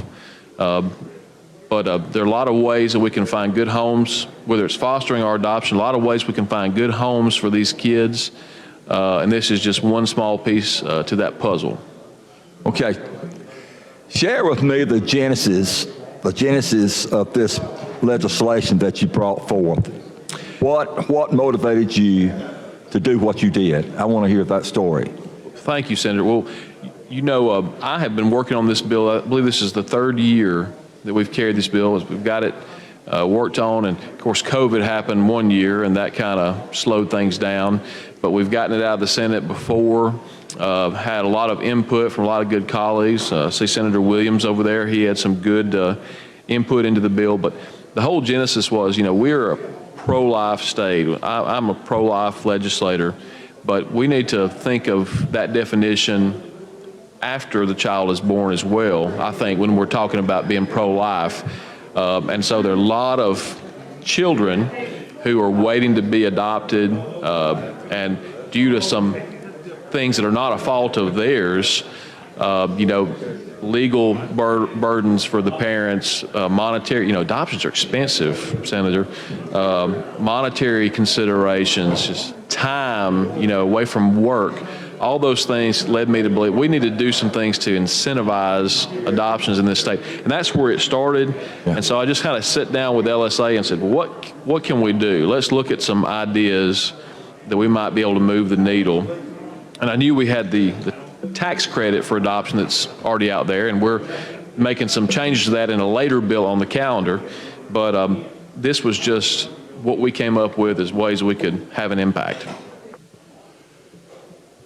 Yes, it sounds like that you have done an extensive research on this issue, and so the initial thought that you had on this piece, that was what a time lapse, 6 months, a year until you introduced the piece. What kind of research did you do? Remind me again what you did. Well, this kind of started, I was thinking about this stuff right after I was elected and started having initial discussions with LSA, and we had some ideas and brought the bill. I can't remember if I brought it in 2019 or 20, but either way, COVID had an impact there for 1 year. with the shutdown, but talked with the folks in LSA about some ideas, looked at what other states such as Georgia or neighboring sister states in the South, looked at kind of things they had done, looked at some ways we could just make a few tweaks here and there. You know, make no mistake, this is not a sea change type bill. Yeah. You know, this is we're moving the needle in the right direction. I hope we can do more things in years to come as we think about them, as we look at what other states are doing. Certainly the tax credit legislation that's coming later is a big part of that as well. So that's kind of the genesis of all of it. How many do you know? This is not a hypothetical question, but let me ask you. How many adoptions takes place in Alabama in a year's time? That's a great question, Senator, and maybe a little fairy godmother will text me that answer from on high. I'd love to be able to relay that number. I really have no idea, Senator, but I would, you know what? I'm going to tell you the answer to your question. Not enough. Not enough. That's the answer. That's a good answer. All right, let me ask you this, and maybe this conversation may lead you to another piece of legislation. Okay. Let's say that you and I are adopted by couples that could not have children, so we adopted brothers for that's right, analogy. That's right. We're adopted, okay, and we'd like to know who our real parents is. Was that addressed in your bill? This is not discussing this bill. This is more of we call this bill the Adoption Promotion Act. Promoting adoption. So I see where you're going, Senator. And have you maybe considered or maybe thinking about looking at the current statute code in this state on how and the process in which you and I, as adopted sons and brothers, could find out who our mom and daddy is?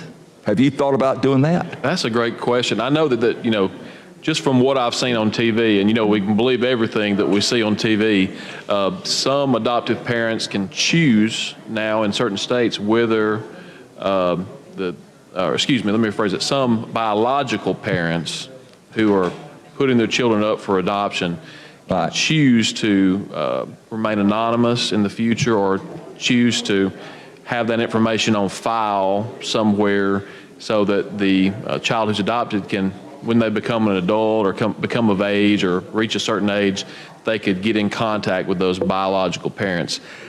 I'm not sure, you know, I'm sure there's some means of record keeping here in Alabama, but you know, it's a tough issue. We got to think through, you know, because obviously if you're the child, you probably want to know.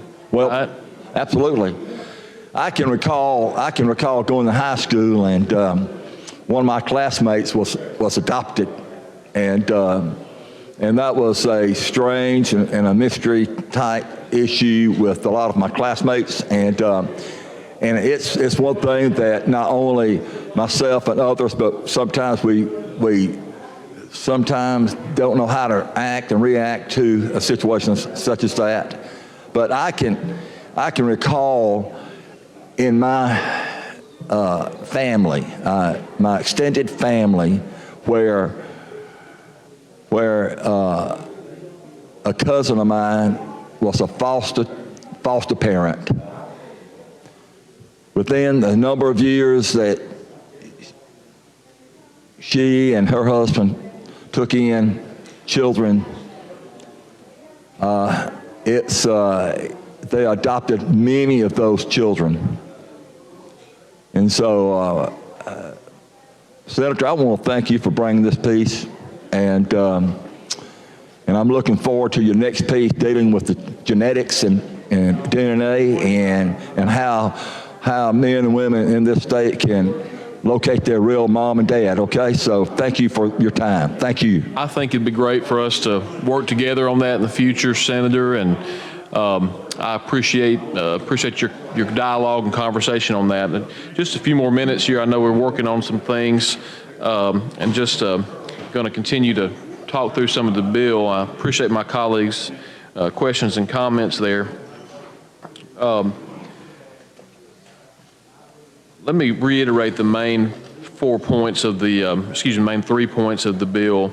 So we're going to be concurrent with federal law and offering unpaid leave up to 12 weeks for eligible employees during the first year. It'd be already in law for the first year after birth, and then we're adding for the adoption of a child within the first year of placement. So that's part number one. So copying existing federal law. Part two, allowing state employees to donate leave to other employees for the purposes of adoption. And then point three, if an employer voluntarily provides paid leave to an employee, that they need to also, as part of that, include adoptive parents, the lesser of the same or 2 weeks. And I see another colleague across the way, very interested in the adoption Very much so, topic, and I would yield for discussion and no motions with Senator Gudger. Thank you. All right, Senator Gudger. Mr. President, I appreciate it. So about this bill, first of all, you're not adopted, correct? That's correct. Okay, I just wanted to make sure. Somebody was asking me. As far as I know, Senator. As far as you know, that's right. We might need to check the records, all right? I know that there's a few people asking about the gentleman in the back row that was one of the pages, if he was adopted, and that would be my child. So he's not adopted either anyway, but I know this bill would affect a lot of people throughout the state of Alabama and how that affects families in general as you're going forward. So I appreciate you bringing the bill forward. We probably do have a few questions, though. You were just talking about a little bit about the bill and the time span on the weeks. Can you tell me that one more time, please, sir? Sure. So concurrently with federal law, we're going to copy federal law into the Alabama Code, basically, which says 12 weeks of unpaid leave per employee for an adoption. So unpaid leave, same as federal law. Next part is donated leave for state employees. So state employees, they can already donate leave for a number of things, such as to another employee for a birth, for a catastrophic illness. You know, I had a family member who they had a severe illness, their spouse did, and the other family member received donated leave from other employees because it was just one of those things that consumed all of their sick leave. And you find that a lot also, if you don't mind me interjecting, in county and city government too, where there's individual and municipal workers that something happens in their life, whether that's a birth, which is obviously what we're talking about, also death, and then even birthdays at times, just the fact to be home with their family because you've got employees that care about their other fellow colleagues and employees that want to help them out. So I think what you're saying there is a great thing. Is there a maximum time that they can give of those times? Do you know? That's a great question. So in the entire career of the employee, they can receive 480 hours of donated leave as a state employee. And they can, if they go to the State Personnel Board for approval, they, the way I read the bill, could receive more. That's already, this is existing law, not something we're changing here. Right. They could receive more if they go to the State Personnel Board. So that's kind of the scenario. You know, a lot of times, let's say, you know, you had, let's say a person's spouse had a terminal cancer, for example, and they needed to take care of them, you know, and they burned through all their sick days and, you know, they needed some more time. Maybe they were losing their spouse at a young age, so they got donated leave to continue to care for that spouse, and then, you know, or work through that situation, whatever it is, then they came back to work. So donated leave serves a big purpose, and like I said, the main two things are a birth or a catastrophic illness, serious illness, but now we're putting adoption in that. I think it's a great thing. I think a lot of people need extra help in certain aspects of their life and certain times of their life. And so if I needed something, I knew, you know, if I was able to get that, obviously we're not, but at the same point, it'd be nice for us to be able to take off of our work. And even though you're a small business and I am, we can't really do that. But if we were in a system that other people could donate a day or two, that adds up. And so that gives them time to be off, be with their family, take care of whatever business, especially if it's a little baby coming up. I was just looking at pictures of Senator Chambliss's granddaughter anyway, that was beautiful on his iPad. And if something happened there, obviously, he was in that system. Like I said earlier, we're not, but if he was, then he would have more time to be able to spend at home on a little plastic horse that she likes, and she's learning how to ride and go back and forth and stand up and then balance herself. And so it's nice to have those memories and the time with the loved ones back home, especially through a birth or through a new grandchild, especially. Yeah. So what else goes on with this bill, sir? Well, so we talked about the unpaid leave. We talked about the donated leave for state employees. The last part of the bill is dealing with paid leave. So, you know, I talked to some employers, kind of worked through that because obviously, you know, with a birth, there's the birth and recovery of the mother. And that the recovery part is not at play in adoption. So we kind of like what's an appropriate level of time. And so we kind of settled on 2 weeks or the equivalent. So you don't have to do, so it's either the lesser of 2 weeks or the equivalent. So let's say you give your employee, I know you're a small business owner. Right. I'm actually a little bigger than small, but. Small. Business owner, and I'm sure you have benefits for your employees. And so let's say that let's say you gave all your employees 10 days or 1 week or whatever for a birth. That's probably not likely. Right. But let's say you did, then that would be what the adoptive parent gets. Let's say, on the other hand, you gave an employee 2 months for a birth. You would have the choice to give an adoptive parent either that same 2 months or 2 weeks or somewhere in between, whichever you chose. So you're giving them time just to build the relationship, right? That's right. Be able to be home, let the new adoptee be able to understand their surroundings, maybe any siblings, even where their room is, just how to function through the house, where the restroom is for that matter, but just being able to familiarize themselves with what's going on in their new surroundings, their new siblings, their new family, and how that functions, which takes time to do that. And so I like that where this is going. Thank you. And it could be the bonding. It could be that you talk with your employer and take it on the front end. The language says within 1 year placement. So I read that as before or after. So if you were trying to facilitate the adoption, you needed to go to court, you needed to go, to Timbuktu and adopt a child and go through all the hurdles over there, and you could use that time over there. And I want to mention one more thing that we worked on with one of my colleagues that's going to be good for small business owners. Good. I'm not sure this applies to you, Senator, but would you happen to have any employees that are husband and wife, both working for your company? I personally do not right now. Okay. Well, some might, and so there was a concern that, well, do you have to give that to both of the parents? So we have an exemption in there that only applies to just one. Well, I appreciate you bringing that up, because if you had members anyway, and a husband and wife that's at the same location, and it applies, did you say to one or both of them? So they would be able to double up one or two, so either one. So. All right. Any further questions, Senator? I think you've answered all mine. Thank you for your time. Thank you for the dialogue, Senator. Yeah. And I'll ask that motion that we use. We have a good roll, Mr. President. All right, let's use a previous roll without objection. All right. Any objection? Hearing none, so ordered. Mr. Albritton. Mr. Williams.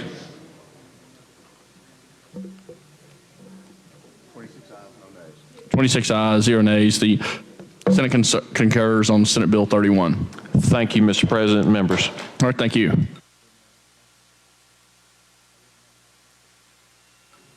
All right, Secretary, call next House message.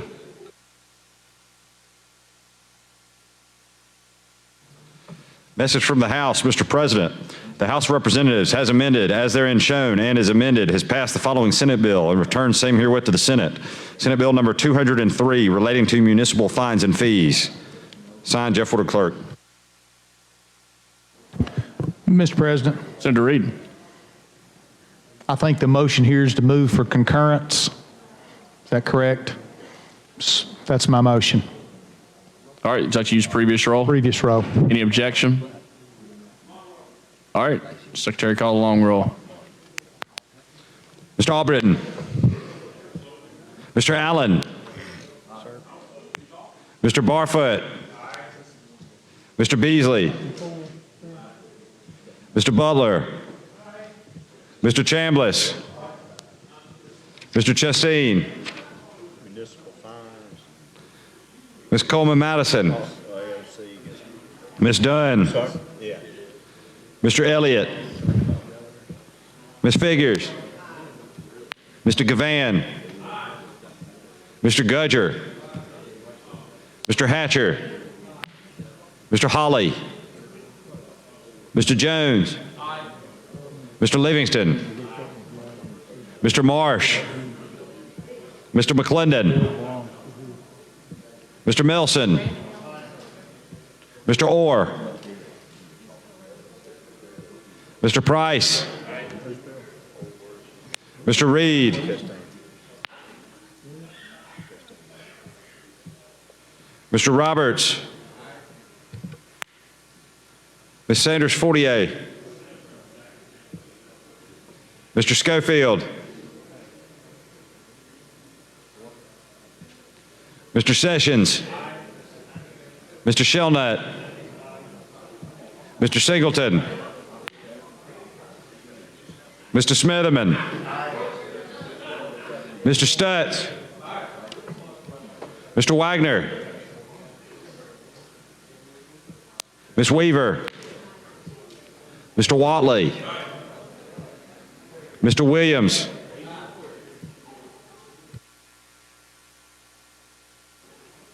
Twenty-four ayes, 0 nays. Senate Bill 203. The Senate concurs.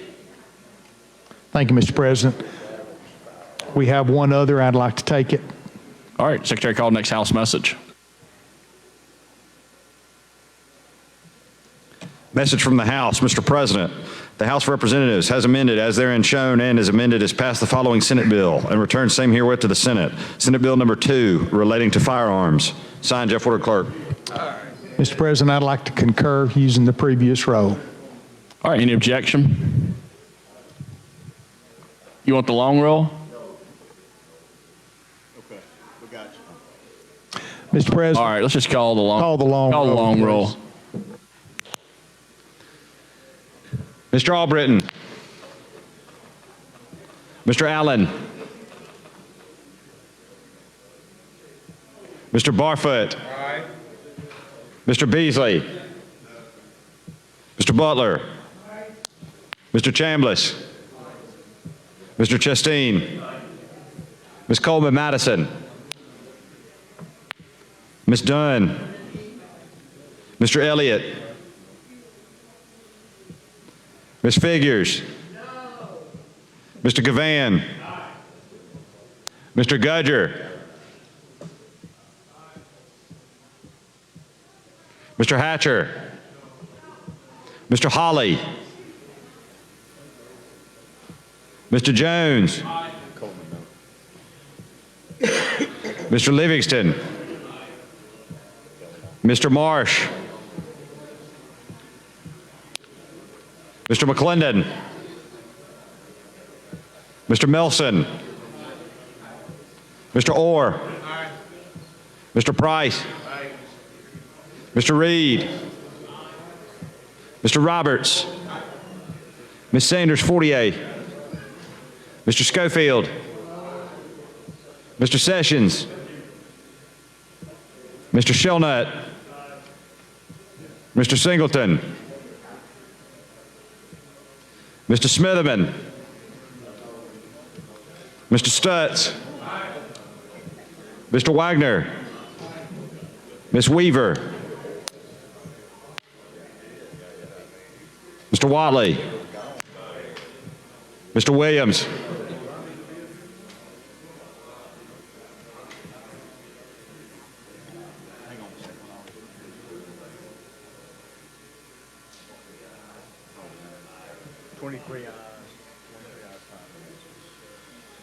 Twenty-three ayes, 5 nays. The Senate concurs on Senate Bill 2. Thank you, Mr. President. That conclude House messages. All right. Secretary, call the next bill. Special order calendar.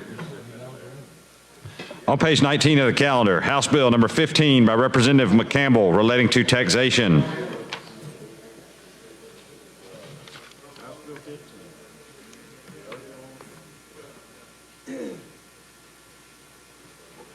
Mr. President, Senator Smitherman's coming.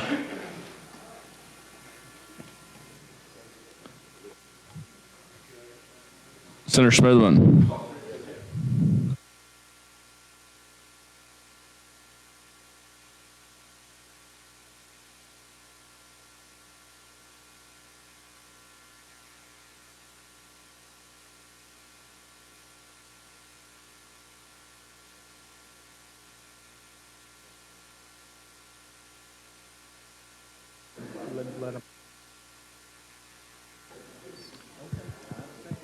Thank you, Mr. President. This bill, it deals with taxation of the most, what this is an exemption for, excuse me, statewide for the Masonics, for the Masonic Temple, and for the Masons.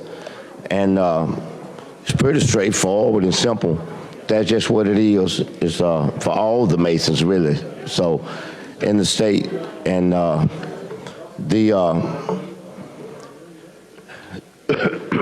bill was. I want to get some more details on it. Give me 1 minute.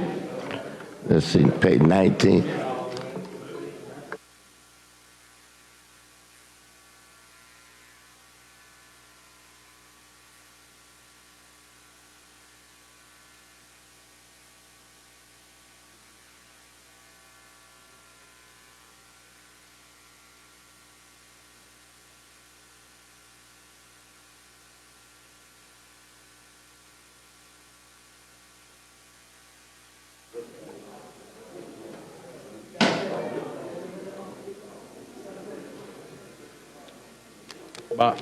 Senator Singleton.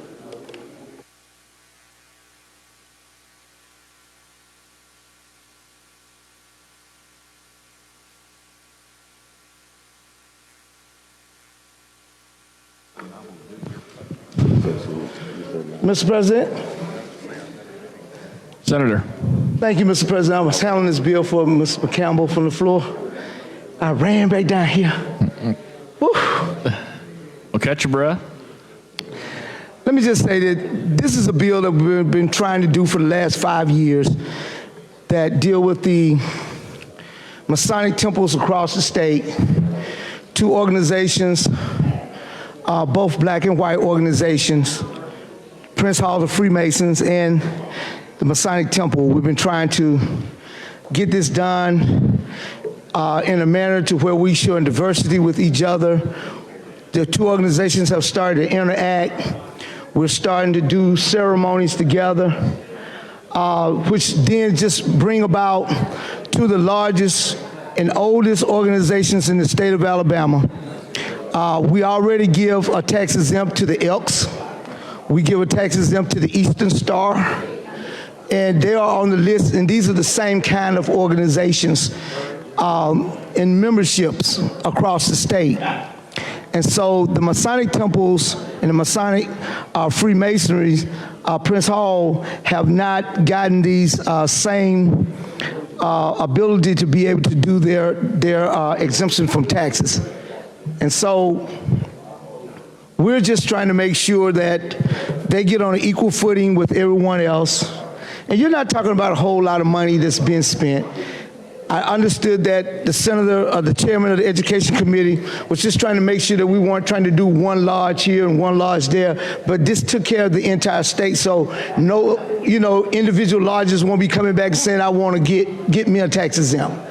This is being supported by the Rules Chairman. I know it's being supported by a couple of the Republicans of the North Alabama side, Senator Melson and Senator Schofield supports this bill, Senator Butler, and yes, I said Senator Wagner first. Oh, and over here, Senator Watley. We've been trying to do this for the last 5 years. You named me too. Yes, sir. Oh, yeah. And Senator Jack Williams. Yes, sir. He got a cable. He has a cable toe he can throw out also. So. I know. I understand.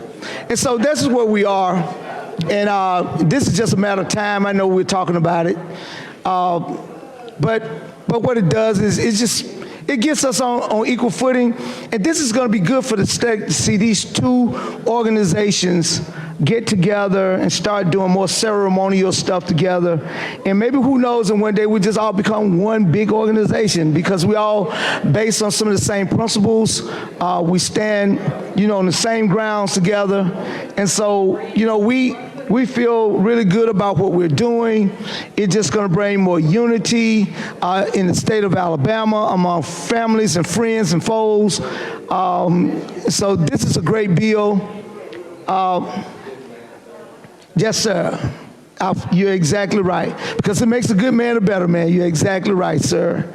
And so we're just, Senator Smitherman, with this bill, just naming some of the members that are in this body that are members of these organizations. And we're here, and we're present, and they're all over. Men of distinction, men of character, God-fearing men who love their family, who love God, and the presence that we give and the services that we give back to communities.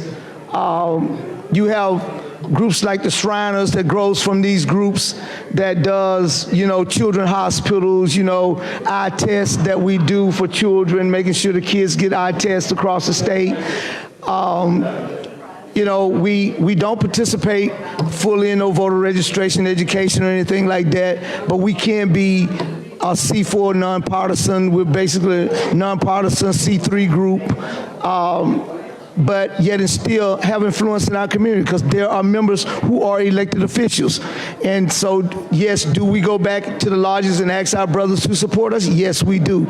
But there's no political meetings going on inside of lodges, so it's not like you're giving money to political organizations to do something against you. We all just have our own individual freedoms, and if I'm running for Senate, naturally, my people want to support me. It's no different than my church supporting me, or no different than my classmates from my high school want to support me, just because I'm affiliated with a close group and knit of family men, and that's what we just support each other. And so I'm just here wasting time. I know there's not real opposition on this bill over here, but you have a question you want to ask, sir? I do, and I'm going to show, thank you, Mr. President, if I could be recognized. Yeah, you are, Senator Barfoot. Thank you. Yes, I yield to him for a question. Thank you. So enlighten me, and I apologize. I know you mentioned the Shriners, and they do a lot of great work. Are the Shriners encompassed in this bill, or are they just analogous to? The Shriners have their own because they're a separate organization, but however, there are Shriner brothers who are brothers here. 99% of the Shriner brothers are brothers here, okay? Okay. So that's what I'm saying. So it's, what you're doing is getting all in one, You're getting all in one. So the Shriners is just a different separate corporation, and so they, they do their thing, but I very well could be a Shriner tomorrow, Do you have to be a Mason to be a Shriner? Yes. Is it kind of a, I don't want to say hierarchy, because you have to step up. There's so many degrees, and then you can move over to the next sector. Well, you mentioned Shriner. I'll tell you this. I know the Shriner organization does a lot of great work for children. You mentioned that. Yes. You see telethons. You see, I believe, is it Dave Thomas that started Shriners Hospital? Yes. And I have family members who have benefited personally from, know folks that have benefited personally from the Shriners and the work that they've done. So there is I guess an analogous relationship between the Shriners and the groups that are listed in the bill. So do you know, I guess every county probably has. Not every county. No, it just depends on where the large stem from. I know the county I live in, Hale, has a lodge, but I'm a member of Marengo County Lodge, okay? But there may not be a lodge in Sumter or Green. There's one in Green and Perry, but there's not one in every county. Can you be a member of more than one lodge? No, you don't need to be a member of one lodge because you encompass among the state organization. You're free to travel. If you're in a different town or municipality, something, you can go and visit with any lodge I want to, from north to south to east to west. Anywhere across the world. Recognized all across the world. Recognized all across the world. What is if you worshipful Prince Hall Grand Lodge free and accepted Masons, what's the difference between that lodge and? Well, the Prince Hall free accepted Masons. So Prince Hall was the African American who broke away to be able to start the Prince Hall Freemasons, so Masonry can be among the black community. Again, the two groups weren't together. But Prince Hall was made by the Freemasons, so he was able to give all the secrets and everything, so he went back and started a group for African Americans. I got you. So, but today Prince Hall is not just only African Americans, but there are a lot of whites even on the Prince Hall side. Is that, I'm hopeful that is true in and I apologize, what's the other lodge here? Most worshipful for Grand Lodge F and A&M of Alabama? Yes, there are. But what we're doing now is, so what you're seeing now is this bill is a bill that we kind of came together and started meeting, right? The two organizations, let me just be honest with you, really wasn't speaking for a while, okay? So, the two lodges weren't? Yeah, so now new leadership comes along, fast forward,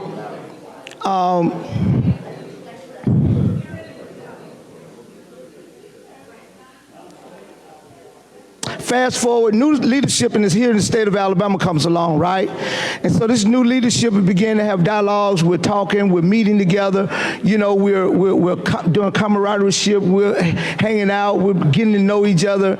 And so we got together and thought about what it is that we could do together as a project. So we looked at all these other organizations like the Eastern Star, the Masons, the Elks and all had, you know, they were free of their tax exemption. So the Eastern Star is free of tax exemption? Yes. So this would just kind of put these two lodges or organizations on the same footing? Yes, it would. It's the Elks, same as the Elks. Okay. Elks Lodge here in Montgomery, yes. At least it was at one point. Yep. So when we say tax exempt, that's sales tax? Yes. And let me ask you this, the risk of getting off into a subject that we don't want to get too great in, I think, but were those sales taxes, if they're exempt, doesn't that hurt the counties that they're in? Well, the thing about it is no more than me giving some sales tax, you know, on the other 501c3 organizations. We do that all the time. And so the little money that they're spending at lodges, you know, it's no more than going to the grocery store. They're not running major manufacturing over there, you know, with big warehouses or anything of that nature. So you're just talking about a lodge who might go out and buy $300 worth of grocery to feed the guys, you know? Right. So when we take in the money, we give it away to widows, you know. So this would kind of like be if there was a barbecue, for instance, to raise money. Yes. And you go to a wholesale distributor like Sam's or Costco and you buy a lot of food and just be exempt from that sales tax. Yeah, we give away a lot of turkeys at Christmas. You know, we're feeding families. We're giving away a lot of toys. I know the largest, the consistory that I'm in, you know, we give away, and well, the statewide group here under the Prince Hall, we give scholarships to the university. We deliver checks to Alabama A&M, Alabama State. You know, if we got kids of students go to school, we'll help those kids in school. And so we're always giving scholarship money. If people are hurt with fires, we're trying to help them rebuild.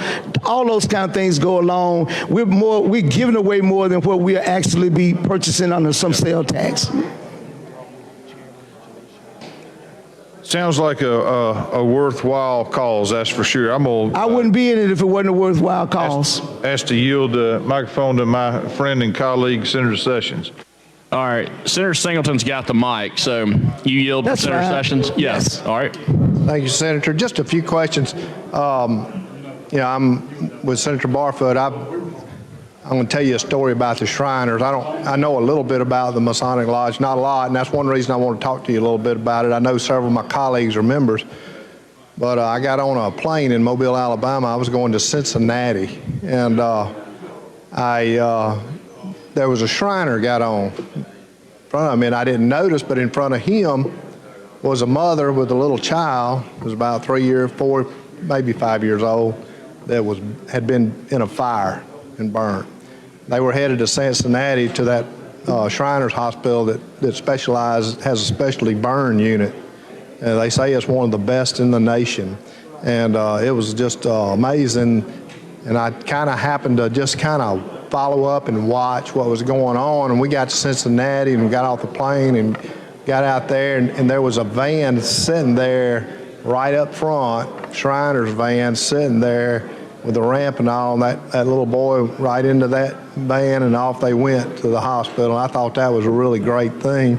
So I'm certainly for your legislation, but just, in the interest of some time, and they're working on, I have a lodge in my community. Unfortunately, growing up, I was always busy working and never really got to interact with them when I was young, so I never was invited to be in the Masonic Lodge there in my hometown, but there were a lot of good people and they did a lot of good things. What are some of the things that they look at to bring people in? Is it like a family tradition, or is it a? I guess it depends on, where you're in your leadership. People look at character. They look at your standing in community. They look at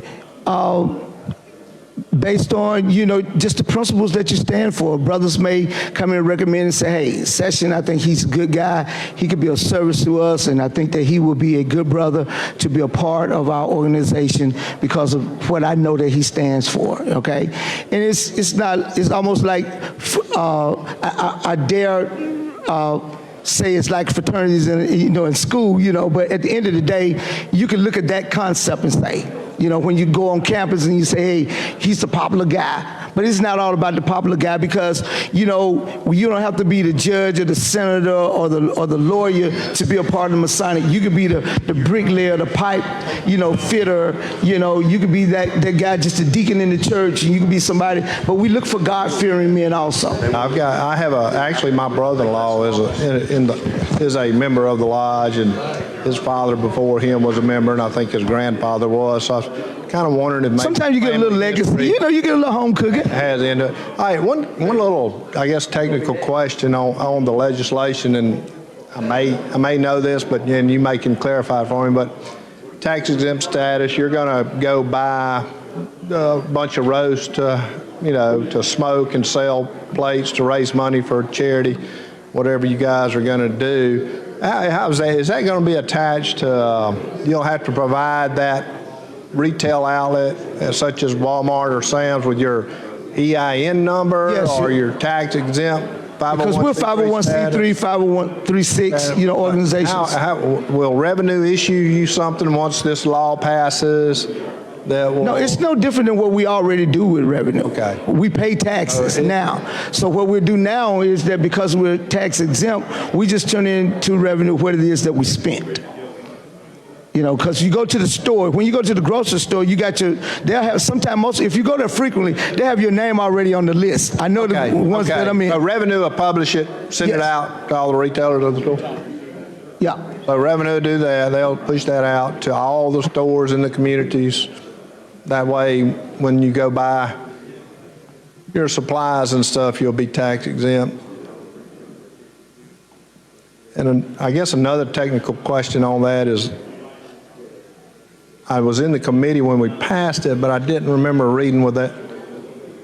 And the question I would have for the senator is, this 501c, are they already exempt from ad valorem tax, or does this? That had nothing to do with ad valorem taxes. Nothing to do with ad valorem taxes. This is sales taxes. No, nothing to do with ad valorem taxes. Just sales tax, yeah. It's just sales taxes. That's all. No more than your average 501c3. State agency go to the store, they don't pay sales taxes, Now, when am I going to get to see you become a Shriners? I don't know, I'm not sure. I'm not sure. Are you continuing to make those steps within your Yes, sir. shrine? And I Yes, know sir. Senator Williams behind you. I was wondering how far he was from maybe being a Shriner, because I would like to know a few Shriners. I know a lot of Mason, but I don't know too many Shriners. I'd like for some of my colleagues to be Shriners where I could help them send those kids to that burn unit. I like to donate to those You guys. can donate through us, and we'll get it to the Shriner for you. I don't know. I want to give it to them myself. I got you Yeah, covered. I want to make So sure. when you look I'm at gonna me, make sure you it want to gets see that red hat on my shrine. head, right? I want to see you with that red hat on. Got you man. covered. I got you. I'm looking forward to We'll it. make that happen for you, okay? We'll make that happen for you. We're going to get it done. We're ready to move I this know bill. you're certainly qualified. Thank you. Mr. President, move for third reading, dispense with. Call the roll. Long roll? I don't know what the previous roll looked like. Previous roll. All right, Secretary, call the long roll. Mr. Albritton. Mr. Allen. Mr. Barfoot. Mr. Beasley. Mr. Butler. Mr. Chambliss. Mr. Chasteen. Ms. Coleman Madison. Ms. Dunn. Mr. Elliott. Ms. Figures. Mr. Gavan. Mr. Gudger. Mr. Hatcher. Mr. Holly. Mr. Jones. Mr. Livingston. Mr. Marsh. Mr. McClendon. Mr. Milson. Mr. Orr. Mr. Price. Mr. Reed. Mr. Roberts.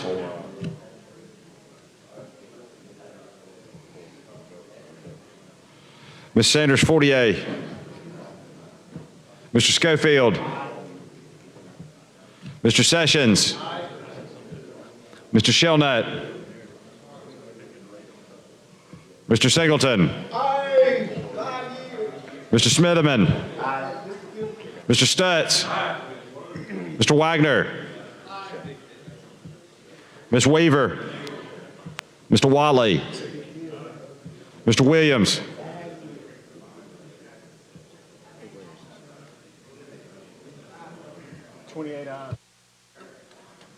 All right, 28 ayes, 0 nays. House Bill 15 passes. Senator Reed. Thank you, Mr. President. Ladies and gentlemen of the body, can I have your attention for just a moment? We're going to make a change in what we're doing. We got a change in the calendar, something that I know this body feels is very important. There's a bill on the calendar that I'm going to ask can be brought up out of order for us to deal with. We have an important family that's in our gallery that are here in honor of a sergeant that gave the ultimate sacrifice. And so with that, Mr. President, I'm going to ask for House Bill 143 to be brought up with unanimous consent. All right, any objection? Hearing none, so ordered. Secretary, call House Bill 143, please.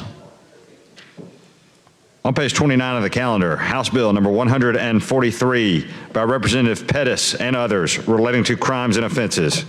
Senator Reed. Thank you, Mr. President. Mr. President, there's been a considerable amount of work on this legislation from many of the legal minds within our chamber, both Republican and Democrat. Their representative, the senator from Jefferson, is going to explain. I think he has an amendment. And then Senator Stutz, who's the sponsor of this bill in this body, is going to make a couple of comments before we move forward. All right, I Senator yield to my colleague. Senator Smitherman. Thank you, Mr. President. I want to offer this amendment and I'll explain it. All right, Secretary Reed, and receive the amendment.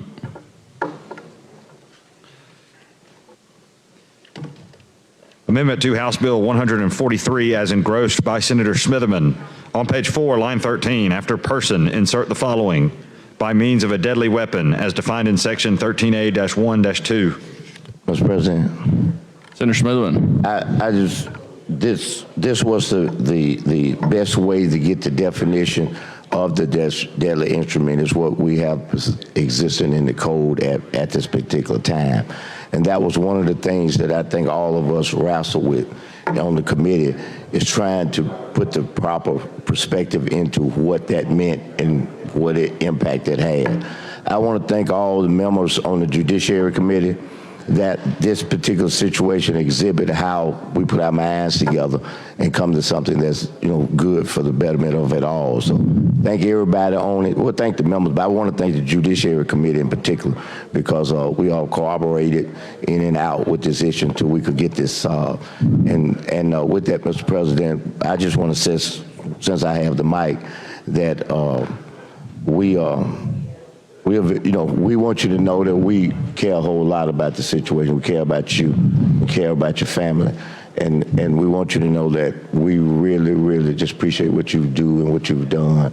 And with that, Mr. President, I won't prolong it any longer and just ask for passage of it. And if there's no objection, if we could use previous rule. All right, any objection? Hearing none, so ordered. Mr. Albritton. Mr. Williams.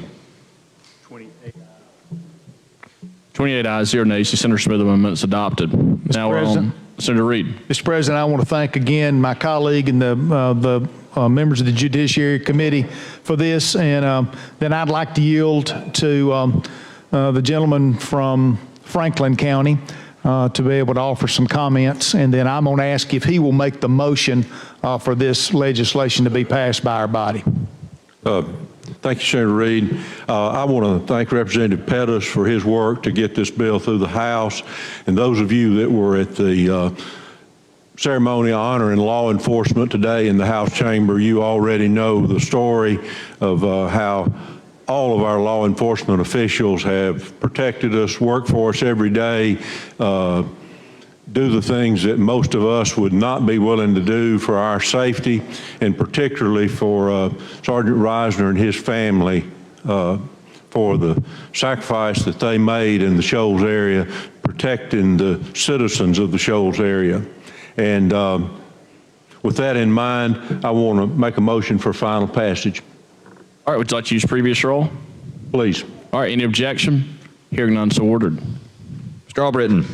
Mr. Williams. 28 ayes, 0 nays. House Bill 143 passes amended. Thank you, Senator Reed, for bringing this up out of order, and thank you, Mr. President. Mr. President. Senator Reed. Mr. President, I'm going to give you the honor, sir, of recognizing those that are in our presence Yeah, absolutely. that we're doing this for. Yeah, the family of Sergeant Nick Reisner. If y'all could please stand, who the bill is named after. Thank you.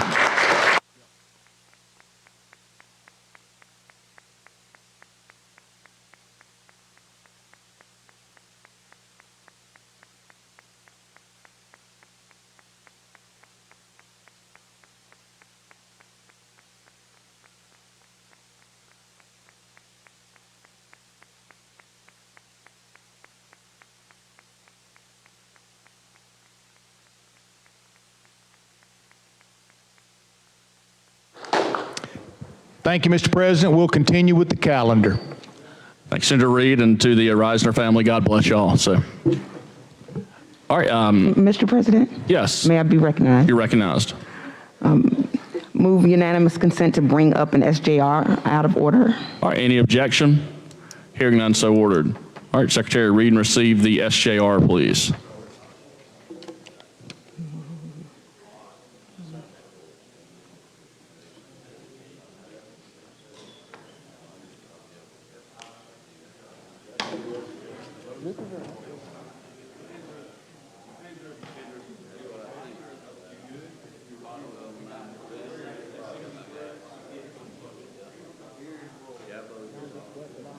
This has been off that bad.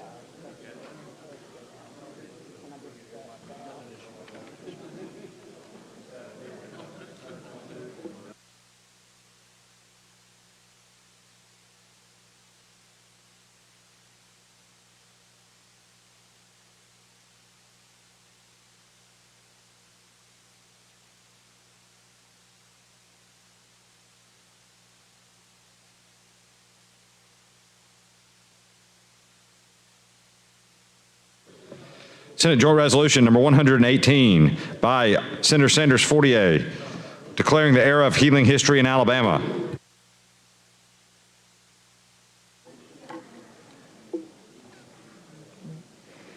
Ask for immediate consideration of SJR. All right. Any objection? Hearing none, so ordered. Thank you. All right, you want to move for Pass it. For final passage. All right, all those in favor say aye. Any opposed? All right, the SJR is adopted. Thank you. Thank you. Mr. President, Senator Wagner. I have a resolution from Rules. All right. Any objection to this resolution? Hearing none, so ordered. Secretary read and receive the resolution. From the Committee on Rules, House Joint Resolution number 101, condemning Russia for its military invasion of Ukraine and declaring support for the Ukrainian people. Mr. President, I think there's a committee amendment. Is there a committee amendment? Move adoption of the committee amendment. All right, all those in favor say aye. Aye. Any opposed? The committee amendment's adopted. Mr. President, Senator Wagner. move passage of the resolution as amended using short roll. All right, all those in favor say aye. Aye. Any opposed? All right, HJR is adopted. All right, now move on to next bill on the special order calendar.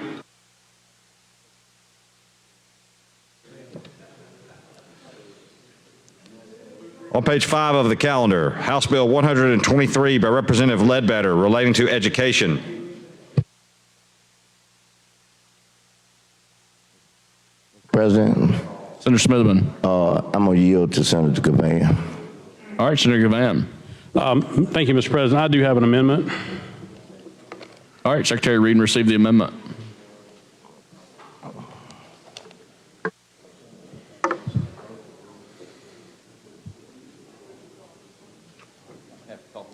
Amendment to House Bill 123 as engrossed by Senator Gavan. On page 1, line 18, after education, insert the following. On page 3, after line 9, insert the following.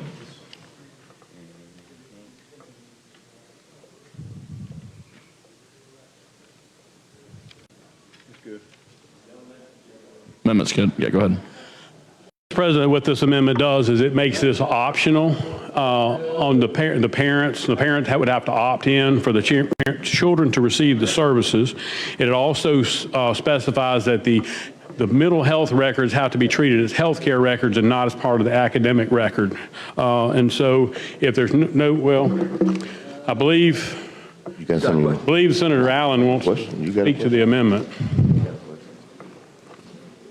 All right, so we're on the amendment. You want to speak to the amendment? Yes, sir, I do, sir. All right, you're recognized. Senator, let me ask you, lay out for each one of us an example of what your amendment would do if, in case administrator at a school or a counselor, if you would lay it out for us on what your amendment would do.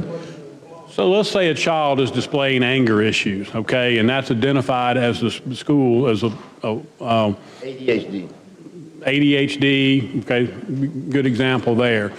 And the mental health counselor at the school is going to get engaged. What this is if a parent is concerned about the situation, they need to give specific instruction. In other words, there's certain parents that they may have a different protocol.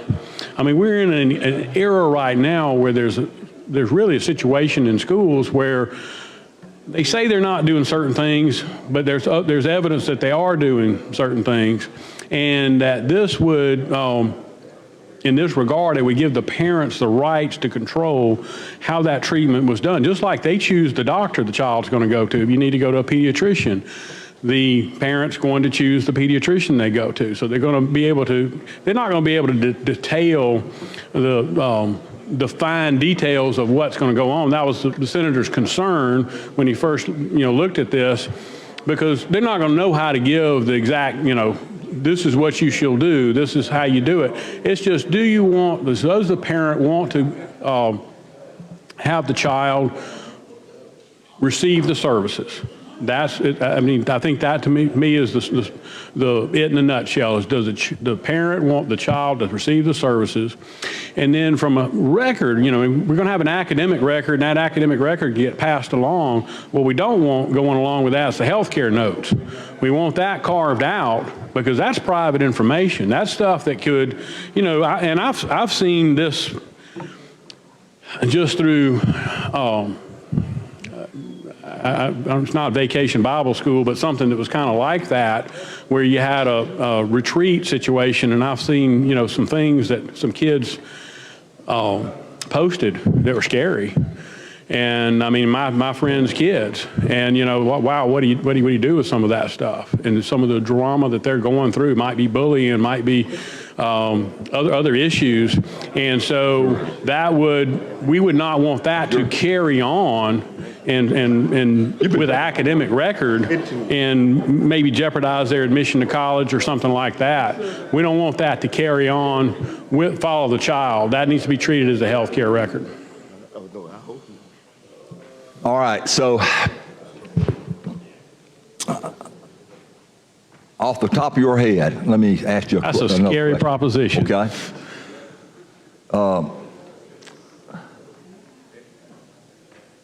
Be careful what you ask, Senator. What? You might get an answer. Or do you know the statistic? How many students are affected by some form of mental illness or mental health issue?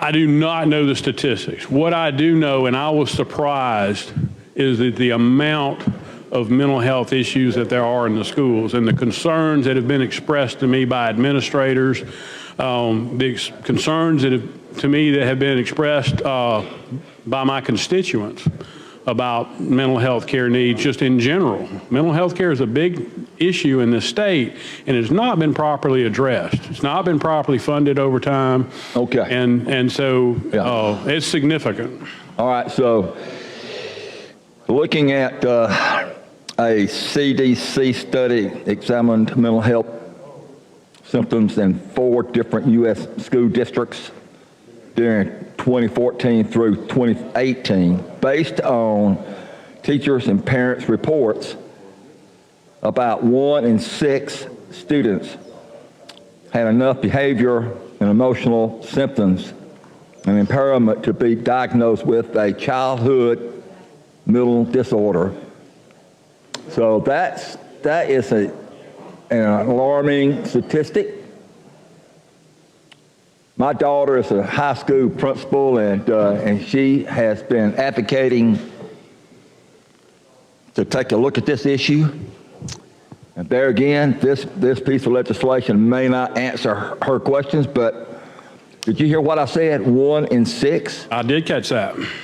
And so your school districts, how many school districts do you have in your district? 2. 2. All right, how many students do you have in total in your district? I've got 150,000 constituents. I'm not sure how many students are in that bunch, but a bunch. Okay. And so you would think, though,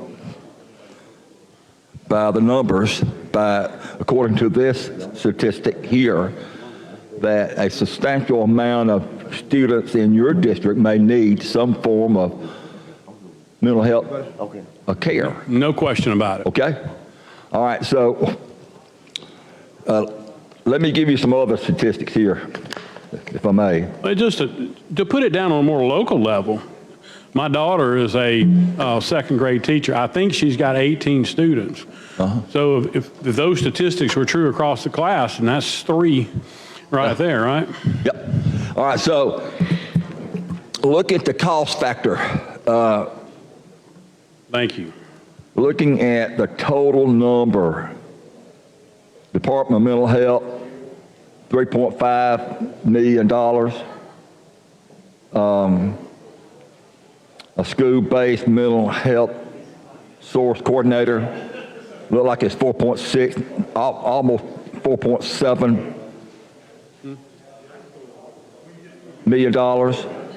Don't take it away yet. So you're looking at $8.4 million that's going to be used to help with our students that needs some attention in this state. So that is a unbelievable number.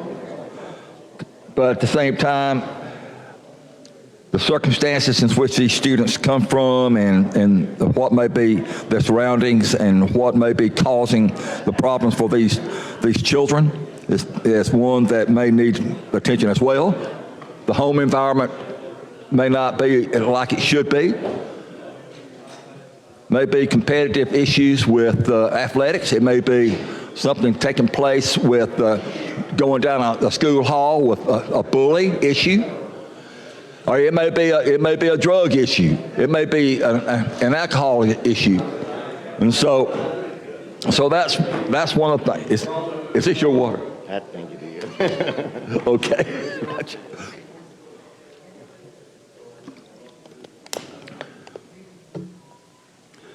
And so when you look at the problem, there's no question that it's a huge issue that each family, each county, each of us need to pay attention to.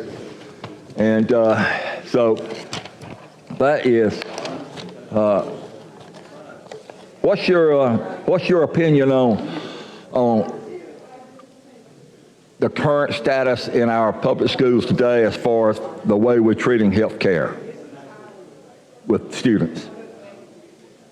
Are you specifically speaking of mental health care? No, mental health. For instance, we have students that need some form of care. What's your school systems doing right now? Well, the school system has counselors out there, and of course we have the benefit in the Madison County community of having a community resource of Wellstone, but you know, there's not enough money there. Fortunately, this body has done things to broaden the, you know, we have a crisis center there now, which helps people from staying out of the hospital. It's under construction. Well, we got some temporary options available, but we're out of room. And I believe there's been an expansion to allow a wing for children, because we specifically have needs for children's mental health care. And you know, it's a tough, as you pointed out before, there's a tough time there. There's a lot of bullying going on. One of the things that I've heard, Senator, that's a big concern is cell phones. And one thing I wish that they would do is consider taking up these phones, because a lot of the bullying is taking place on cell phones.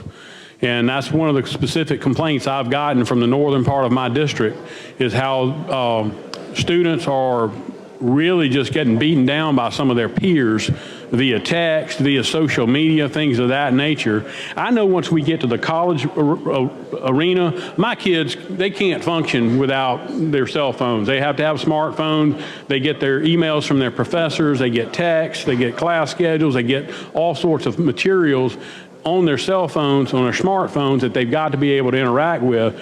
I don't know that that's the case in high school, and so it's a problem in high school particularly. Of course, junior high school to me was the worst time. Gosh, you know, from personal experiences, and both ways, honestly, and just having to and seeing other kids go through that. That's just a tumultuous time in a young teenager's life, you know. And so we need to provide that support for them. Well, one of the things that we have been doing in this state is that currently 97 of Alabama's 138 school districts and all 5 public charter schools have applied for and received $40,000 each to go toward paying the salary of a master's level mental health professional to coordinate the district mental health efforts for the students. And so we, as policymakers, have made some positive steps in the right direction in looking at a very serious issue in this state. We have, but mind you, this median salary in Alabama is about $50,000. And how can we expect a qualified mental health care professional for $10,000 less than the median average?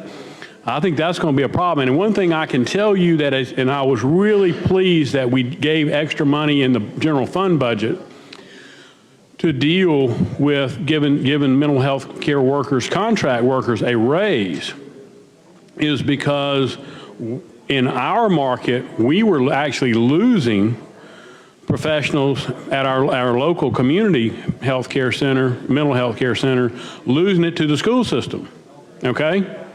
So now the school system needs them too, right? But obviously the local mental health care centers have invested in training and relationships with those mental health care workers, and they need to be able to retain them. So that's going to be something that we're going to have to compete with in the free market out there to go and find the healthcare professionals both in the school system and in our community centers. Right. Give you another number of statistic as well. More than 10,000 children and adolescents were served in the state school-based mental health programs during the 2020 school year. That's according to the Department of Mental Health. So we are making some strides to make sure that those children, students that has a issue, has a need, are being served as already. And so that's, of course, when you talk about suicide, talking about young people, teenage suicide numbers, those statistics are frightening as well. And that's even more reason why what we're dealing with today and what we're trying to do is to make sure that educators across the state and administrators and principals and counselors has the tools that they need to work with. And so that's very important.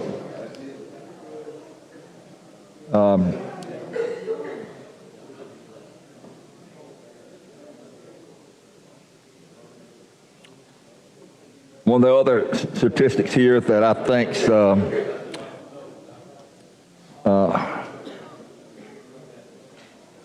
look like a total of 85,436 Alabama students aged 6 to 21 was identified for special education services that year.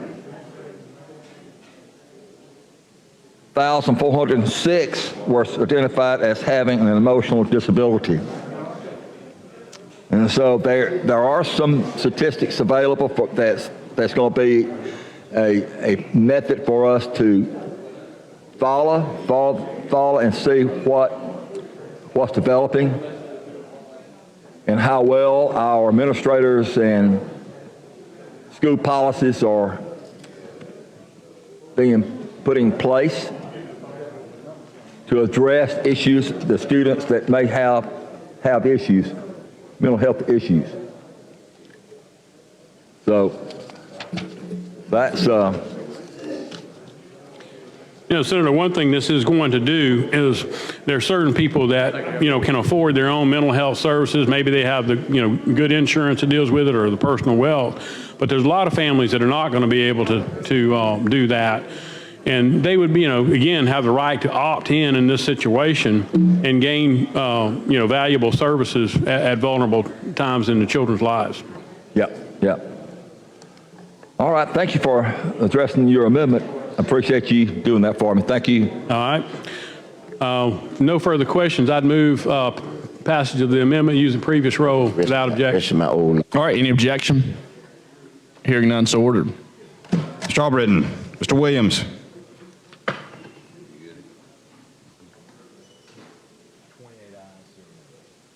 $28 ayes, 0 nays. The Senator Gavan amendment's adopted. Thank you, Mr. President. That's just amendment, Senator Gavan. All right, Senator Smithman. Yes, sir. Thank you.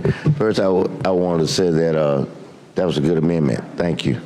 And I want to say that, I think it's real good you letting the parents have that option.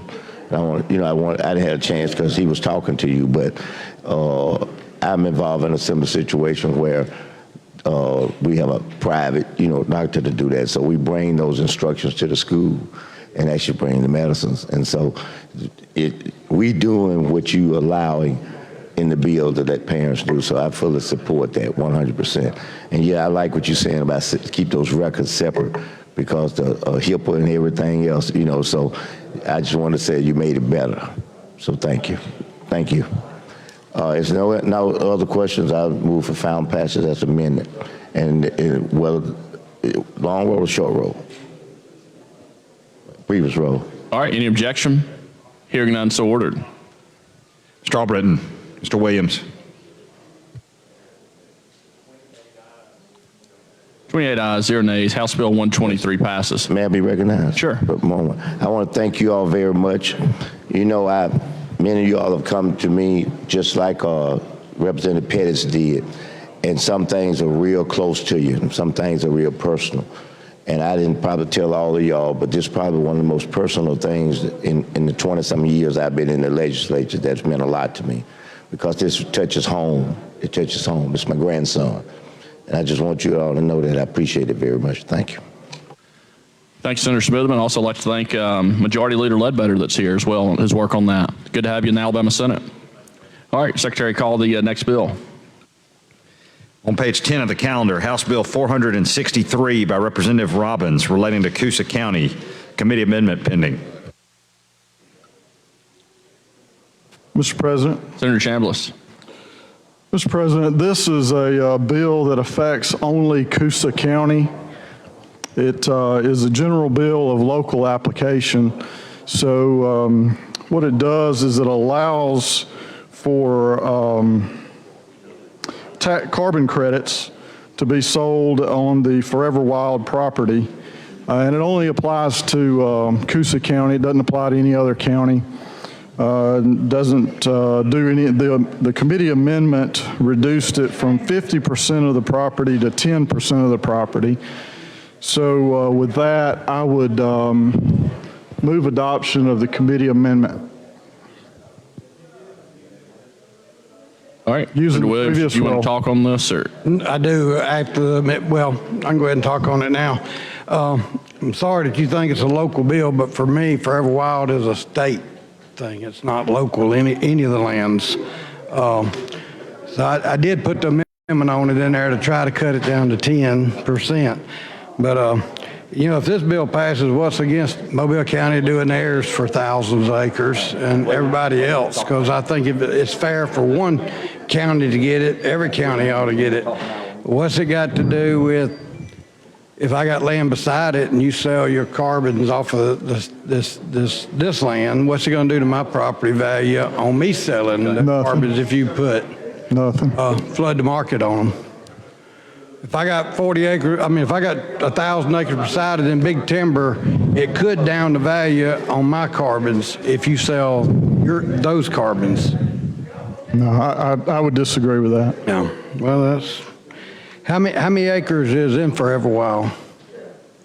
I don't know. Like 270,000 acres. So, like I said, if you take this out, every county is going to come with the same bill to exclude their or be able to sell their carbons. Well, this is a local issue to Coosa County, and the reason it's a local issue to Coosa County is because so much property has been taken off the tax roll in a county that is declining in population, and this county is essentially on the verge of bankruptcy all the time. So all of this money that's taken off of, or all these properties that are taken off of the tax rolls is detrimental to this county. And what they're trying to do here, what we're trying to do here, is to be able to recoup some of that. And it doesn't come out of Forever Wild. It doesn't affect them at all, their finances at all. These are tax credits that companies would buy. So, you know, with that, I would just ask for you to give me local courtesy. This is a local courtesy issue, and I would respectfully request that you would give me local courtesy on this bill. And I've never disagreed with you, but I do on this one issue. I do not believe it's just local, because it is not local land, it is state land in Forever Wild. And that's just the way I see it. I mean, if you're going to do this, we ought to be taxing them on it too, and all the tax money coming back. That's where your money's, you're losing your money on the tax revenue from property taxes. Same way with Mobile County. How much does Mobile County have in this? It's a bunch. Yeah. You know, so I just see it starting to issue. So what we tried to do is to do something to recoup that without negatively affecting Forever Wild. And that's what this bill does. It doesn't take any money away from them. It doesn't require them to pay taxes. It doesn't do any of that. All right, where is the money taken from?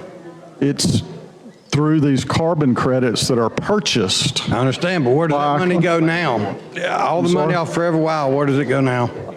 Back in the program, except for, if I'm not mistaken, there's some caveat to that, that when they do this or that, that money goes to the general fund. So if they sold capital credits right now, that money would go to the general fund.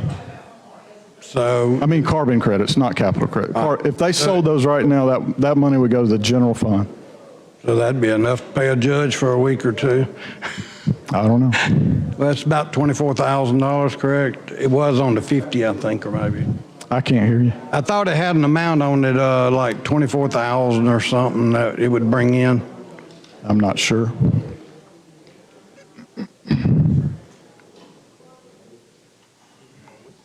All right, thank you for the dialogue for a minute. I'll be right back. Thank you. I'd renew my motion to adopt the committee amendment. Okay. Would you like to speak to the motion, Senator Allen? On the amendment? I do have some questions to ask. All right, you're recognized. Explain your amendment once more, Senator. It reduces the amount of property from 50% down to 10%. That was Jack Williams' committee amendment. Okay, so are we adopting an amendment? We have a motion to adopt the amendment. And, all right, let's go ahead and adopt that amendment, and then we'll go from there, okay? Okay. Mr. President. Hold on a second. All right. Senator Smitherman, would you like to speak on this amendment? Yes, for a minute. Yes, sir. All right. Senator Allen, you going to yield the mic, or are you going to stay at the mic, or? No, it's his amendment. Okay, I want to just explain to me what it is. Okay, I'm going to yield to my colleague, not lose my time and place, sir. All right, Senator Smitherman. Go ahead. Would you explain the amendment? The amendment was a committee amendment, and it reduces in the original bill, it said that at least 50% of Forever Wild property located in Coosa County would be available. It amended it to only 10% of the property is available. Okay. All right, Senator Sessions. I'm going to yield my time to my colleague without losing my place in time. All right, Senator Sessions. Just a question on the whole bill in a minute. All right, you went from 50% to 10% on the amendment. Senator Chambliss, in dollars, what does that equate to? In other words, are they selling carbon credits now, or is Forever Wild getting revenue from carbon credits? It equates to no dollars lost to the state, no dollars gained to the state. It doesn't affect state finances or Forever Wild finances at all. Well, I mean, it would have to affect it if they're selling them. You're going to reduce, they're going to have to pay that money in. I mean, they're not selling them now, so they're not getting revenue. And even if they did, they wouldn't get revenue. It would go to the general fund, but they're not. So this would require 10% of those properties to have carbon credits sold, and then that money would go to Coosa County Commission, who has lost all of this money due to the property being off the tax rolls. Being in agriculture, I'm just wondering, you know, where is money from carbon credits? Yeah, I mean, I'm saying, is there any money who's purchasing carbon credits, in other words? Most of the time it's corporations that need to show or be carbon neutral, and they purchase these, and the property is set aside for a year, maybe 2 years, and they are able to purchase those. So the money comes from the business. Similar to like mitigation on a wetland? Is that what you're kind of telling me? Like, say, for instance, one of the power companies is emitting carbon. They have to purchase carbon credits from Those an would be individual? those or- would be wetland credits or that type of thing. It's really, those type things are usually permanent in nature. These are temporary in nature. They'll be for a specific period of time, a year, 2 years, that sort of thing. So who's making them buy those credits? Is it Nobody's making anybody buy them. It's voluntary. voluntarily buy carbon credits? Yeah. If somebody wanted to buy carbon credits from me, they could buy carbon credits from me? That's my understanding. I'm a little confused, but still confused, but like I said, I don't understand the revenue flow, and if it is revenue, if it doesn't sound like it's very much revenue, if it is not. revenue. It's not much. But anyway, I'll yield back to Senator Allen. Mr. President, I'm going to yield my time to my senator friend here without losing my place in time. All right, Senator Elliott. Thank you, Mr. President. Thank you, Senator Elliott. Good to see My you. colleague, how are you doing today? I'm well. How are you? I always love county commission bills, and I know you do too, the ones that deal with county commissions and revenues. And Absolutely. I certainly understand where this is coming from, probably better than a lot of members do, and the importance of county revenues and how the ad valorem tax and taking that off the tax rolls can impact them. With the committee amendment, and I want to make sure we're talking about the committee amendment, when we're taking this from 50% down to only 10%, how much money are we really still talking about at this point? Well, it's hard to know, but I will point out that the committee amendment says at least 10%. Sure. So if it is something that is productive and valuable, then I believe it's DCNR that has control, or they would even go further and could go higher. The bill in its original form said at least 50%. So that was a concession that we made to them to try not to bind them and have some flexibility in it. Well, I think the concern, from what I'm hearing, is the precedent setting of it. And I heard you talk about local preference, obviously, earlier, and that this being a local bill. Yeah, local courtesy. Yes, sir. The concern is the precedent it sets, and that if this is successful in Coosa County, then there will be other counties that would want to do the same thing, and that You mean other counties that have been had taxes or property taken off their tax rolls, and they may be hurting too? Well, I can tell you this: if I was still a county commissioner, and the option, God, wouldn't that be fun? Let's go back. I don't think I want to. I went back to a meeting about a year ago, and still talking about the same exact things from 2008 when I left. So I don't think I want to go back. Well, fair point. I love that job, but I like this one too. But if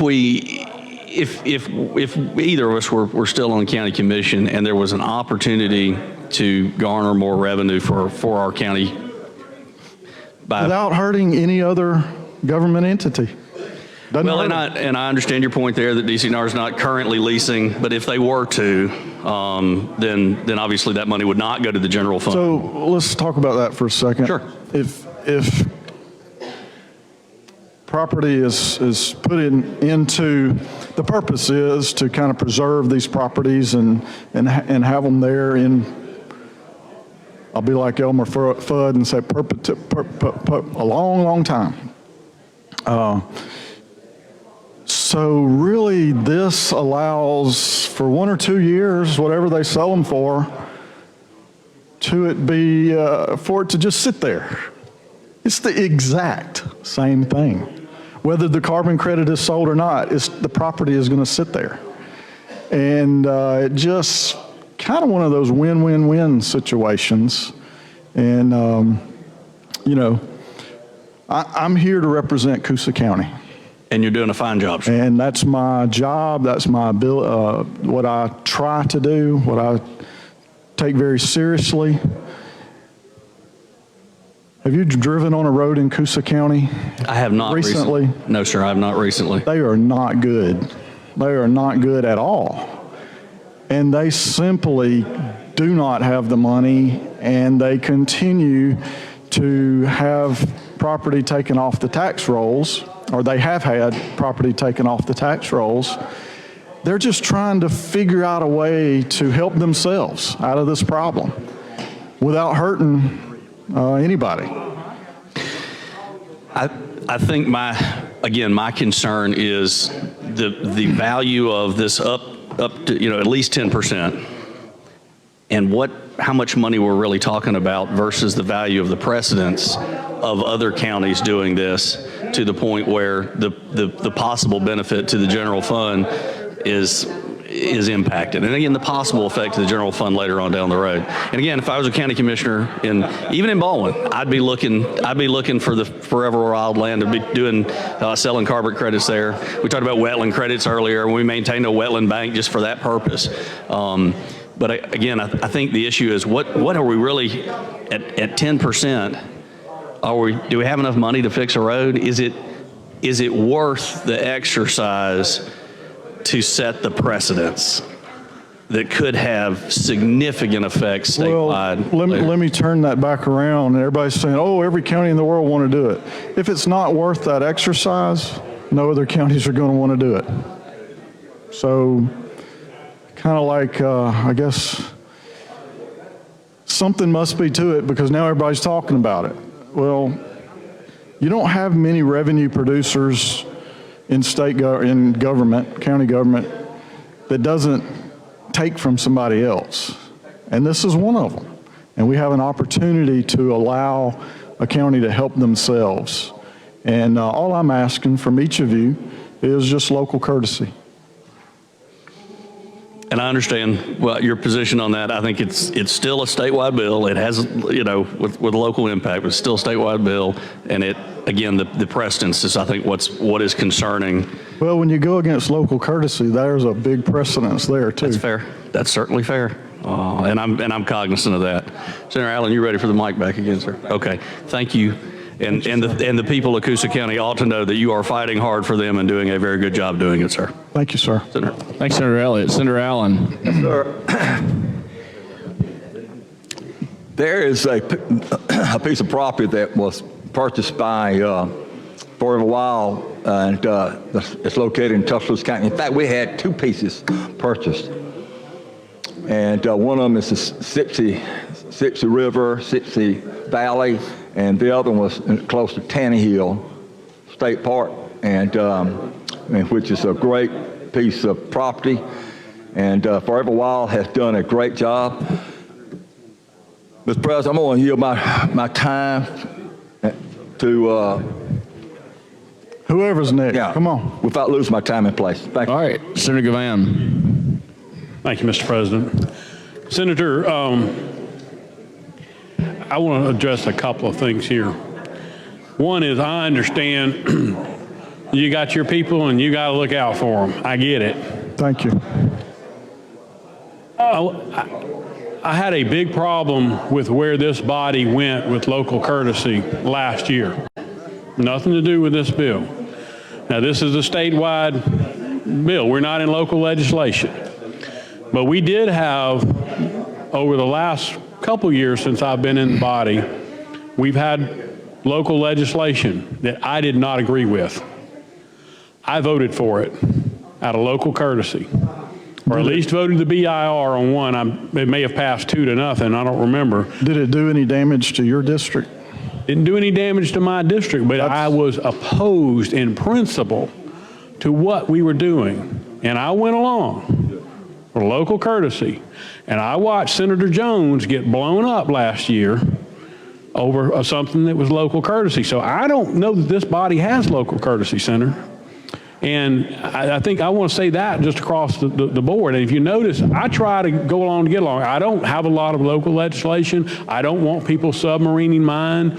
I've not done, or our body, our delegation has not brought up what I consider any controversial bills. If you notice, I come down a lot of times and just ask to be taken off the roll, just abstain. I don't even want to vote against people's bills. I just want to be off the roll. That's a good and appropriate method. And so I am trying to respect that, even though I think it's been derailed seriously over the last couple of years. And so there are going to be things like taxes that is going to, at some point in time, it may not be in my district, but my constituents own land there. and to where I will have an interest in what's going on in certain jurisdictions. So I say all that to say I think that local courtesy, I'm not saying it's on life support, but I don't think this I don't think it's been given the deference of this body over the last terms, and not because of my actions. I would say that I do recognize that Coosa County, I think when I probably see 80% of its economic development when I'm on 280 going to football games. So I know their challenge. I would like to see this, if we're going to do something like this, broadened, because there are a lot of poor counties. I'm not going to come in here with an amendment for Madison County, but there are several other counties that probably would be justified in doing something like this and taking a global approach. And that's one of the things I think should be discussed. Also, I think we've got to look at, in these rural counties where they don't have a good tax base, we've got to take a look at Forever Wild going up and buying up thousands and thousands of acres of land. Now, granted, it wouldn't be, I figure on average, from what I see with current use taxes, it's about $1.50 to $2 an acre. So, if a private owner had it, it's still not a big tax per acre, but that's money coming out of local communities. And it's not just in Coosa County. I think it affects Coosa County maybe more, has a bigger bite out of it. Well, and in Coosa County, the last number that I have been given was around $40,000. So, as has already been stated, well, this is not going to raise that much money, not a big deal. Well, $40,000 is a lot of money to the Coosa County Commission. It means whether they make payroll that week or not. It is a big, big deal to Coosa County. What we're trying to do here is to solve a problem at a local level that has no negative effect on Forever Wild or the state of Alabama. $40,000 to the state of Alabama is a rounding error. It's not a lot of money to the state. It is a big, big deal to the citizens of Coosa County who are trying to go up and down these dirt roads to take their kids to school, to go to work. And their front ends keep getting knocked out of line, and tires popped, and rims bent from all these potholes and things. You can fill a lot of potholes with $40,000 a year. I would imagine you could fill most of the county's potholes for $40,000 a year in Coosa County. It is a big deal to Coosa County. And I would respectfully request your support, and let's solve this issue for Coosa County and not have any detrimental effect on Forever Wild or the state of Alabama. Well, I do think, as I told you before about the local courtesy, where that stands in the body, but I also do agree with the senators that have said this is still a state issue. I mean, we could say a Madison County issue that just affected, state property in Madison County. It's state property. Well, let me address what you said. You said it twice now about local courtesy. I can't dictate or cause what happens in this body regarding local courtesy. But the bill you referenced, if I had not had local courtesy, the bill would have never got out here. So I have extended local courtesy, and with a tremendous amount of pressure on me. And all I'm asking in this situation that's not going to hurt anybody, that same local courtesy be extended to me. Well, Senator, I appreciate your dialogue, and I'll yield back to Senator Gudger. Senator, thank you for letting this dialogue together, Mr. President. Senator Gudger, you're good. Thank you so much. I have a couple of questions as far as just kind of things that y'all were just talking about and just bringing up, and things that I've thought about in my head once we did this bill, when it came through, kind of an emergency meeting the other day. We had it, and we asked a lot of questions in committee, and then from that coming back out. And I'm going to start off with kind of the business aspects of this. You've got private individuals, private corporations that are going to be in competition and are in competition with selling these carbon credits. with Forever Wild anyway. But I feel like by taking this and continuing to make it towards the county, that not only there's going to be a little bit of competition that's already there, there's going to be a little bit more competition that's going to be happening as Forever Wild continues to sell these carbon credits and as it goes into the county budget. That bothers me a little bit. But number one, you were saying about $40,000 a year. Do they have an idea where that money's going? Obviously, you can't pave roads like we were talking about, but patching obviously or anywhere else. But where's that money going as a local government? It's gone away. They don't collect it anymore. Well, I know I'm talking about the county government. You're going to be putting the profits of that back into the county government general fund. That's correct. Where's the county government? Do they have that earmarked anywhere? Is my question. I'm sorry, I should have specifically made that. No, those local commissioners will use it where they best need it at the time. And I would imagine that would change from time to time. But I do know that the roads are one of the highest priorities, if not the highest priority, and it's what I get the calls about, what they're getting the calls about. Because, you know, in this day and age, when you can't go from your house to the school, I'm reminded of my time in Nicaragua right here. Because we could go from the house down to the compound, which was about half a mile away, and it took us about 20 minutes to get there because of all the potholes in the road. Now, I'm not going to sit here and paint a false picture that that's where we are in Coosa County. It's not that bad. But in this day and age, in the United States of America, in the state of Alabama, it's bad. They're trying to do something in a way that doesn't hurt anybody else to solve this problem for themselves. They're not coming up here and saying, hey, we need a $50,000 line item in the general fund budget. They're not asking that. I think we can look through the budget and probably see a few of those. But that's not what they're doing. They're trying to help themselves and to do it on their own and to not be dependent on somebody else. And for the citizens of Coosa County, all I'm asking is to just let us decide this issue for ourselves. Yeah, I appreciate you telling me that, but them not having an earmark kind of bothers me a little bit also. The expenses, one thing looking into the bill that I talked to Representative Robbins about, when you're setting the expenses to sell the carbon credits, it's not specifically mentioned in there. It could be, for example, if they sell a particular credit, okay, 100% of that particular credit that they're selling, they could say that Forever Wild could say 90% of that is their expenses. And so now the money that we think we're getting, there's only going to be 10% go back into the county coffers. The reason I'm asking that question is if you're going to do this, you need to be able to protect the county too, of being able to add that in there to have a set percentage or a set fee.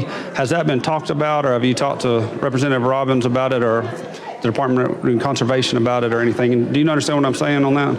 I was being on a set side of that to be able to help that county if this bill goes through. I do, and the only concern that has been brought to my attention as a Senate sponsor of the bill is the 50% number. Okay. That's the only concern that's been brought to my attention. When we were in committee. And I, after listening, agreed with their position. And I'm trying to accept right now the committee amendment to take it to 10%. Got it. Two more questions, if you don't mind. I've just got in my head. As far as other counties are coming, you've heard that from the different colleagues of ours that has already said that. Does it bother you that knowing that these other counties are going to be doing the same thing, and it's going to diminish, I think, over time, Forever Wild and the land that's going to be protected over the years? I don't think a lot of counties are going to do this. Number one, because there are some counties that are not as conducive to Forever Wild as Coosa County is. I mean, Coosa County is kind of a gem for Forever Wild. I mean, it's a really nice county and a lot of wooded areas and hills, and so not every county is conducive to that, number one. Number two, most counties don't even know that this money is not coming to them anymore because it's such a small percentage of their overall. So a larger county, they're not worried about this. They may or may not even know that they lost the rep. They don't feel it, let me put it that way. Yeah. Coosa County feels it. It is since I've been up here, I was elected and had no idea about this issue. I promise you, this issue, every time I go to Coosa County. What are you going to do to help us? What are you going to do to help us? And I try to explain to them what I have done. And here we are, I have this opportunity to help them, and I'm just going to take it.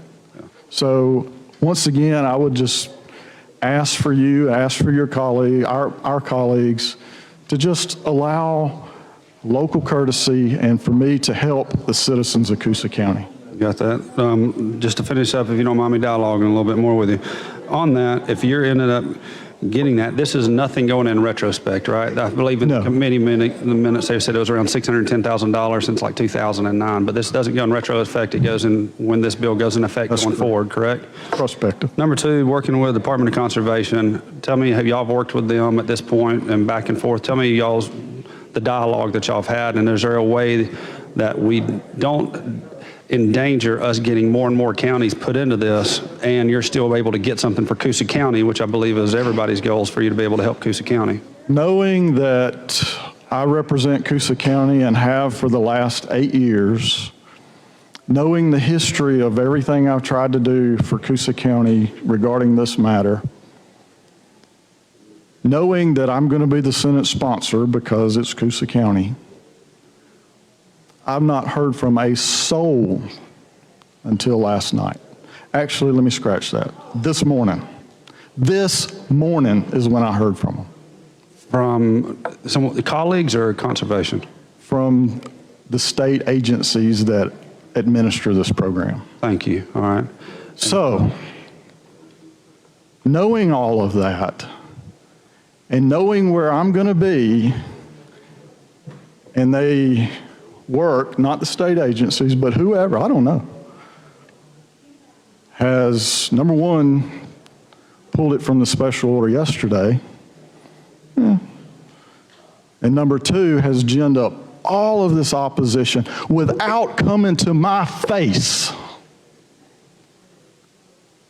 Now you might understand a little bit about where I am, and I will stay here until we get a vote on this bill today.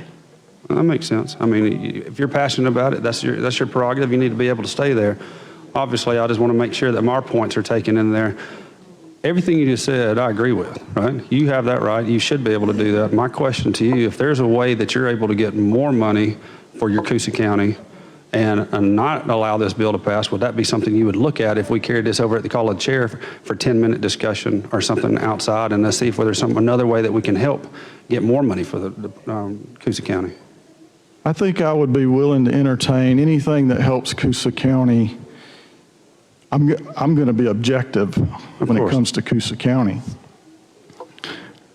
The thing that I am not prepared to do is move away from this mic. So if someone wants to go and talk and come back and somebody over there talk, I'll listen. Okay. But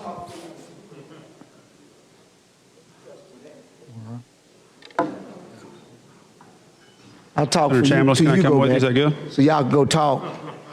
Y'all get that resolved. Man just asked for a conversation. He just want to resolve. Facts change ain't robbery. All right, so Senator Allen, you still have the mic. Yes, sir. Let me, Senator Singleton, you're recognized. Let me start my first hour, Mr. President. You already in your first hour. Well, I'm going to cost more, okay? You're in your Sucker the third hour. Whatever you want to call it. You got 28 minutes left in your first hour. Whatever you want to call it. So, okay. Senator Allen, you got 28 minutes left in your first hour. I mean? 28 minutes. 28 minutes. Okay. Okay. All right. The Alabama Trust Fund, one of the greatest things ever developed in this state, and former Governor Bob James back in 1985. And a good trivia question is, how much money was deposited in our first deposit? Anybody know? Let me tell you. I got it right here. It was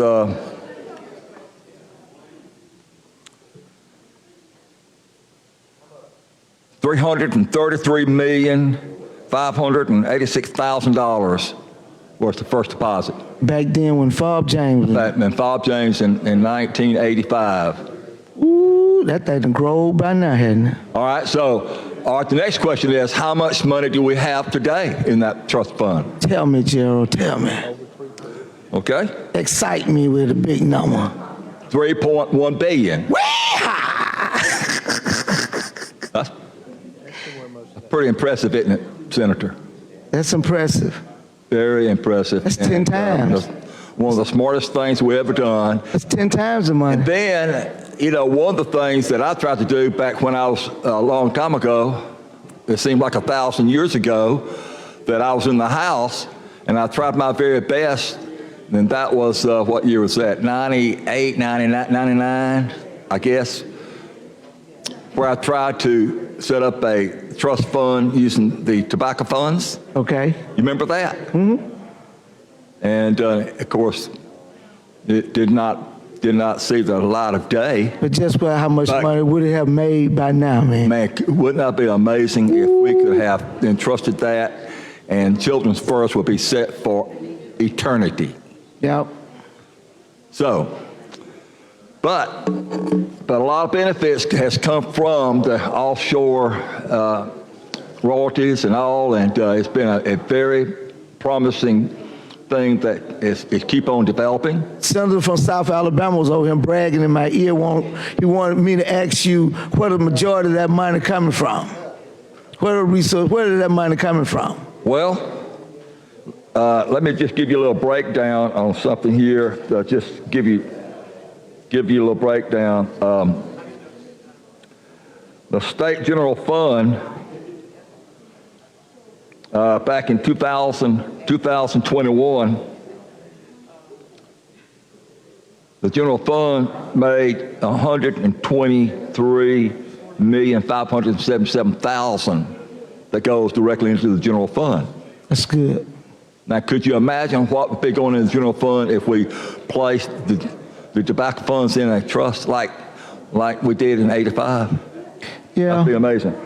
All right, then the County Capital Improvement Fund in 2021 was $17,541,000.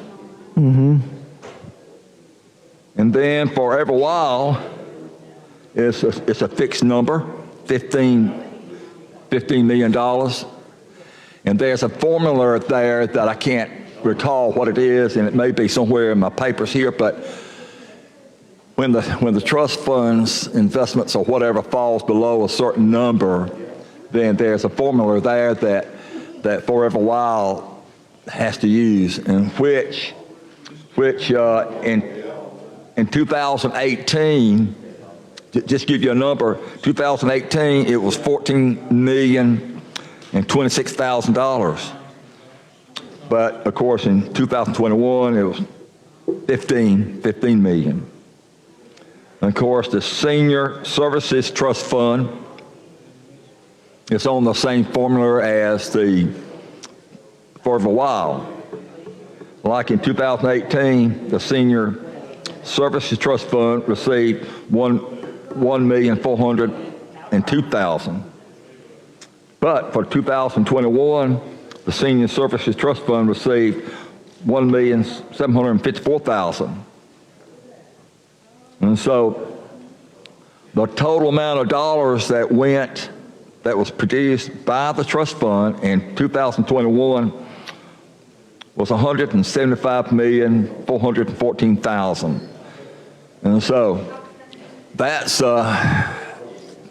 those numbers alone is very important to know. And I think you and I and others have done an excellent job in protecting these policies that have been put in place. And I think the citizens of Alabama, regardless of who they may be, can agree with what we're doing with this money as far as investments, at the same time protecting the corpus. And one thing about the corpus is that 10% of the corpus, 10% of the growth of the funds, 10% goes back into the corpus. So the corpus is going to continue to grow every year. And so, of course, if we have another year like we had in 2008, not only you and I took a beating, but our budgets took a beating. You recall that. Yep. Okay? All right, so let me give you a little background, Senator, if I may. We already mentioned Amendment 450, passed in 1985, created the Alabama Trust Fund, and then at the same time, in 2001, you and I and others, was you still in the House in 2001? Oh, is that right? Okay. All right, well, the point of interest here is the fact that in 2001, we terminated the Heritage Trust Fund and rolled it into the Alabama Trust Fund.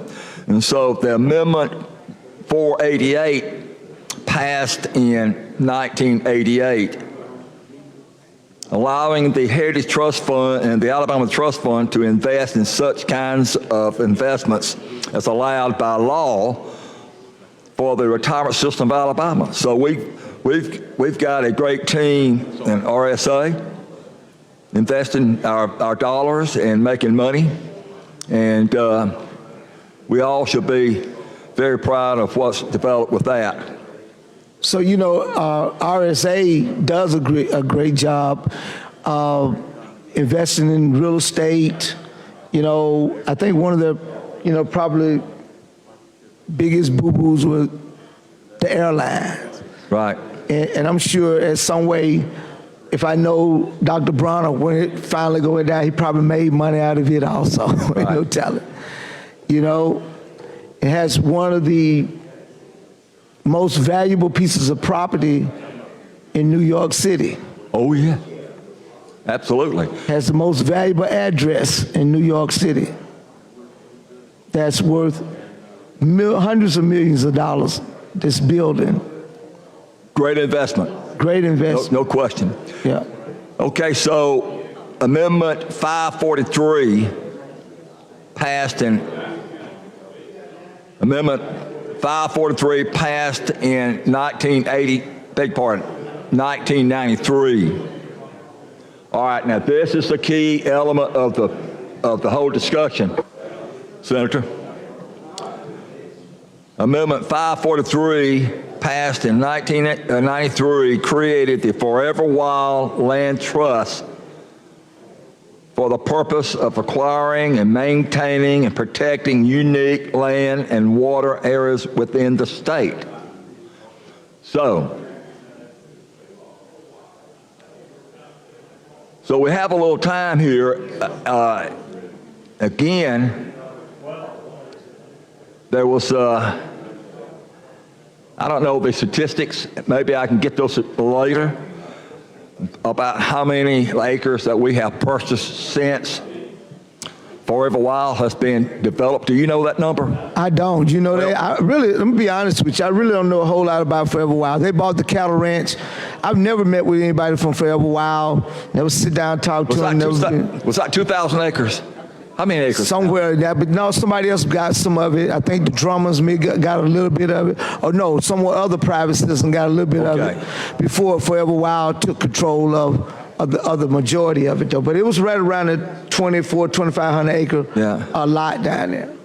Well, anyway, in that amendment, I don't know Forever Wild. They don't talk to me. Yeah, in the 543 amendment that was passed in 93, it redirected the percentage of Alabama Trust Fund income currently being retained by the Alabama Trust Fund to be distributed to the Forever Wild Land Trust.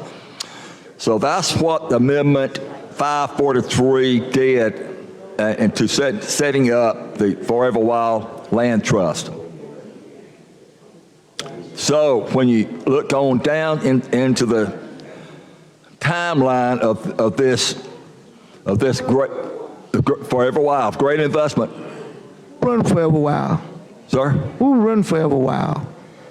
Who's the ran? CEO? Who's the CEO or president or I do not board know that. chairman or what? Who's that human being?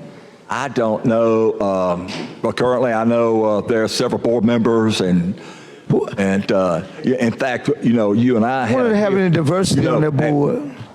I know one thing. You and I had a check dear them out. friend. You and I had a dear friend that was on the board, and I'm not sure exactly what the status is today. It's like we got Black Better Ventures in the budget. I think I met them once. They had a little event out here, but you don't get to know these guys. They just get hid in and utilize all this money and buying up property. Nobody get to know who they are. Right. It's the biggest mistake we probably made. Now, this is another piece that we may want to take a look at.